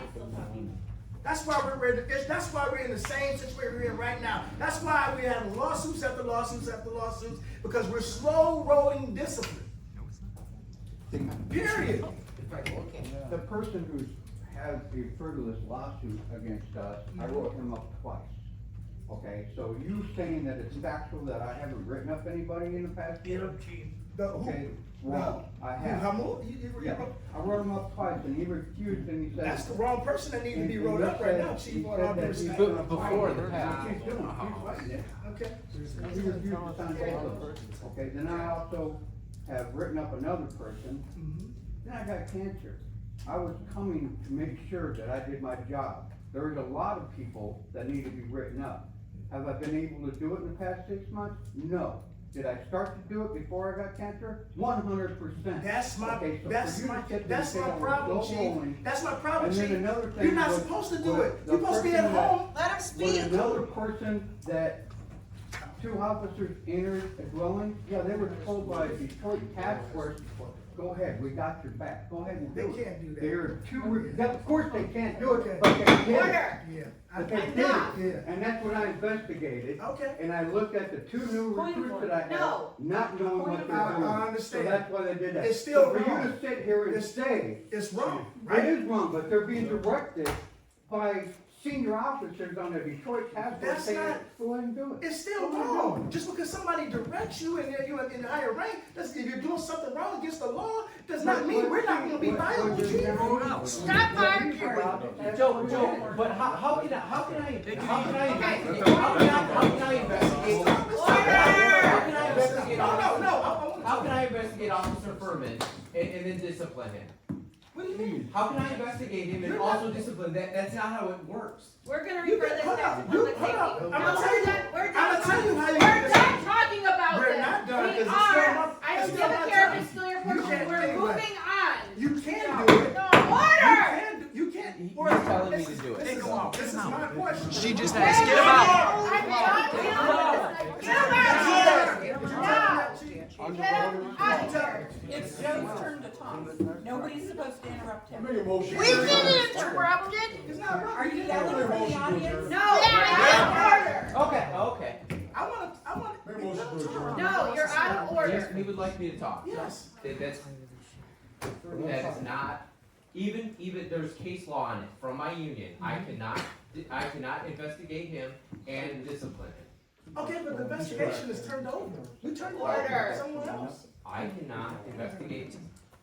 Wheeler, that is enough. This is enough. I'm so tired of the disrespect from this board. This is ridiculous. You guys are disrespecting me right now. This is my portion. Nobody's supposed to be talking to me. There is a motion on the floor. Where is Scott? Oh, he's still here. There is a motion on the floor. Call the vote. What's the motion? The motion was to allow the safety commission to explore options for the deputy chief to fully do his job as far as breaking up peers. Okay? Because he can't write up any peers right now because he's in the same union. If I could speak on the motion, Yes. this is discussion on the motion. Yes. I hate to say it, Joe, I agree with him, he can have Guys. He, as a union employee, or as a member of his union, okay, cannot write up another union employee. There's language in that's that what I'm contract, saying. I know, but I know what I you're know saying, that. I understand That's the what I'm talking dilemma about. we have. Well, But if they explore that, the problem is, his only option is to Step opt out. opt out of the union, which Thank I you. know he's not gonna do. And the other thing is they've Or already we have made to him abolish deputy chief. it, or abolish it, that As a position. public safety, That position is brand new. I don't. There is a motion on the floor. Okay. We'll have a discussion. We're moving on. Call the vote. Jackson, Yes. Abu Ali, Marcy, Yes. Filipowski, No. Frederick, No. Carteret. Abstain. Motion Fails. Fails.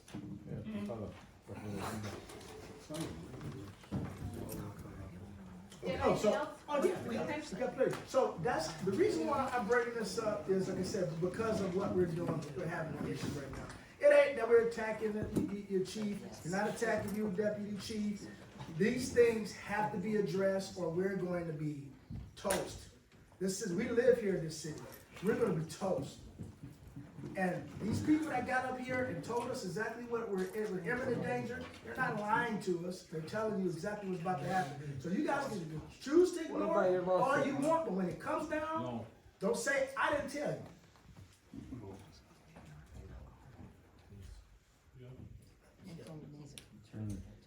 Mayor, or Council President Abu Ali. I had a couple things, but falling asleep. Tired, drained, just a whole bunch of drama. We can't seem to just have adults conversations and disagreements. But anyways, Friday, there'll be fireworks. It's Eid. Another Eid. I wanted to explain to you guys what Eid is. Thursday night. Oh, Thursday night, sorry. Thank you. No problem, anytime. That's it. Filipowski. Yes, I am so sad that I missed my first, memorial ceremony in several years. I had to work, I apologize, so I missed everything. Didn't get out of work till about 1:30. But I just found out today, piggybacking off you, that Eid is coming up, and my neighbors are telling me because they're getting their house all ready, and I'm like, oh, okay. So, yeah, happy Eid to everybody. That's it, thank you. Marcy. 7 years ago today. No, Chief, I don't know who wound you up, who put those lies out there. Folks, I wanna apologize for whoever lied to you all, because the gang that was here tonight, most of it was a waste of time. People have come up here and very redundant about firing the chief, okay? We got two other council people that talk after me, okay? It's not even there's nothing in my mouth that's gonna fire him, alright? I don't understand who is out there in the audience, because I guarantee they're here tonight. Who is out there in the audience winding this crowd up so they come and we gotta get out of here at 12 o'clock at night? That's all I gotta say. Thank you. Frederick. Give me their name. I'll push most of my stuff to the next meeting, but one is time sensitive. The contract with the other company Black to Diamond. do security, yeah, did that come through? And It did, and I went back and watched the video, and this body said apples to apples, and it was not.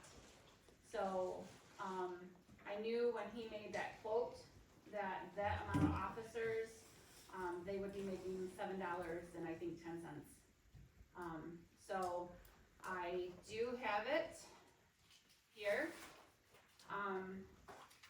Deputy Chief, do you remember off the top of your head how many officers that code 3 we're gonna have? Six on Thursday, 10 on Friday, 10 on Saturday, and 10 on Sunday. So, for And overnight. 4,200, we now have 2 from, 2 from 5 PM to 12 AM. Nothing overnight. Oh wait, no, we have 1, I'm sorry. 1 overnight from 12 AM to 8 AM. Friday, from 5 PM to 12 AM, we have 4. Overnight, we have 1. Saturday, we have 4. Overnight, no, 12 to 4, we have 4, and then 4 to 12, we have 8. Overnight, we have 1, and then Sunday, we have 6, from 4 to 12, and 12 PM to 8 AM, we have 8. This contract that was presented is not apples to apples. If I could, through the chair. Sure. I met with Mr. Martinez and you as well, and we had some lengthy discussions for several days as to what the need was for the department. After discussing with the department, he said that's what they need, is that correct? Correct. So we adopted that as a schedule that these gentlemen said was needed. So that is the need of the department, that is what they requested, that's what we agreed to, and code includes it for 4,200. And includes overnight on Thursday night, Friday night, and Saturday night, just one person that requested. So these numbers are based upon the need of the department, and so that's what we agreed to. Okay, that's all, so. So with that being contractor said, I basically will Meets sign. what they want. Correct. That's all I need to know. What do we do in the absence, because per the charter, it says all contracts have to be signed by myself and the clerk, and Kyle is out of the country. Well, your signature would be enough on the contract, you're the mayor, and there's a resolution from city council. We don't have a clerk to sign it, so at this Okay, so point, I could do we have a it myself. resolution of city council approving it, you can sign it as mayor, there is no clerk, it's an exercise of possibility. But believe me, we spent some time talking, and we got the number of people that they wanted, and I asked them, you sure you don't want more, and they said, no, they don't want it too much, and certain days are a lot less than So others. we also have, Homeland Security stepping in, we also got, just extra precaution because we know what's went on through the city.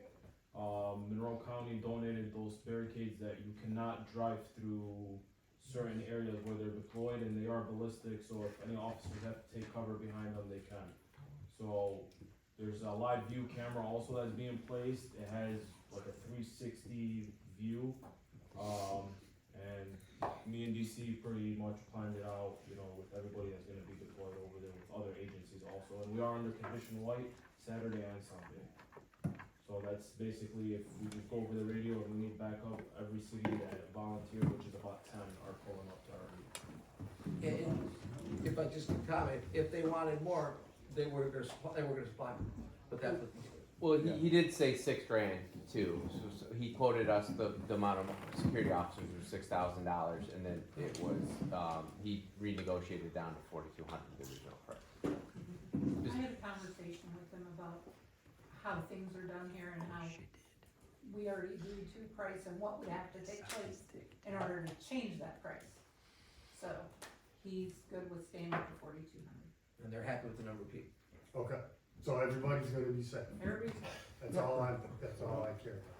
And then, one other thing, the Memorial Day ceremony was the best one in a while. We went off without a hitch, so, well, the judge. Well, I mean, I was Committee. proud of it. It's committee. I was gonna say, I just didn't want to compliment myself. Is that it? That's it. Clerk Trust? I have nothing this evening. Okay.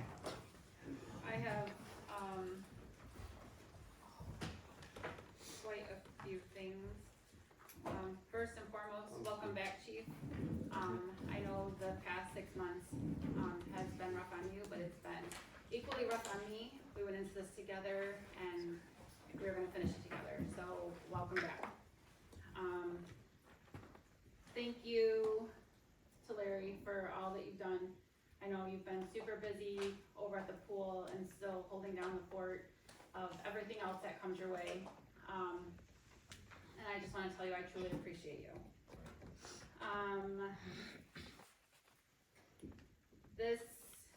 So to our Muslim community, happy Eid. I look forward to the firework display, cause it's always amazing. I meant to do this in the beginning of the meeting. We had a longtime resident, Mr. John Barnett, passed away on June 14th. Was very active in the community, served on multiple commissions, and so at this time I want to do a moment of silence for him.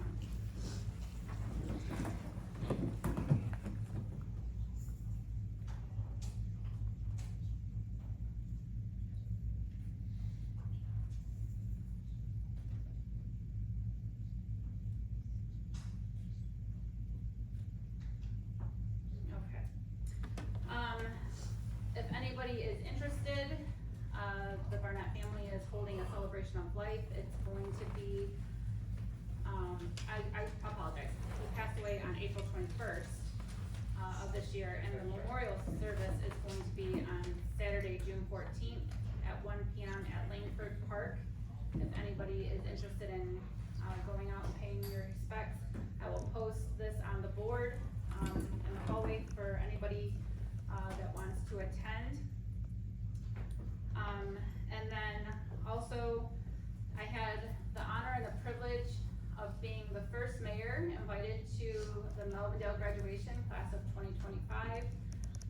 It was, I believe, the largest class they've had in a long time, and watching all the kids, I think they said they had 246 or 47 that went through. All of them worked really hard, so congratulations to them, and thank you to the Melvindale High School and the Board of Education for inviting me. It was, like I said, a privilege and an honor to be invited. I will go ahead and sign the contract. I think that's all I have for tonight. Great. So, at this time, it's payment of approved bills. I move to receive and place on file the invoice and cover sheet and authorize the payment of the approved invoices totaling $355,483.35 and electronic transfers totaling $0. Second. Any discussion? Seeing none, call the roll.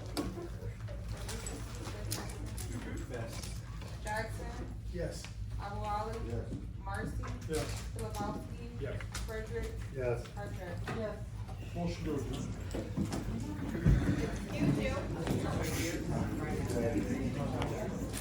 I need a motion to adjourn. All those in favor? Aye.